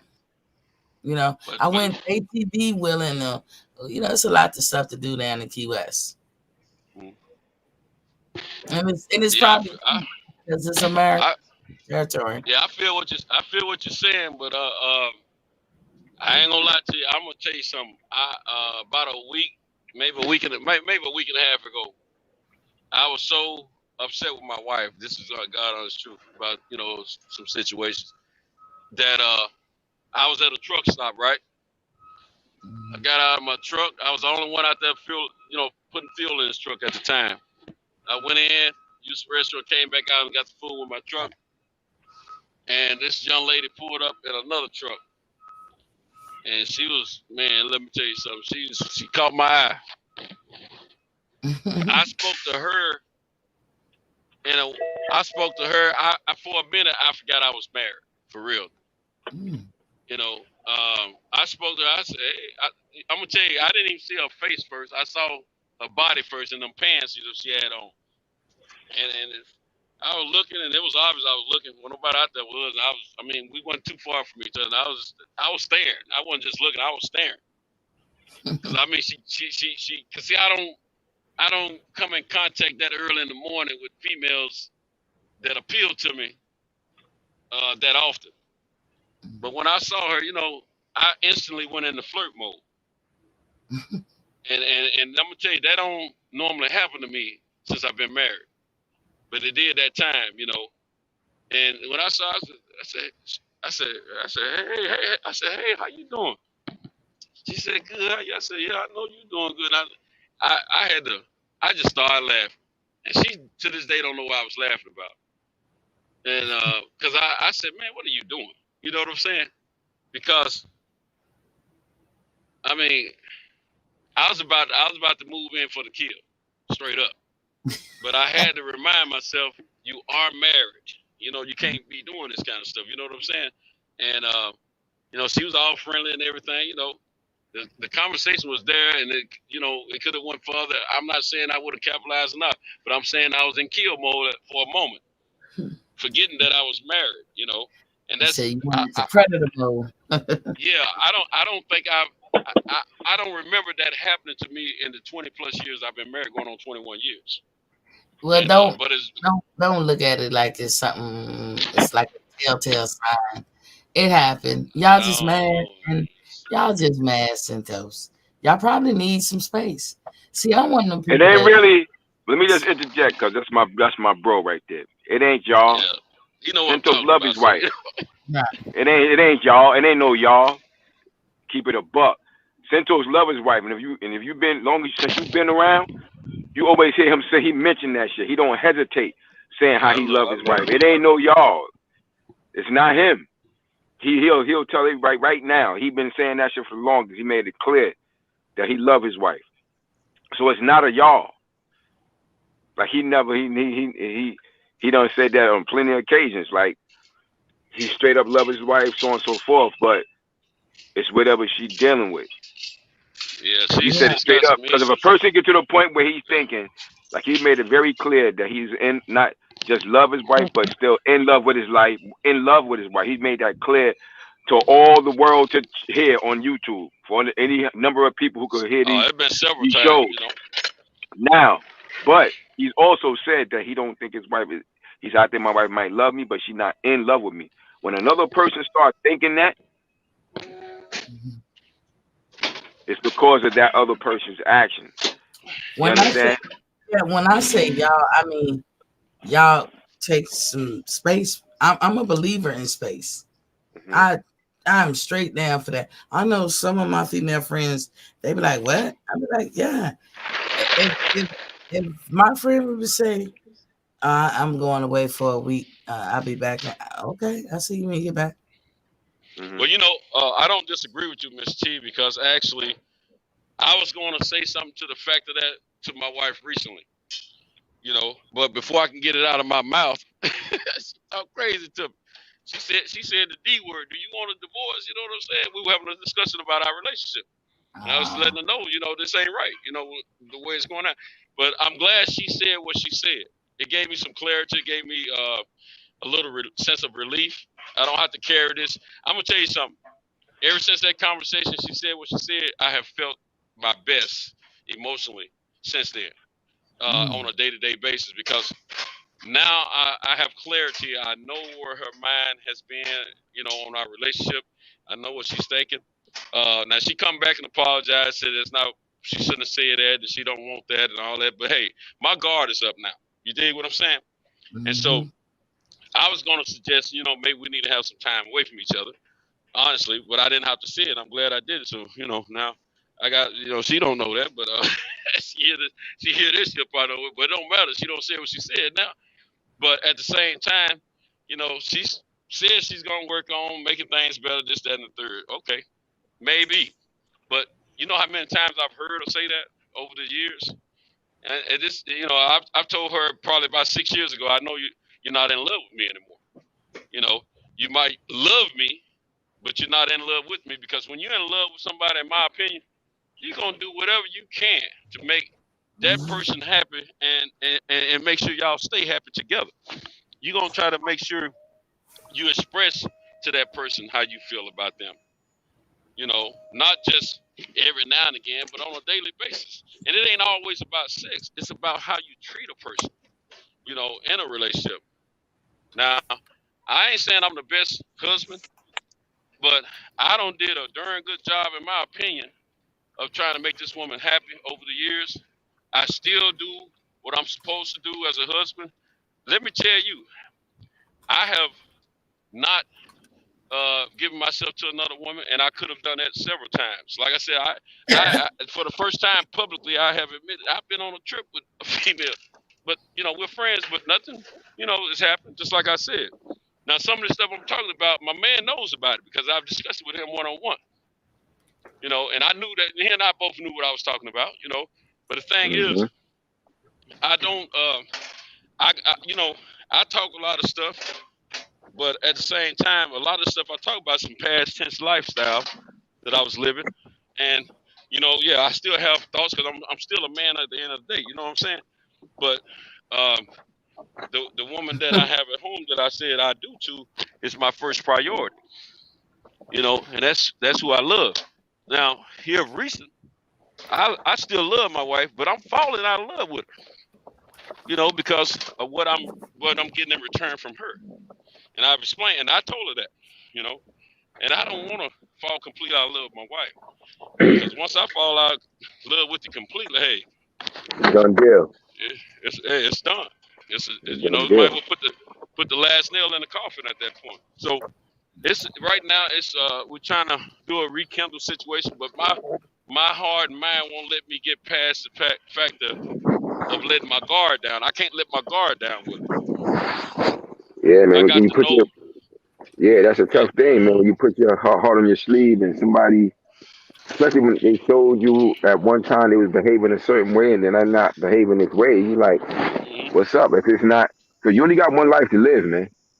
You know what I'm And see, saying? You only got one life to that's live. another You don't reason. want to waste your time, wasting your Right. time. You know, and people change. You know, it's just the only constant in the universe is change. People change. See, Everybody I'm the ain't. type person. Everybody don't stay the same. So if she don't feel that way, then maybe y'all need to keep it a buck and move forward, move in a different direction. You know. See, I don't like to. I don't want to be fake in a relationship or with anybody, with anyone. So, cause see, my thing is, like I was saying about her and I taking trips together, and I don't see the enjoyment don't come into my mind when I think about me and her on trips, because I know there's some underlying issues that we need to address. And the thing is, I don't want to be on a trip with her being fake, because I'm gonna keep it a buck. We went on a trip last year. It wasn't really a vacation trip. We had to go take care of a little business, but it was had something to do with some vacations. And we went for a weekend. And right before that, we had a falling out. And while we were down on that trip, it was the worst trip for enjoyment. Now, we didn't argue. We didn't trip or nothing like that. But the fact that we didn't have a lot of laughs and good times with each other, and we really want to feel each other. Yeah, you ought to be happy to jump in the sack and everything. Yeah. You go to a room, you know what I'm saying? You're out of town.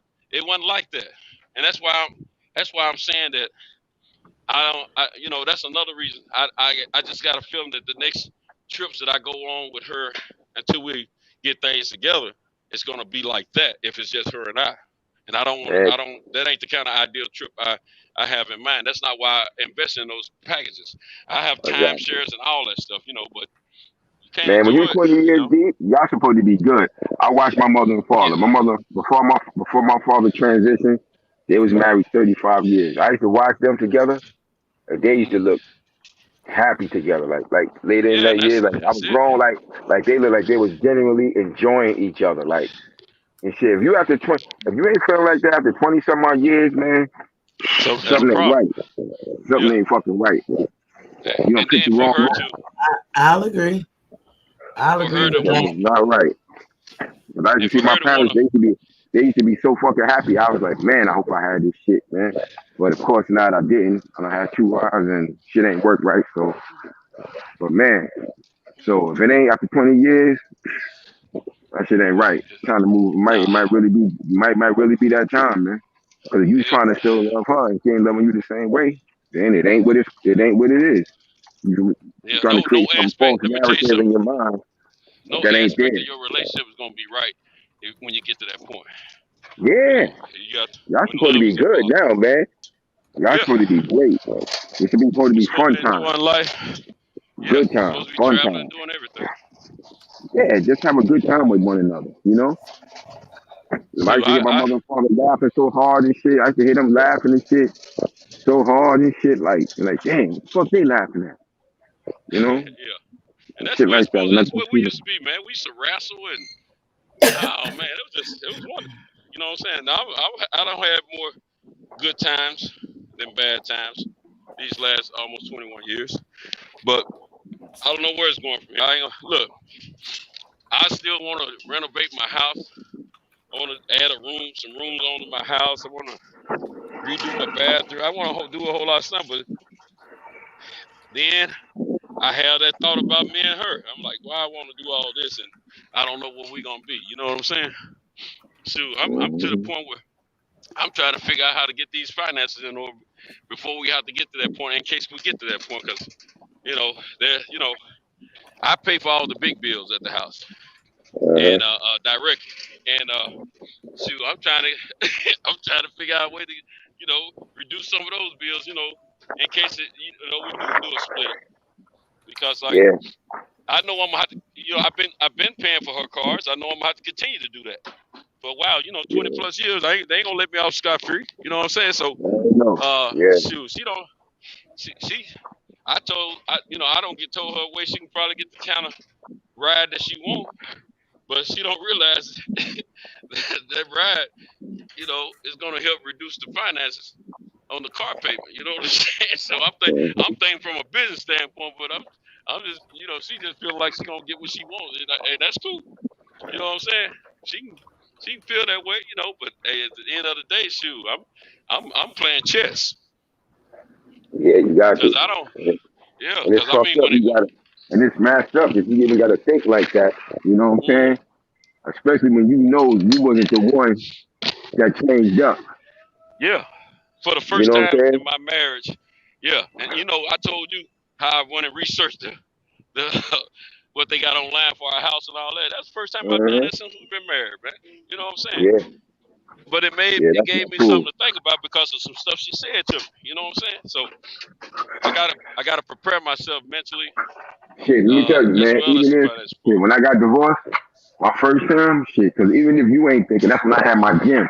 That's when I had the gym and all that shit. Even if she ain't thinking that way, her lawyer's going to think that way.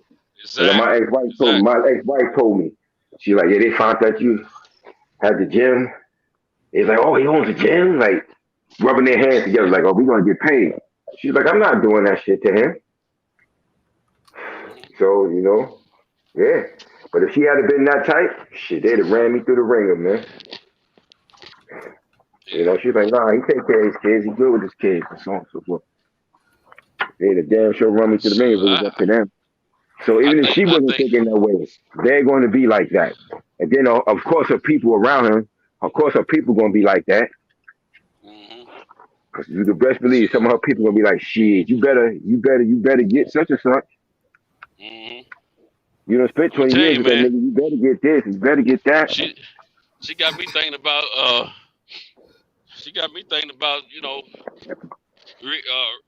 re-enlisting and see if I can qualify to become a gigolo again, man. You know what I'm saying? I applied years ago, and I got through the first round of hiring. You know what I'm saying? But I ended up getting in a little relationship. It's sad though, but that it gotta be like that though. On the serious side though, but you gotta just be realistic. Like you gotta make it. There was some serious decisions, man, because you only got one life to live. You're not gonna get it. Ain't you don't know about no second chances. So you gotta do what you need to do for yourself. Be happy, and if it's not that, while you still young enough and still got some vibrant life left in you, that might be something you have to seriously consider. But you just got to consider everything that's going to be that is going to entail, because you're going to definitely take some losses. You're going to definitely take some losses because they're going to see to that shit. Oh yeah, absolutely, and I know that's reality. And I never saw the possibility of divorce for myself even before I got married, because I always think I can overcome situations, that other people let overwhelm them. Yeah. And but the truth of the matter is, at the end of the day, we're all human and we deal with things. And one thing I have to tell myself on a daily basis: you cannot control what's in the heart of another person. Never. No matter if you think you can or not. But that's a human paradox, man. That's not what I want for us. But at the same time, I'm thinking that in reality at this moment that may be what's going to have to happen. You know what I'm saying? Now, right now, everything's hunky dory and smiley at the house and all that. But hey, I've seen that 3 or 4 times over the years. Miss how long is it gonna last? I was waiting for y'all. I was answering these chats that they was acting. They were saying some crazy shit. But I'm probably about to buy out because it's early in the morning. But this was a good show. I'm gonna let y'all get back to it. I just want to say this is a good show. Thank y'all for having me on here. And I love everybody and their opinions. I respect too, but I have mine too. I see this chauvinistic cat over here in the Syrian 357. You gotta let that go. What do you say, Miss T? What do you say?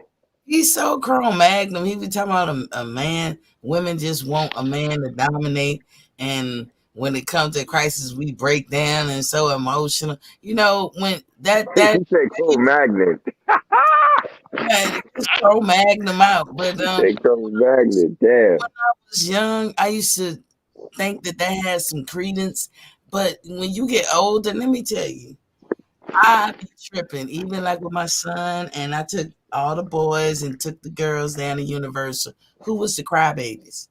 The boys. Who was the oldest? The boys. I was like, what? But when you young as a female, you don't see that because we think y'all tough, y'all confident, and the other. We just when we get older, we see, oh, y'all just as vulnerable as us. Y'all have insecurity just like us. Y'all are passionate about what y'all are passionate about, and we're passionate about what we are passionate about. But everybody is emotional. That's my stance on it as of 2022. You might could have got me with that Syria in like 20, 30 years ago, but now, so you can go be Chrome Magnum. So, Chrome Magnum. Neanderthal, Chrome Magnum. Damn. No, just to keep it a buck, you know.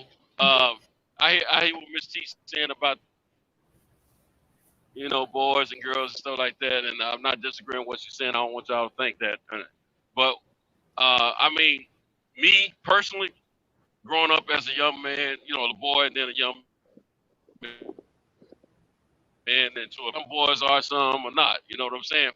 I see more of that today in kids than I did when I was coming up. But at the same time, so I agree with what you're saying, Miss T. But speaking for me, I've never been that type. But I will say this: like she said, as you mature, you get older, things mean a little. Things affect you a little bit differently. You have a different outlook on life. Your heart is a little bit different.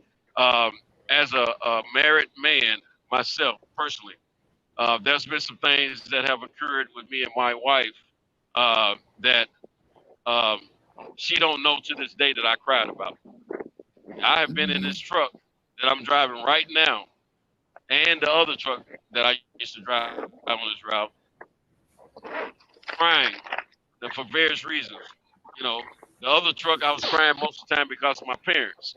You know, but when it come down to her and I've shared a lot of moments to myself and cried a lot of times in this truck while I was driving because I was hurt. Not so much that I was a punk, sissy, or none of that kind of stuff, but I was hurt because I know what I put into this relationship. And when you know, when a person make you feel unappreciated and take you for granted and things of that nature, you think about the sacrifices you've made over the years and your heart and soul that you put into it and the things you sacrificed to put into this relationship. You know, it can hurt you. When you by yourself, you have those moments to think. It's easy to get emotional, you know, for me. Anyway, I ain't saying for anybody else, you know, but for me it is. You're right. Because I got two little brothers who don't cry, and they cry now. When I was gonna say, y'all, you right, in your generation, in our generation, my daddy wouldn't let my brother cry. No, we were taught that. Look, the men taught us that, as well as my mother. She was so tough. She would shut that lip up. Are you a punk or a butt? You know, I couldn't cry really when I was a kid. I cried when she was whipping my butt, but that was it. I couldn't cry for another reason. My brother cried more now. He'll probably hate that I say this than he ever did as a kid because nobody let him cry. But see, with the girls, we got to cry. So now that we this age, we don't cry hardly about anything. Cause we be looking at him like, nigga, what the fuck? You know, but hold on. Let me ask you this about your brother. Mm-hmm. Is he what crying for particularly? Is it relationship or is it death or what is he crying for? About life in general. Like he will say, because my daddy was different. He was harder on him. He's the only boy too, and he's spitting image of my dad. But my daddy was harder on him, and I know my daddy mean well because he too come from a different generation. But my brother was like, y'all got all the breaks. He let you do this. He don't never, or he'll say, nobody helps me. No, you know, and I be like, nobody helps me. So when I cries about life, about relationships. And they're heartfelt to him. So that you know, it ain't like he's just sitting around, you know, having a feminine moment.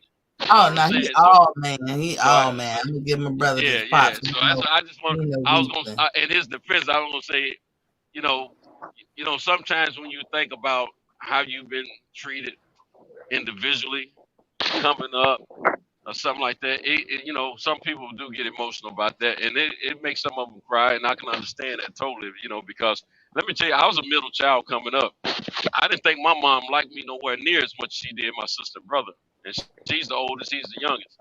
But and as time progressed, as I became an adult, my mom and I, we became the closest of the four of us. You know what I'm saying? Now, my mom, she raised us, she was a single parent. She was tough as nails. I mean, she was the hardest woman I ever known in my life, the toughest person, one of the toughest persons I ever known in my life. And I always say that. My mom, she commanded respect. Now, I ain't going to say demanded. She did demand, but it was more that she commanded respect from everyone. You know what I'm saying? There is like some people will respect your father in the neighborhood. My mom had that kind of level of respect in the neighborhood, real talk. And so, my mom put fear into me until I became comfortable in my own skin as a man. You see what I'm saying? But it was all due to a level of respect. And the hardness she built in me, I appreciate it because it made me a big part of who I am today. My mom taught me not to be a follower. She taught me to be a leader. She taught me not to rely and depend on other people. She instilled all that in me, and I appreciate her for that because I feel like I'm a better, stronger person because of her. Matter of fact, I've said this before. I wrote a poem, inspired by my mother when she passed, and I read it aloud, at a funeral. But the title of the poem was "You Raised a Real Man," and I wanted her to, know she did a great job. But the thing is, there was a lot of times I feel like your brother. You know what I'm saying? Now, I ain't gonna say I sit up and cried about it so much. I probably did, and I probably don't remember. You know what I'm saying? But I don't think I cried that much to remember if I ever. Now, as a kid, I know a couple times I did. Off by myself, I thought about what I was going through with my mother and how she was toward me versus my sister and brother. When I was off by myself, yeah, I cried a couple times. I do know that because simple fact, I didn't feel like it was right. I felt like I was being mistreated. You know what I'm saying? But as I matured, I said, shoot, I needed that. I was taught to be, I was taught to be strong. I couldn't cry. You know what I'm saying? In the presence of others. You know what I'm saying? I didn't cry for people that died for a long time, unless they really, really was close to me, and I felt like a friend of mine was killed in a car accident. It hurt me so bad. I cried so much. I couldn't even go to his funeral. Couldn't go because it hurt me that bad. You know what I'm saying? Yeah. So that's when as a legal adult, that was the first time I had a feeling of the fact that I felt like I would cry for a person who wasn't a dear relative of mine. But yeah, anybody close to me that I know I'm gonna miss, and we had a real genuine relationship. Shoot, I ain't got time to be trying to hold back no tears. Look, I'm getting ready to let it. If it come out, it come out. If it don't, it don't. You know what I'm saying? But see, that's where it is. I want y'all to know he all man, y'all. That's a little tough dude. Oh right yeah, no doubt about it. He's a baby brother. See, on my mom's side, it's 2 girls and a boy. I'm the middle child as well on my mom's side. On my dad's side, I guess I could be considered middle, but it's 3 girls and a boy. And so I got 2 little brothers, and they all younger than all the girls. But the point is, like my brothers, both of them, that's why I get that Chrome Magnum Best Pugilist, because I that's the only way to describe my brothers. They are so macho, and guess what? The girls always have to bail them out. Why? Because they didn't get a chance to go through all the different emotions. My mama wouldn't let us girls cry over nothing. Y'all remember back in the day, what you crying for? Shut up. I'm like, you just whipped my ass. That's why I'm crying. So we all have love, but my mom coddled her son, and my brother's mom coddled. So, and that was the disservice right there. Whereas my dad felt like he had to do extra. You know what I'm saying? Where you going, girl?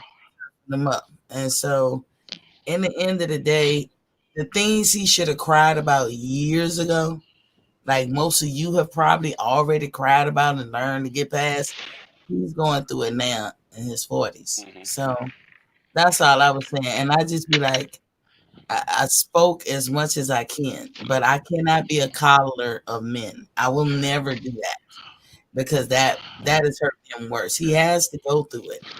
So he's gonna be all right. You know, he gonna be all right. And at the same time, it's still, you know, this is these situations are gonna.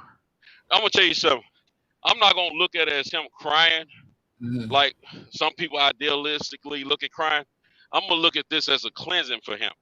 Yeah, these are situations that he has bottled inside him for years, how he felt about certain things, and now he's going through a cleansing process of releasing those emotions about how he felt about those things. So it's not really. I don't think it's abnormal. I think it's normal because everybody experiences life differently, and you know you deal with things differently. So I'm gonna look at it as he's going through a cleansing. He probably don't realize that, but I think that's what it is because what y'all gonna see, in my opinion, if he's a strong man like you say he is, which I believe, you're gonna see a development in him that's on a different level in the future because he's been through it. He's cleansed himself of it. Now he can move on to the next chapters in his life. So. It's not a bad thing. It's just it looked bad that maybe to some people that he's going through it now, but eventually you have to go through these things. Cause see, I've been it's a lot of those kind of situations of, you know, thinking about my childhood and going through what I thought was not good for a child. I've been through it and I was able to cleanse myself. You know, because of, you know, the Lord allowed me to go through it sooner in my life than later. Now, when I'm crying, when I'm grieving, and things of that nature about a lost soul, a relative, or a close friend, or something like that, to me, that's just a level of maturity because I'm not bottling those emotions inside. I'm not trying to keep them, you know, locked in because I still have an issue with crying sometimes because when my dad passed, I never cried until the funeral was going on. I had an outburst for a moment. But during the process of preparing for his funeral, the service and everything, I didn't miss lit. And you know how I dealt with my mom and Puget say he don't heard all this stuff before, and some of the other people in the chat.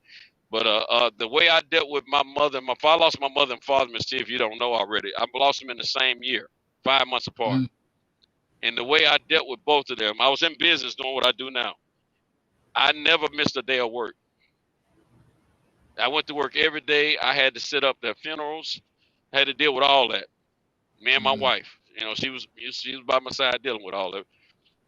But the thing is, I never missed a day of work, never missed a beat, and still made the funerals. I did all the, you know, stuff I was supposed to do, you know, but I didn't miss any work. I let people know that I was going to have to be done certain things at a certain time, you know, got my deliveries in early and stuff like that. But I still made it happen. But being that I worked through all that, that helped me deal with it emotionally, you know, where I didn't have those, I didn't have those moments where I just broke down at home and broke down at work or nothing like that. I mean, I was saddened, but I didn't just break down because I'm busy. I'm working for the business. I'm working for their funeral services and stuff like that. But then, you know, time we get done with all that work that had to be done, I told you, I said, I don't know if I'm gonna cry now. I don't know when it's gonna happen. You know, it can happen anytime. You know, because that's been my pattern over the years when I've lost like uncles and aunts and stuff like that. I may not cry right then and there or all the time, but eventually either I have a moment to myself or I have a moment where it just overcomes me and I can't have no control over it. You know, and so that's what been my experience. Time heals all wounds, and absolutely. Keep yourself. I know what you're doing because that's exactly what I would do. Keep busy because if you have that idle time, that's when this stuff gonna hit you. If I don't go to no wakes, I don't want when I'm at the funeral, I need the casket closed. You know, otherwise I can't stop crying like that hit inside you. So you gotta close the casket for me before I start, stepping on the scene. I know I don't control nobody's, but I know that's how I react. So I don't go to wakes and I don't go to stuff like that. I just wait till, it's getting to the part where they're gonna keep the casket closed. I don't want to see it. You know what I'm saying? And my mom, my family be like, "What's wrong with you?" I'm like, "I don't know. I well up. I'm in pain. Like I don't even have to know the person that much, so I'll get like that." But yeah, I went to funerals early. I'm you see how you talking? I'm kind of like that now. I used to didn't be like that though. I got like that recently, in recent years. You know? I don't know what that is. I cannot explain it. Were you always like that, or you just got like that in the more recent years? Well, fortunately for me, I'm gonna tell you the truth. I could count on one hand how many times I went to a funeral. I had a little cousin. Oh, okay. That was close to my age when we were young, and we were all having a family thing, and she got hit by a car, like kind of like in front of us, from my memory. And I was a young girl, so my state could be distorted. I know she was hit and flown across the street or in the sewer. I can't even remember. I remember how beautiful this little girl was. And I remember that she looked no bull crap, like burnt in the casket. Like she was so dark. And I was at the funeral as a youngster, like 4 or 5. So that might have did something to me. And then fast forward, I was in the Navy when my granddaddy died. And then 10 years later, my grandma died. And I think in between there, I had a cousin of my mom's died. But that's the only funerals I've been to. I don't be rolling up.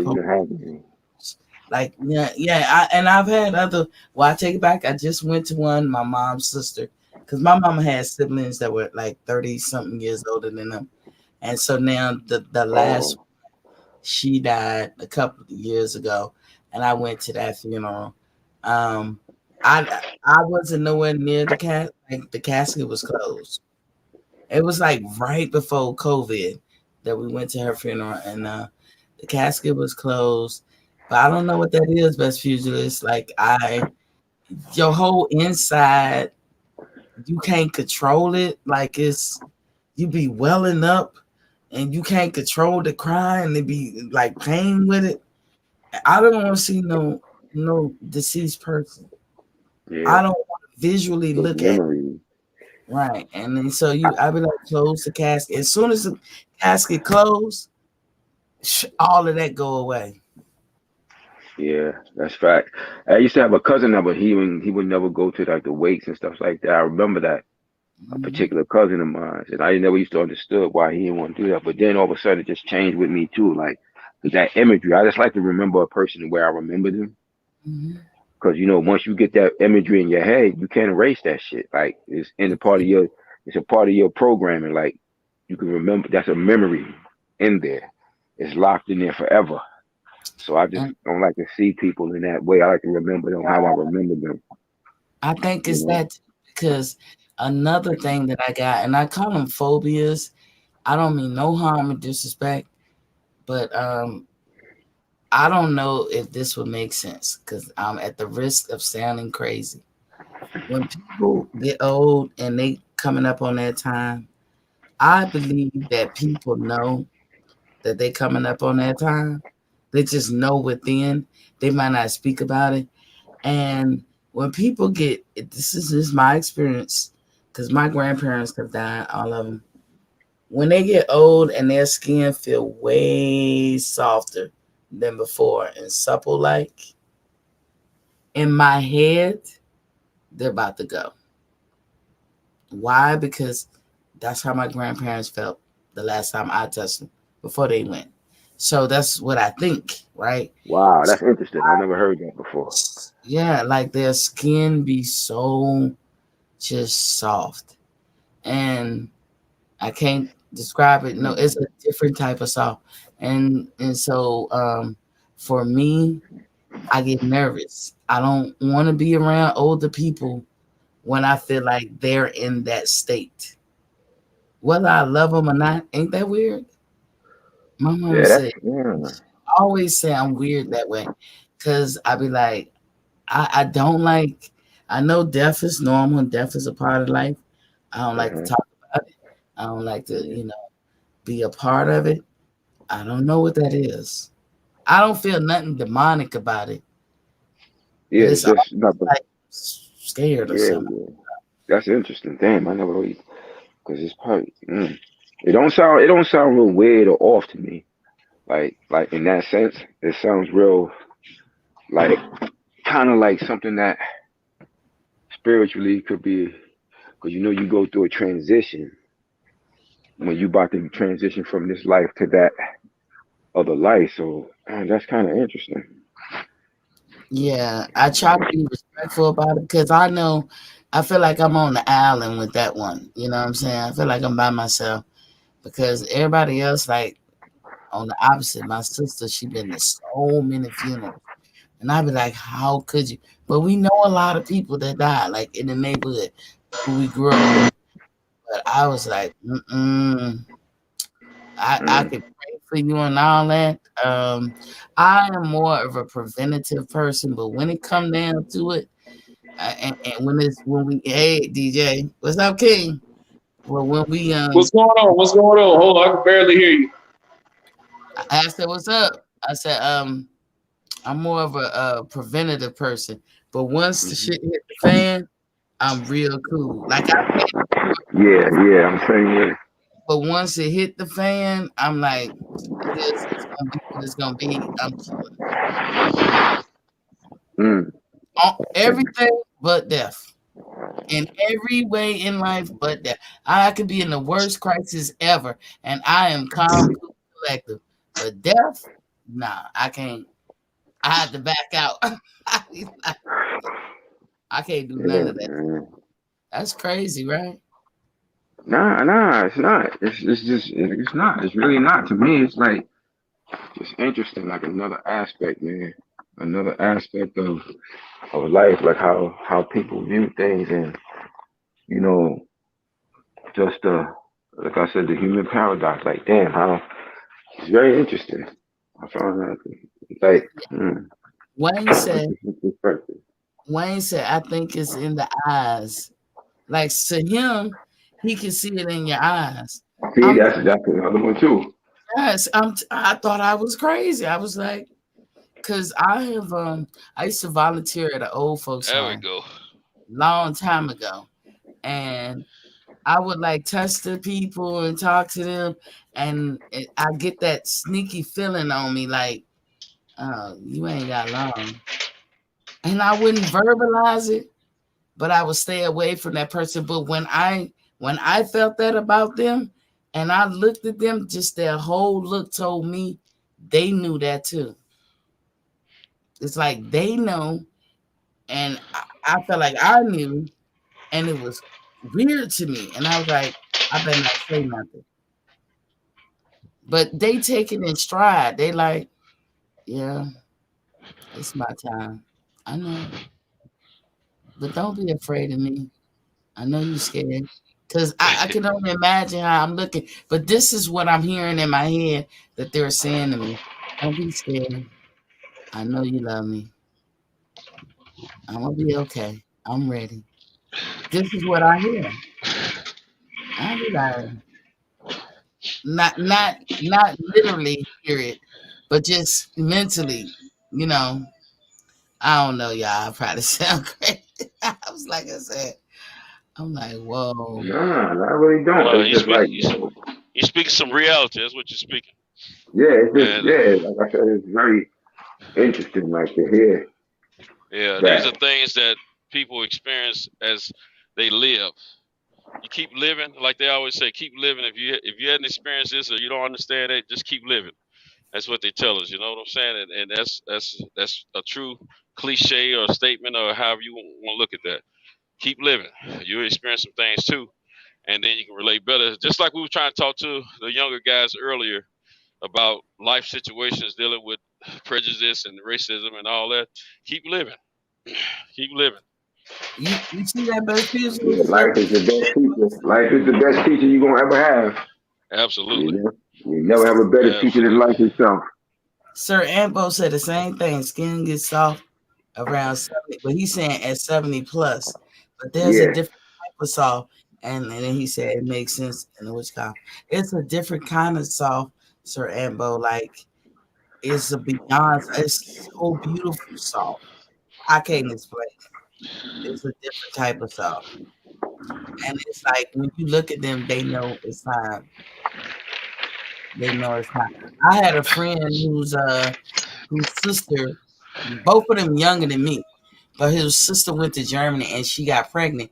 And the thing about it that a lot of people don't realize, when people get pregnant, it's all kinds of things that can happen that will shut your body down. And that happened to this lady. Something happened.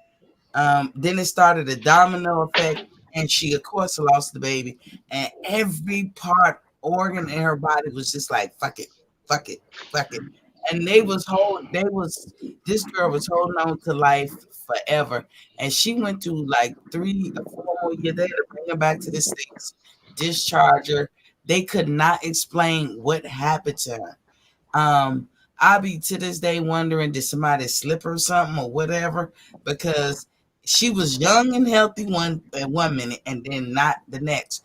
But she told me that she went to visit her sister in the hospital, and her sister had a hard time breathing. And if anybody have ever had breathing problems, it's the most scariest, heart-wrenching thing to go through. And so her sister's trying to breathe.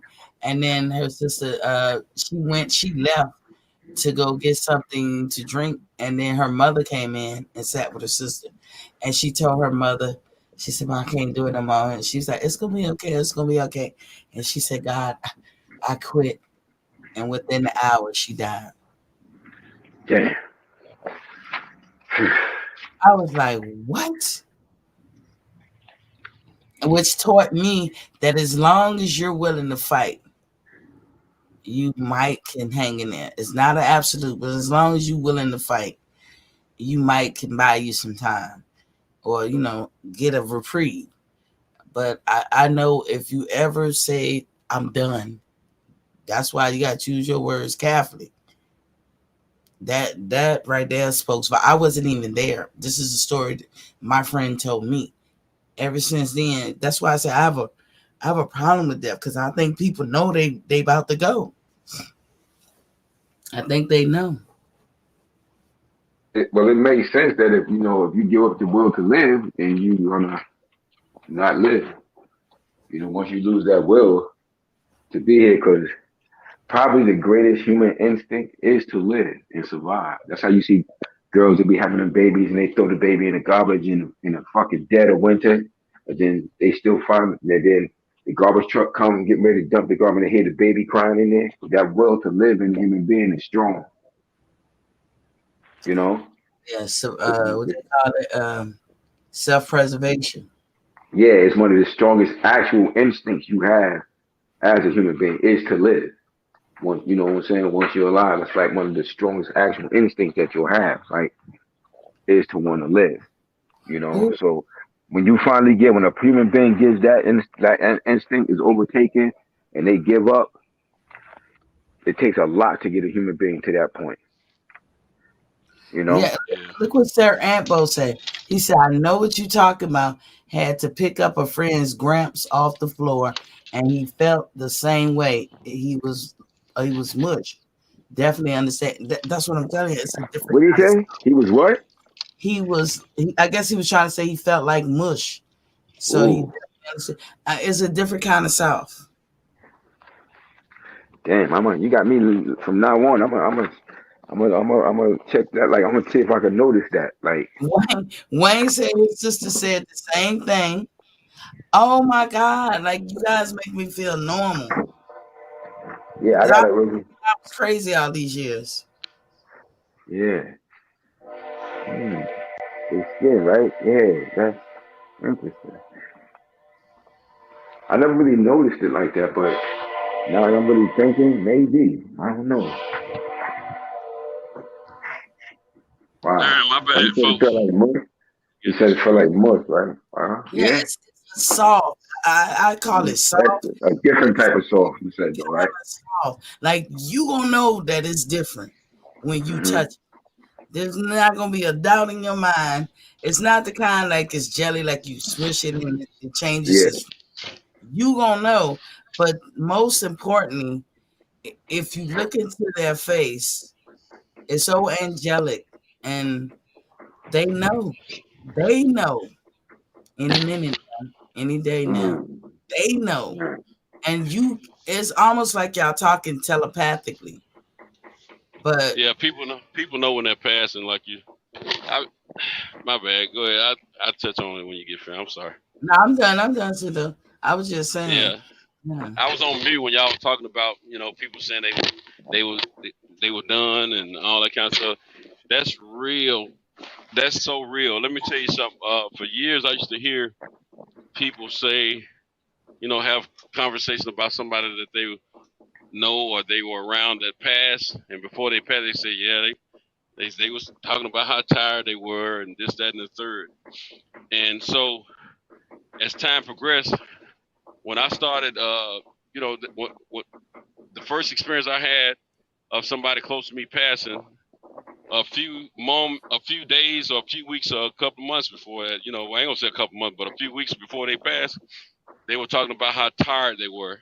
Well, no, it's been a few months too, because my mom, she even did it. They were talking about how tired they were. And at the time, I didn't know on the first one. I didn't know what they said. I was just thinking that they were just, wore down because of their sickness or whatever, And so I didn't know how to respond to that at that time. I was just trying to console them and, be there for them. And not long after that, that person passed. Okay. My dad used to talk about, how tired he was, and and he I could tell when he was passing. But in your heart, you hoping that these people are gonna stick around, they're gonna get better and all that, because thinking, you're hoping that this is just a moment. You know what I'm saying? And but I know the day before my daddy died, he was kind of hallucinating. He was seeing things that wasn't there. He knew who all of us were, but he was seeing things that wasn't there. He thought I was about to get run over by a truck while I was in his room with him, and I was over by his bed. He said, "Watch out for that truck, Cinto." And we all looked at each other. And we knew what was up. And then I'm gonna tell you something else you gotta look for. When they looking at you, but they're looking through you, or they looking at the wall, but they looking through you. That's they like you said, Ms. T. They know, and they're going through that transition at that moment, even though they're still awake. Their eyes are still open. They're going through that transition at that moment. My mom is one of the strongest persons I've ever known in my entire life. I just knew she was coming home from the hospital, because that's what I was that's what I was praying for, and that's what I was hoping in my heart. But the truth of the matter is, my mom had been saying for months she was tired. And while she was at the hospital, she said a couple times she was tired. And I used to tell my mom, don't talk, not at the hospital, but when she was saying it at home, I used to say, don't talk like that, Mom, because at that time when she was saying it, I knew what it was. And I was trying to encourage her not to speak that way, to speak positively. But when you're not going through that fight, you don't know. You know what I'm saying? And so when she said at the hospital, it did bother me, but at the same time, I was always trying to give her words of encouragement. And the day before she actually passed, my mom was looking through me. Yes. And she was looking at the wall, but she was looking through the wall.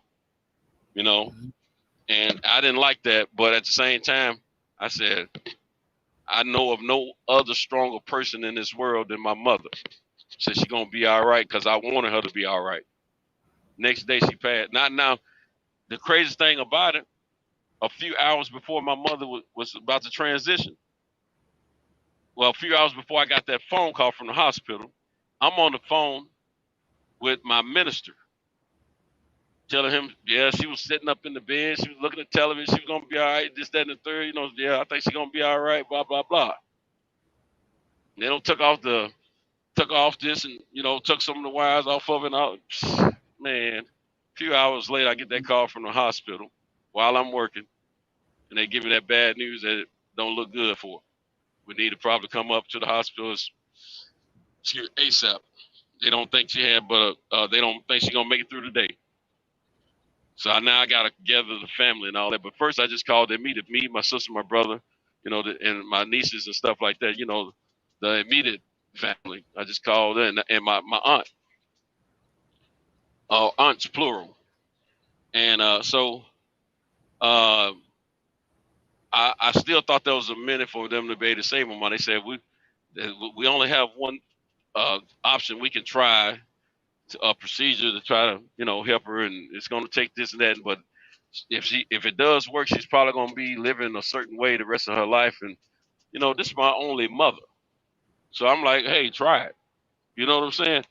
I don't want to say, yeah, go in there and let my mom die. I say try it. But as they were prepping my mom for this procedure, her organs just start dropping quickly, even more. And they said, "Oh, we ain't gonna be able to do this. She's not gonna make it."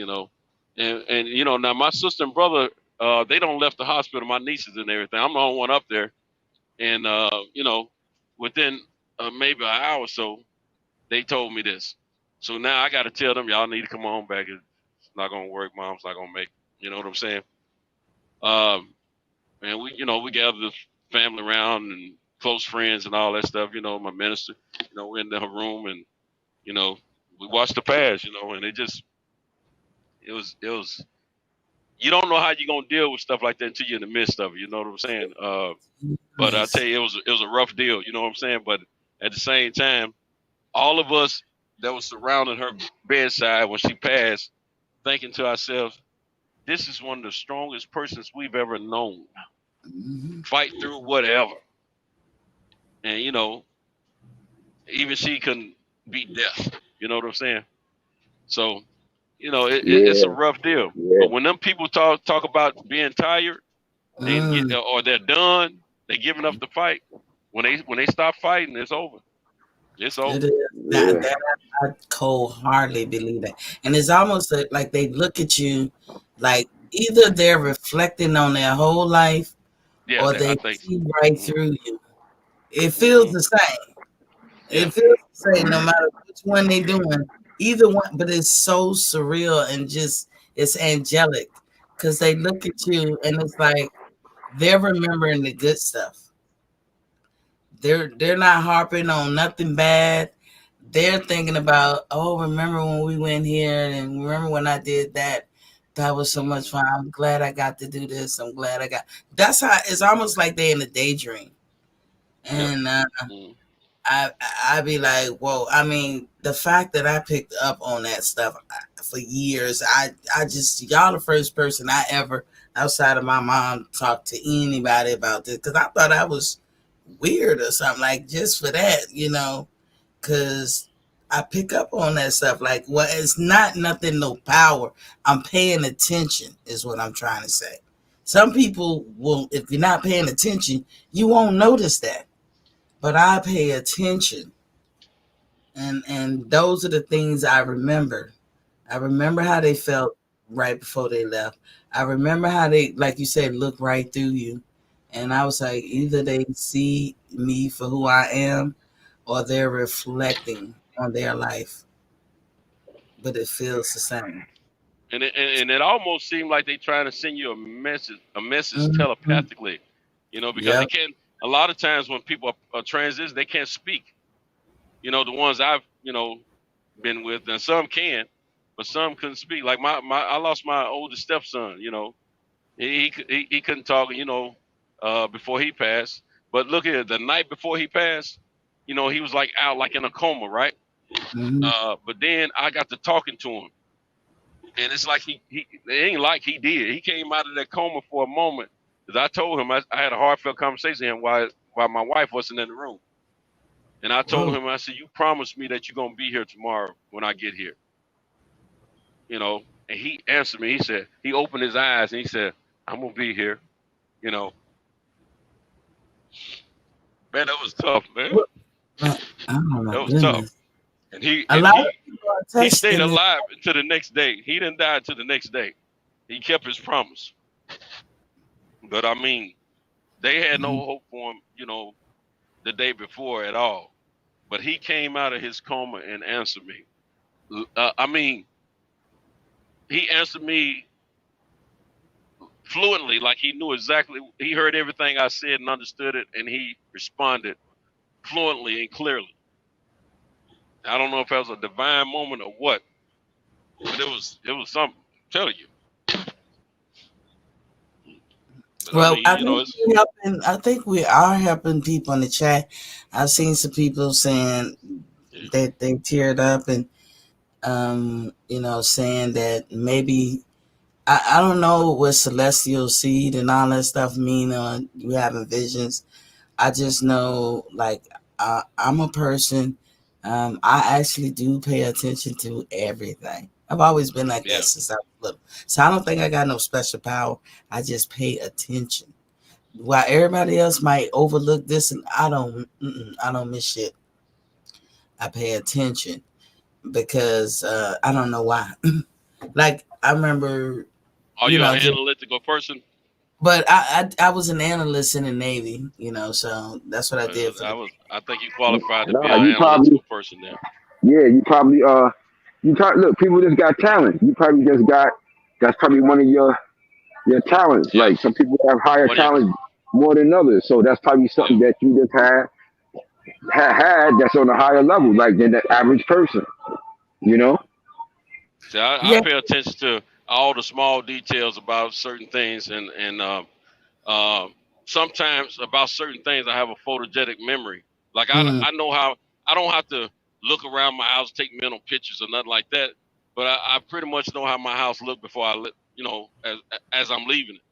When I come back, I can tell quickly when something's out of place, you know, or you know, just little things, or it's a whole lot of little stuff that I pay attention to that my family don't pay attention to.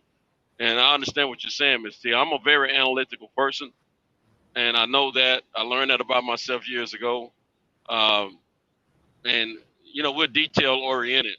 Right. And we need to see, we're the kind of people that you tell us something, that's not always good enough. We need to know and understand how that something came about. We might need to know the more finer points how that situation occurred in order to I like a vivid picture as if I was there when somebody tells me something. And I like when I explain something, one of the reasons I talk so much is because I understand stuff like that when people tell me that, and I want to give it to them that same way. And that's another reason I talk so much, because I'm trying to explain, over explaining, just like we were talking about. You can talk yourself out of some situation with some females and males, you know, back in the day when we were dating. I over explain things to people, and I know that about myself because I'm a detailed person, an analytical person, and so I think we said you was a Libra, right? You're a Libra. I'm a Leo. Leo. Or you're a Leo. Who is a Libra on this panel? I know Libras. This is how people make me feel, like, you know, because I do weird Libra shit. I see the Sirius says Sonatech. I was a Crippy. I was a cryptologic technician, technical in the Navy. So he'll know what that is. But yeah, like I don't believe in telepathy, or, you know, I don't believe in that stuff. I try not to. I don't dabble in stuff like that. I call it paying attention. He's a Leo. I just call it paying attention, because, like, I remember being a young girl, and they was trying to explain to us, you know, like our cycles and how the things work and this, that, and the other. And I was like, oh yeah, I can feel when I'm ovulating. They was like, girl, get out of here. How you doing? You know, because a lot of people don't. I'm like, I don't know how you miss it. I can feel it when it starts in the back. I believe. When it comes to the front, and it stops. It takes me about 12 hours. And that I'm not feeling too good when that's going down. Girl, stop lying, you lying. Or you ever had a friend, and if you get close, like my friends who get real close to me, we could be somewhere and I don't say nothing to them. We just smile at each other and be straight talking to each other. I do that all the time. Not saying a word, not hearing the word, but it's almost like, I don't know how you know, but you having a whole conversation with somebody, kind of like what Black people do in case of the racism and danger. We can be in the South. I can look at you, Cintos, and I can tell you a whole story, and you be like, I know, we need to get home. We could, something like that. Yeah. It's that kind of thing. But I don't put it in, because I don't know nothing about that. I don't know nothing about no visions or celestial, whatever. I just call it paying attention. Nah, it's never just as simple as that. Like you said, how you said you could feel you are relating. Everybody can't do that. That's a gift. That's not, and it's not saying that's not saying something spooked out or no spookism. Like some people just have higher senses with their gifts. It's like they're talented. It's like we look at a boxer, we say he's more talented than that boxer because he could do this and that boxer can't do that. Some people just got that gift like that. That's probably just simply one of your gifts. That's why you ended up, when you got into the military, you went into that a specific type of field because you got that gift. It's not spooked out. That's nature. That's why you hear that terminology. When they say something is supernatural, what people mention that is the natural part of it. There's things in nature that vibrate on a higher level, but it's still natural. It's just at a higher level. And people that misinterpret it as magic or all that other shit. Nah, just when we say that terminology supernatural, it's like for you to be able to do that, like you could tell you ovulating. Every girl can't do that. I thought everybody could, and I used to finish guys' sentences. Like I had a guy, he was a real big hoe, but he was my friend. And one day he was saying some stuff. It was a whole bunch of us in the house. He was trying to make this girl he was messing with feel good. And so then he left and he was trying to apologize to the other women. I said, oh no, I know why you said that. I broke down the whole story. He said, that's why I like you. You can see through my shit. He said, I was saying this. I was thinking the same thing. I said, now you're trying to come and apologize because you don't want us to make you eat shit, but we going to make you eat shit. I don't know how I knew that. I don't know how I knew what the hell he was doing That's a gift you've been granted to be able to see through things like that. And see, a lot of times, I'm gonna tell you something. Those gifts that we have individually, that we are above the average person at, a lot of times it shapes our opinions about things. And I know I'm guilty of this. A lot of times we speak about certain things that we understand very vividly, and others don't agree with us or understand what we're saying or what we're trying to explain because they don't have that same sensibility to understand what we're experiencing in our life. And we don't think about that a lot of time when we're talking about certain things. And that makes up, that helps us have different opinions about things as well. Because, you were saying something a minute ago about, people having telepathy or whatever, something on that level, whatever. Yeah. I don't think it's so much the science of it. I think it's more the sense of a gift. But see, like I'm the type of dude, a person rather. I've been in situations where I could sense something about to jump off, and I know a lot of other people have said this before too about themselves, but I can kind of sense something that's about to jump off that ain't going to end well, and I've been able to get me and my friends out of there just in the nick of time before these things jump off. And then we think about what happened after we hear about it. It's life-saving, you know what I'm saying?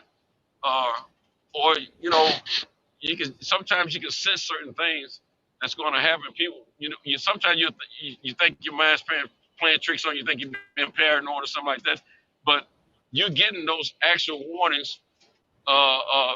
You're supposed to be getting those ones because it's a gift you've been given to see through some things or see ahead and some things, And it's not like you always have a clear, perfect vision of what's going to transpire, what's going to happen, like a deja vu dream or something. But you might just have that sense, that vibe. That's what we call it, vibe, that something's not going to turn out right. And you're able to get around it or get a maneuver.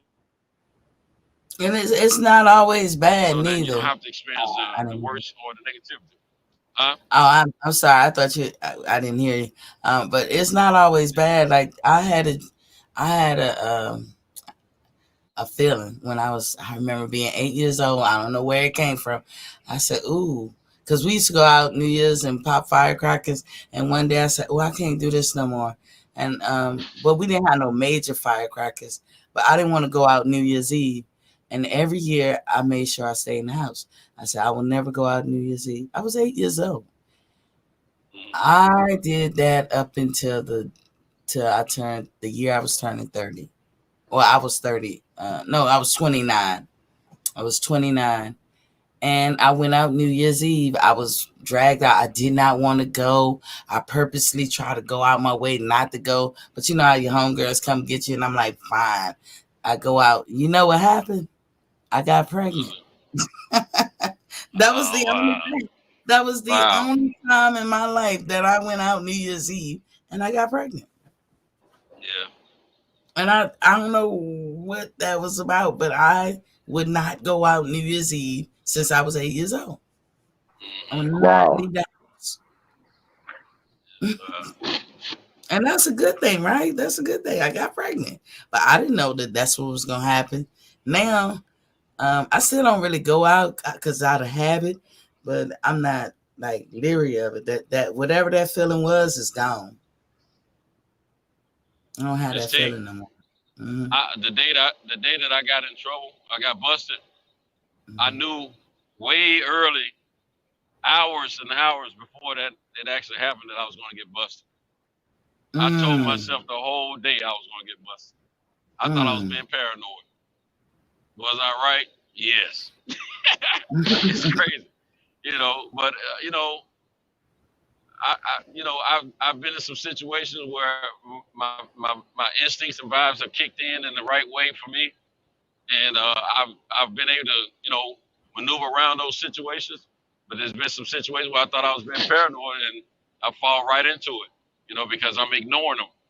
Those vibes and those instinctual signals that I'm receiving. And I mean, I believe in that stuff because I don't look at it as a mystery type situation where it's like mysteriously you have these extra gifts or powers or whatever. I think this is divine. These are divine talents that have been bestowed upon us, and God's trying to let us know that things are going to happen a certain way. We can either pay attention to those vibes or those extra sensibilities that we get, or we can not pay attention to them. And sometimes when you don't pay attention to them, the worst can happen. Sometimes when you pay attention to them, you avoid certain things that could have happened to you, if you had been there. So it's been some times where I've gotten out of the cars just in time, where people have been in accidents. Been some times I've left club scenes just in time where there's been some shooting up going on. You know what I'm saying? And then there's been some times where some people have gotten busted, and I've gotten out of the car just in the nick of time. So it's different things. The crazy thing about it, these situations where I got out of the car, there's been 2 times I've gotten out of the car just in the nick of time where I didn't get in trouble with the rest of them. And I didn't even know that they were doing something violating the laws. Because I wasn't in the streets then or nothing like that. I was naive about a lot of stuff.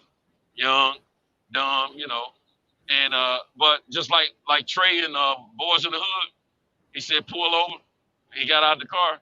Yeah. I had moments like that twice in my life. You know what I'm saying? Where I told him, hey, I need to get out or drop me off here or there. You know what I'm saying?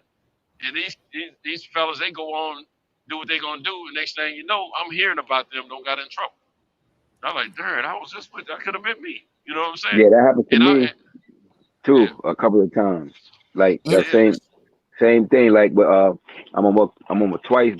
2 big things that happened like that with me was I was at this big ass dice game in the hood. And we was out there. There was a lot of cats out there. That shit was thick. That money was large, kid. As soon as I left, I was like, yeah, shit, I'm out. Y'all niggas got all my money. I'm pouncing. Everybody was out there. It was mad cats in the hood. And I was like, I'm out. When I left, sure enough, I found out niggas rolled up and robbed the whole dice. robbed up, came through, robbed it.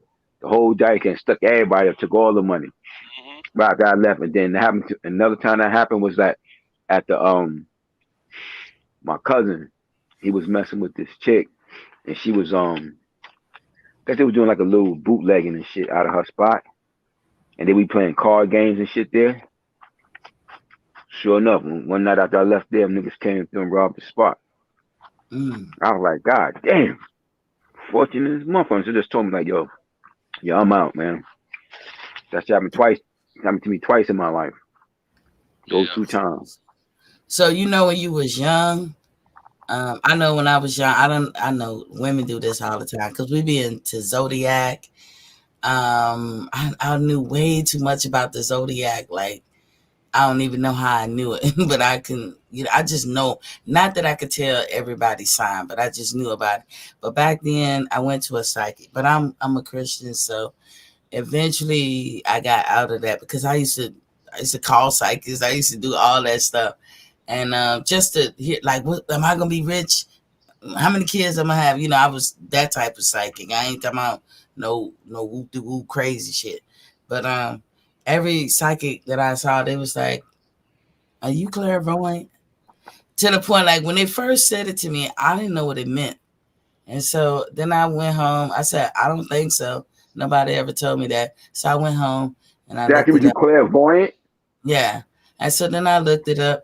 And then I was like, no, I don't think I'm about to ask you know what that means, right? Yeah, I know what it means now. But I was like, nah, nobody in my family. I don't know nothing about that. And so, you know what I call it? you know what I know they are. Because that's why I say it's hard to even talk about. Because I don't consider myself special. I don't consider myself having nothing great. I think that I'm a person that real life talk. Everybody goes through this stuff. And I have intuition. Like, I believe God bless women more than men. This is my opinion. I could be wrong. With intuition, that gut feeling. And I remember as I'm raising my daughter, I said, girl, what your gut say? I used to say this all the time. Like, what your gut tell you? Well, what is it saying? And then I was like, girl, when that thing talk to you, and it does, you listen. I used to always tell her this. Nobody taught me this. My mama has never had this type of thing with her, and she has never talked to me. I wouldn't even know if that was true about me or anything. This is just something I feel. You know what I'm saying? It's just a feeling. And so, like, but mine is positive, always positive. And like you said, Best Pugilist, you get that feeling. Both of y'all said it, I guess, when you said, yo, pull over, let me out, or I wouldn't go into certain places, hang with certain people. Just I go by my gut. My gut leads me in this world. If my stomach feels okay and I don't have no apprehension, everything's good. The minute I feel something, I'm out. It's just that plain and simple for me. Yeah, man. Some people got that. Like, I learned in my own spiritual practices and shit that, our particular group, the species, used to have 4 higher senses. The 4 higher senses is intuition, which a lot of people have. Some people have it greater than others. Women have a strong, for the most part, they may generally have a stronger intuition than men, but men have it too. And any particular individual could have it greater or less than the other one, but everyone possesses it. Men and women. Women tend to have it in a slightly more abundance, as our so-called genders go, but everybody possesses it. You got clairvoyance. You got intuition, clairvoyance, psychometry, and what's the other one? There's one more. Telepathy. Those are the 4 higher senses. Some people have it Some people have it higher than others. So that's why, like when you were saying you was talking to old people, you feel like you could hear them talking to you. Yeah. Saying that don't be scared. I'm going. That could have just been a part of your telepathy. And it's not bugged out either. That's what you call natural nature. That's a part of natural nature. Telepathy is the ability to communicate without moving your lips. It's like with a thought. And a lot of us do it all the time. Some people have a higher than lower. Like you can get on like you could if me, I've had instances you may get on the train or the bus and you see a fine ass girl and shit, and you be like, damn, you fine as shit. Yeah, I gotta think of something to say to her. I gotta stomach or something. And you trying to think about say hi, I'll say something, and then she hear that your thought and she be like, excuse me? But you didn't say nothing out your mouth. You didn't really open your mouth to say nothing yet. But she hearing your thoughts. So on a certain level, she could perceive that as you because you could send a thought. Like I was taught that a thought has a weight, a size, a shape, and a color. So when you transmit that thought, because you trying to figure that shit, I gotta say something to her before I don't know when I stop coming up. I gotta say something. I gotta make my move. And you trying to say I should say hi or something, and she just say, excuse me? Did you say something? You be like, you ain't open your mouth yet though. So that's like your telepathy, the ability to communicate without using your mouth. And then like that clairvoyant shit. You see that lady asked you if you had clairvoyance? Yeah, she was just I went to about 3 psychics. And that's the first question they all asked. All of them asked the same question? Yeah, these were different times in my life. There wasn't like back to back, I went to when I first got in the Navy, I went to this place and the ladies, that's one of the first, she's like, she was just talking to me. And I was in my head, I was like, yeah, right, yeah, you ain't gonna know nothing. I'm not telling you nothing. Like, I'm gonna beat this test. I took it like it's a test. You ain't gonna know nothing about me. I'm not gonna give you no clue. And she said, are you clairvoyant? And I said, nobody ever told me. And then she just kept it pushing. And then she just was asking me questions. And she told me kind of how my life was going to be. Now, that lady told me the truth about my medical situation. But again, I didn't really all the way believe her. She said, you're going to get sick in a couple of years. You're going to be really sick, but you're going to pull through it. And she said, you make great decisions. She said, you think a lot before you make a decision. She said, I think you think way, way, way too much, but you think about everything. And she said, I want you to just relax. I was like, damn, this bitch do know me. So 2 years later, I did get sick with cancer. And I got sick, but I got through it. And that's very interesting. Let me ask you real quick. All 3 of them asked you that same question. That's very interesting. Yeah. Mm-hmm. I think I know what clairvoyant means, but I just want to have clarification. It would be like define it? Clairvoyance would be like we would talk about it on the spiritual side of saying someone having clear sight, meaning like you can perceive things in the future. It's not necessarily seeing into the future, and it's only and clairvoyance would be like having the ability to somewhat see in the future, but not necessarily real far. Like you can tell, like if you go into an area. Clairvoyance, you can like tell what's going to happen around there. Would this qualify? Would this situation qualify under that? Like, let's say tomorrow, tonight. Well, let's say yesterday I went to sleep and I saw something while I was asleep, right? I equate that to a dream. But then a few days later, this same thing is happening to me, and it's like I've been there before. And I said, man, I've seen this before. We call it deja vu at that point. Kind of, but for me, kind of. The first dream, I don't take it. 3-4 dreams that I had the same dream, and then I take it. Now, me and my daughter had the same dream in the same night in different rooms, and we have talked about it the next day. But it'd be stupid little dreams. I'd be like, you dreamt that shit too. And it can't amount to nothing. It could have been about us being around an animal. Nothing big or nothing like, oh, there was this bear in our neighborhood and blah blah blah blah blah. And sometimes your dreams do not mean what you dream. That I've had dreams that I was dying or somebody was killing me, and then I woke up and I realized I was killing me. And what it was is that part of me was dying. That's what it meant. It didn't mean like literal death or somebody was hurting me. It's just that part of me was dying. Yeah, you read it right, because every dream that you may have is for you specifically, and it's talking directly to you. Right. So no one can really tell you your dreams. That dream is specific to you. So how you read that was right.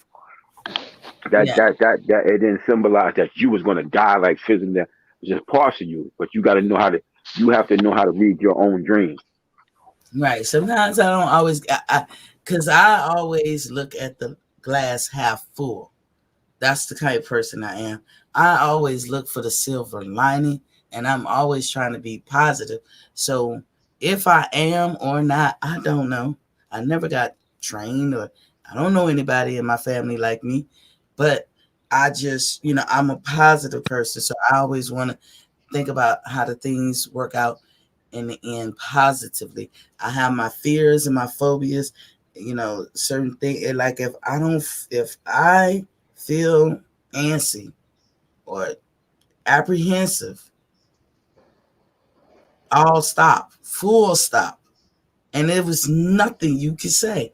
And there was times when I was in the military, I said, what if I feel this way? And I have to tell these motherfuckers, I'm not going. What do I do? Because I feel weird about it. I can't say that. And I pray, and I used to pray. I'm like, Lord, don't put me in that predicament. Because even if I felt that in the military, I wasn't going. I was not going to go. Yeah. And you see how that, because and that's what happens. When people have these natural nature gifts, just a lot of this time in society, they'll suppress it. So they'll make you feel like you're crazy. They'll make you feel like you're abnormal. And you won't want to. So like you said, you asked about your family. You asked about in your family. If you don't, chances are, if you got that, somebody in your family was like that, you just don't know about it. Like it could be your grandmother. It could be on either one, because you got two parents. So it could come from your mother's side, or it could come from your father's side. It could be your great grandmother. Man, ain't nobody talking about no UFO, bro. It could be crazy. I don't know nothing about they tripping in the chat, man. So it could be so when it comes to shit like that, natural nature stuff. Because when you say you could do shit like I could tell my ovulation and shit, like that shit is real, man. Yeah, but that shit is real, like, and it's not no bugged out, spooked out. But some people, like people got talents. It's just like somebody could dunk a basketball. I have friends that could dunk a basketball when we was young. I could never dunk a basketball. But I have friends, they was like my height, but they could dunk a basketball. I never could. I could touch the rim.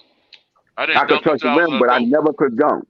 I could touch the rim, but I never could dunk. I have friends that was like my height when we was teenagers, they could dunk a basketball. People got talent. Before I dunked basketball first. People got talent, so but we're not trained. You're not trained to tap into that shit.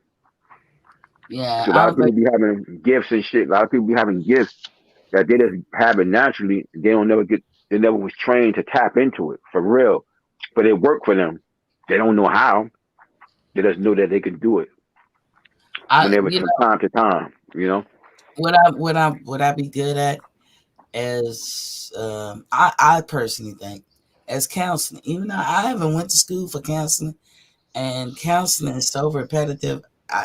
When I've taken like some type of counseling class, I've taken two, and I was like, damn, all this shit mean the same thing. Now I didn't want to take it. I got bored with it, but naturally, just in my life, a lot of people do come talk to me, and I don't know if they talk because I'll listen. I won't tell their business, and I'm happy. I always, like I told you, I'm optimistic. So a lot of people probably need that in their life. So that's how I look at it. I don't want to get no formal training. I think this is who I'm supposed to be. So I'm supposed to be optimistic, and I'm supposed to help those behind me not to fall in the pitfalls that I have fell in. I think that's why I am like I am, because I did the tell. What therapists without the license is what we are. Right. I right. did the same thing. Remember I was telling you about the chick that I used to date, and we real cool to this day, and ain't nothing happened, but we real cool, real tight. Let me tell you something. We never fell out of contact. We've always, talked off and on, and I've always given her advice about her relationship. You know what I'm saying? So much advice. She's turned her sister on to me to talk to me about her relationship and other friends. You know what I'm saying? I talk to women every day. And before we finish talking, they're gonna bring up what's going on in their relationship, and they seeking my advice. I got male friends of mine call me occasionally, got issues going on, want my advice. You know what I'm saying? At the same time, I'm going through my stuff, but see, I didn't always have my problems, but I know they could happen, you know what I'm saying? But I always tell people, and Pews and the rest of y'all have heard me say this a lot, I'm a better coach than I am a player. And what I mean by that, I can give you some sound advice about how to handle some issues that you're dealing with in your life. That's a gift that we get that foresight on. It's a form of counseling or therapy, whatever you want to call it. But when it's time for us to deal with our own personal stuff, we have issues. I was about to ask you that. I was about to ask you, Cintos. I got issues at home. But like, you probably gonna say the same thing. I can't see nothing with me. I couldn't lead my way out of a paper bag through some hurtful stuff. I'm easy. I could be easily got. But everybody else, shit, I can tell you the backwards, forwards, upwards, downwards, backwards, everything. I can see it coming a mile away, but not for myself. I'm gonna tell you what I think. I'm gonna tell you what I came up with to myself about that, Miss T. I think what it is, we have that gift that the Lord has bestowed upon us, right? To see through things like that for others in life itself, in certain situations. Depending on what that individual situation we're going through is going to determine how we are able to see through that as well.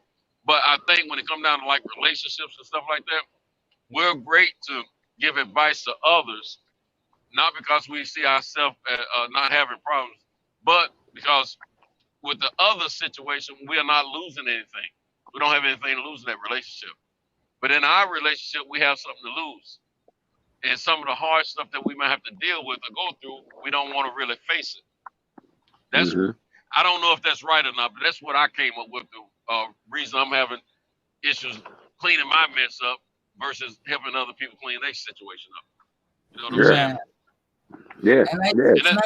saying? And I used to say, because I would help all my friends with their mates. I've helped people stay together. I've helped people see other way. And then when I went through it, you know what I was so mad at, Cintos? And I used to cry to God and be like, where are they for me? Why don't I have that? Right. And but you know what? You come to realize that it's not meant to be for them to be there for you all the time. You are the chosen one. You are the person that has to be strong for the others. And I've been getting groomed for that since I was a little bit kid. All these things I'm saying right now are things I had to come to realize in the recent years. Not that I've always known these things. I just come to realize in the recent years. And that's how I deal with the situation. The young lady that I was telling y'all about. Her ex-husband, he despised me because all he heard about around her and her relatives was they heard about me, and me and her hadn't dated for a minute. When he was dating him, he started dating her, so he couldn't stand me before he even met me. He respects me now though, but the thing about it, because he don't see, I don't help her and him out with some situations dealing with their boys. You know what I'm saying? No charge them nothing. You know what I'm saying? But the thing about it, this cat, he didn't realize for a while that I was the reason she married him. I talked. She. If it wasn't for me, she wouldn't have married this dude. She'll tell you that to this day. But I had to apologize because they only got 7 years out of the marriage. Not that the relationship went longer, but 7 years out of the actual marriage because he wasn't maturing and straightening up and doing what he was doing. But at the same time, I talked to her into committing to that marriage because I knew she loved him and she wanted to be happy at the end of the day. They were having these kids and stuff like that. And if you love the man, don't listen to your girlfriends and all that stuff. If you love him, do what makes you happy. You know what I'm saying? And that was just straight up, telling her something because I always told her, I want you to be happy no matter what you do in your life because I always regretted the fact that I killed our relationship, But I'm telling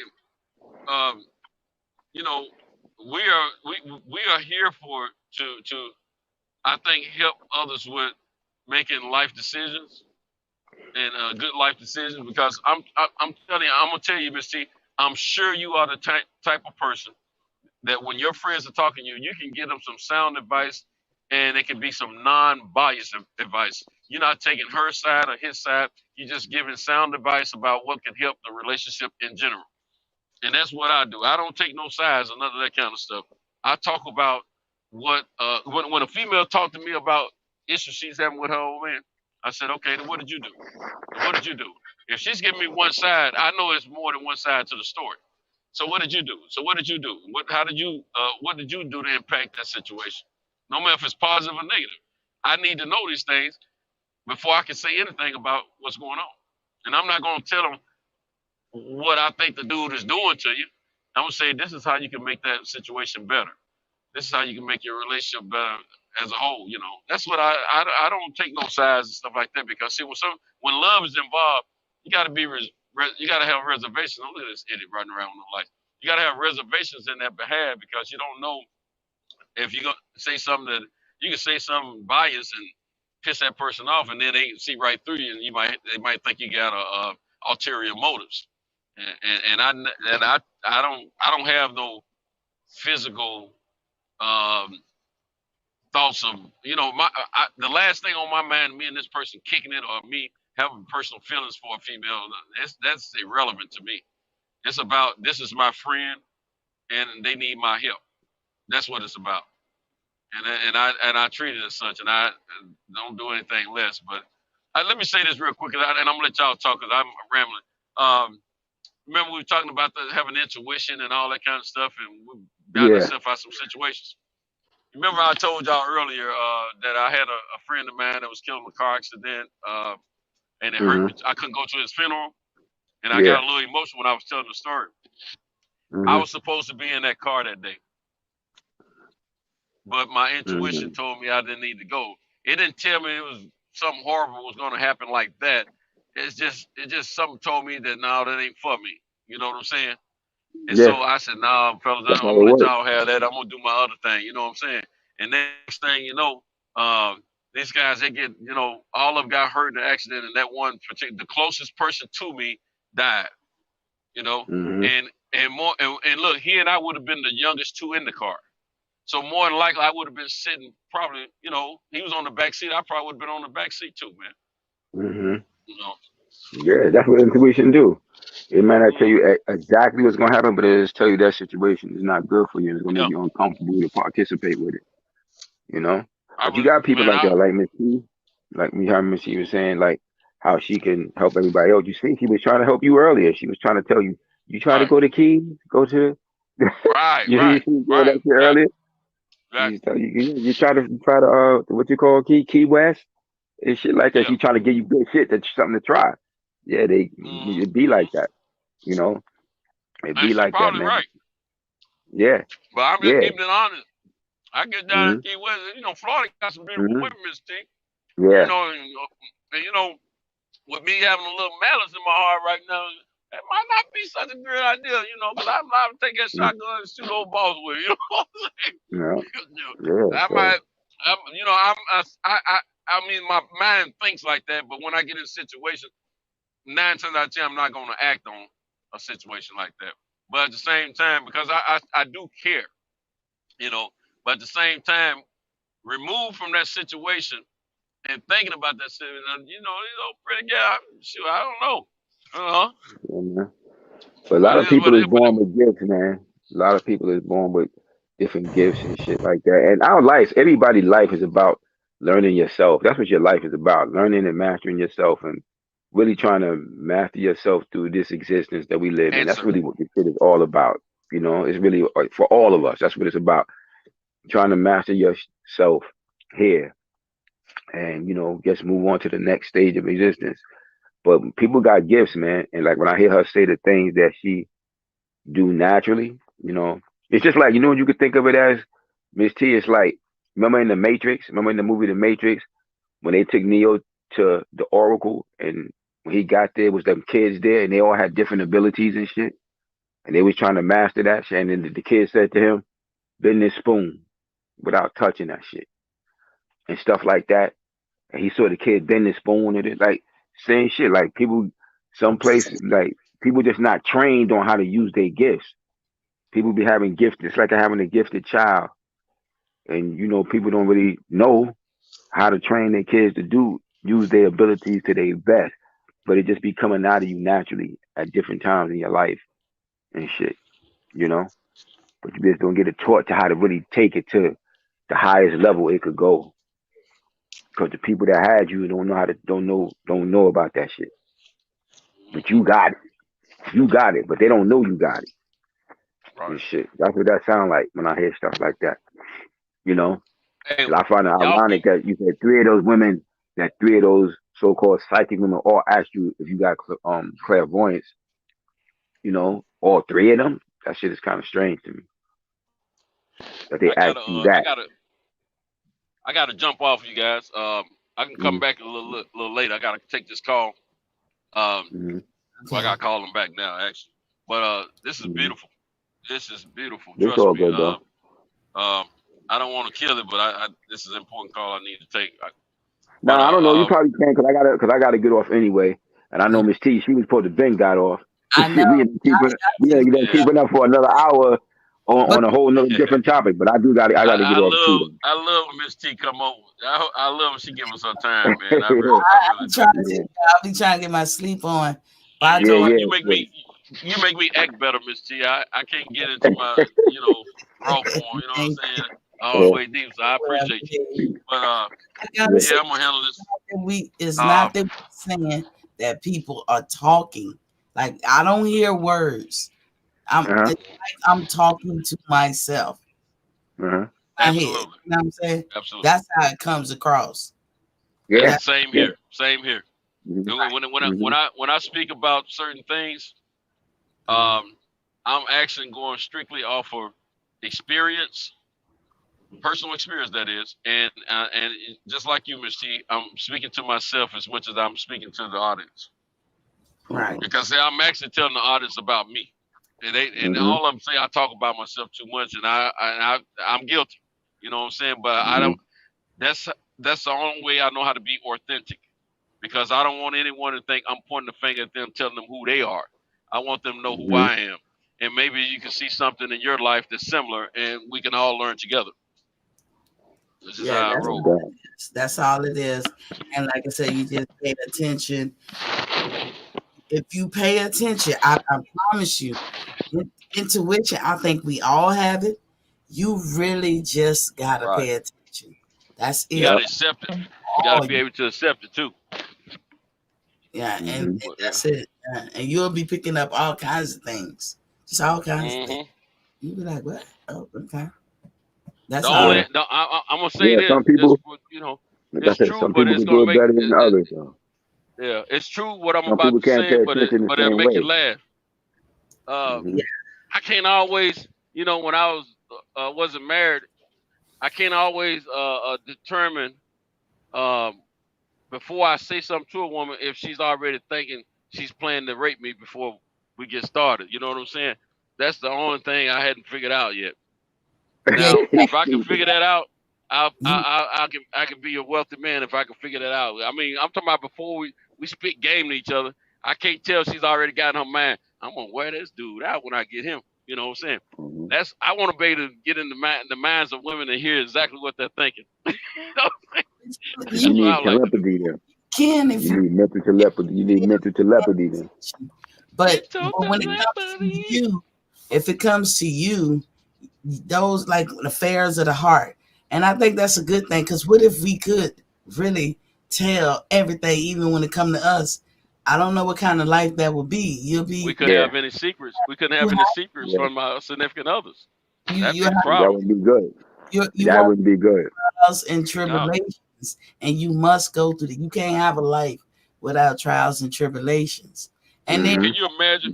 Can you imagine your significant other sitting there? You and your significant other out somewhere, right? And you're seeing people, and your significant other look at you, and they notice you don't notice something. They sit there, and they don't heard your thought and say, "Oh, so you wanna knock that hoe off? Is that what you're saying?" yeah, that ain't gonna work. Cause you might be saying something in your mind. I wouldn't mind knocking her off. Oh, so you gonna knock her off, huh? And what that wouldn't be good. You can't lie about it. You know what I'm saying? So, nah, we don't have that gift purposely. And pay attention to your connection with your children, because I can tell y'all real quick. I had braces, right? And they put like nowadays they put nickel in your mouth, like from 20, 30 years ago. But they put nickel as a better metal. I did not know I was allergic to it, so I had these braces in my mouth and my lip. I had such lip pain, and nothing happened. I went to the ER. They was like, "Girl, we don't know what you talking about. Your lips look normal. Ain't nothing going on. We eating your blood level, everything good." And one day my daughter came downstairs and said, "I think I know how your lip feel. I feel the pain too." I thought she was playing. She said, "I feel the lip pain," and she started describing it. And I was like, "Damn, that's how I feel." And then she said, "Maybe it's the braces." But she was meant to feel it, because she told me that. I went to my next appointment. I said, "No, I don't know if there's something going on," because I didn't know they had nickel in my mouth. And I said, "My lip hurt real bad. It's painful. I'm popping, pain pills and stuff." And she said, "Are you allergic to nickel?" I said, "I don't know." She said, "I think you're allergic to nickel." So she took all the hardware out and replaced it with the old school braces material. That quick. But I needed my daughter to tell me maybe it's your braces, because it never dawned on me that it could have been my braces. Yep. See that shit? Look at that. That's something. So you have connections with your children. You got to connect them dots. Well, I'm gonna run off, y'all. I don't want to end it, but I show. I wish I would keep it going so I can come back to it, but I'm gonna run off. I gotta get off anyway. This has been beautiful. Trust me, Miss T, you got to come back and hang with us more often, sister. I know. I be trying to get some rest when you having your show, but I try to hit the like button every chance I get. You going on tonight? You going on tonight, Miss T? Yeah, every night at 7:30. She on every night, bro. 30. I try to stay on like an hour and a half. And I just, I be just logically putting stuff together, because y'all hear me always say they dropped a little nugget, they did. Y'all hear me say that stuff, and I be catching nuggets. Like, people talk and they don't know, but it could be the analyst in me too. They'll say something and drop a whole nugget, don't even know they did it. What we call it, slips. Drop. And that's what I always say. Hey, we got a nugget today. Okay, no doubt. All right, man. I'm gonna say peace to everybody in the chat, man. Thanks for being here. To everyone in the chat. And it's all been love. It's been a very interesting night tonight. This whole night been about love. It hadn't been about hate. It hadn't been about disdain for another individual. It's been about love. That's all we've been trying to convey to folks. If you really, we got to learn to read between the lines and understand what the messages are. And I have thoroughly enjoyed this myself. I love Miss T. She's always speaking with knowledge and wisdom. I love when she come on, and I can't say enough about my brother Pugilist. We know what it is, you know what I'm saying? And everybody in the chat, this is our show. It's not the panel. It's the whole makeup. The chat can't do it without the panel, and vice versa. And I appreciate all of you. So I just want to say that and get that off. I know I hogged it up. I'm sorry, y'all. But I got to run off. But I love each and every last one of you. I don't care how much you disagree with me. And guess what? You can't do nothing about how I feel about you. I'll talk to y'all later. All right, cool. I'll put my link in the chat. You guys, it's Boxing Fans Talk TV. I come on at 7:30 Monday through Friday. On Fridays, I do Woman Talk. It was just the ladies get on the, on the panel, and we just pick subjects, touchy or not. We handle it with care and respectfully. And I'm not I don't like to argue back and forth. I am a debater though, but I respectfully, And then Sunday I do a wellness show at 1 p.m. every Sunday. I know this football season, so I try to. Football season. But I sometimes get long-winded.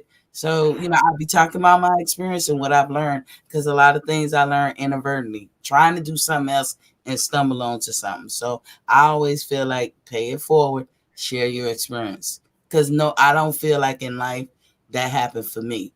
So I try to do it forward. But that's where you can find me. No doubt.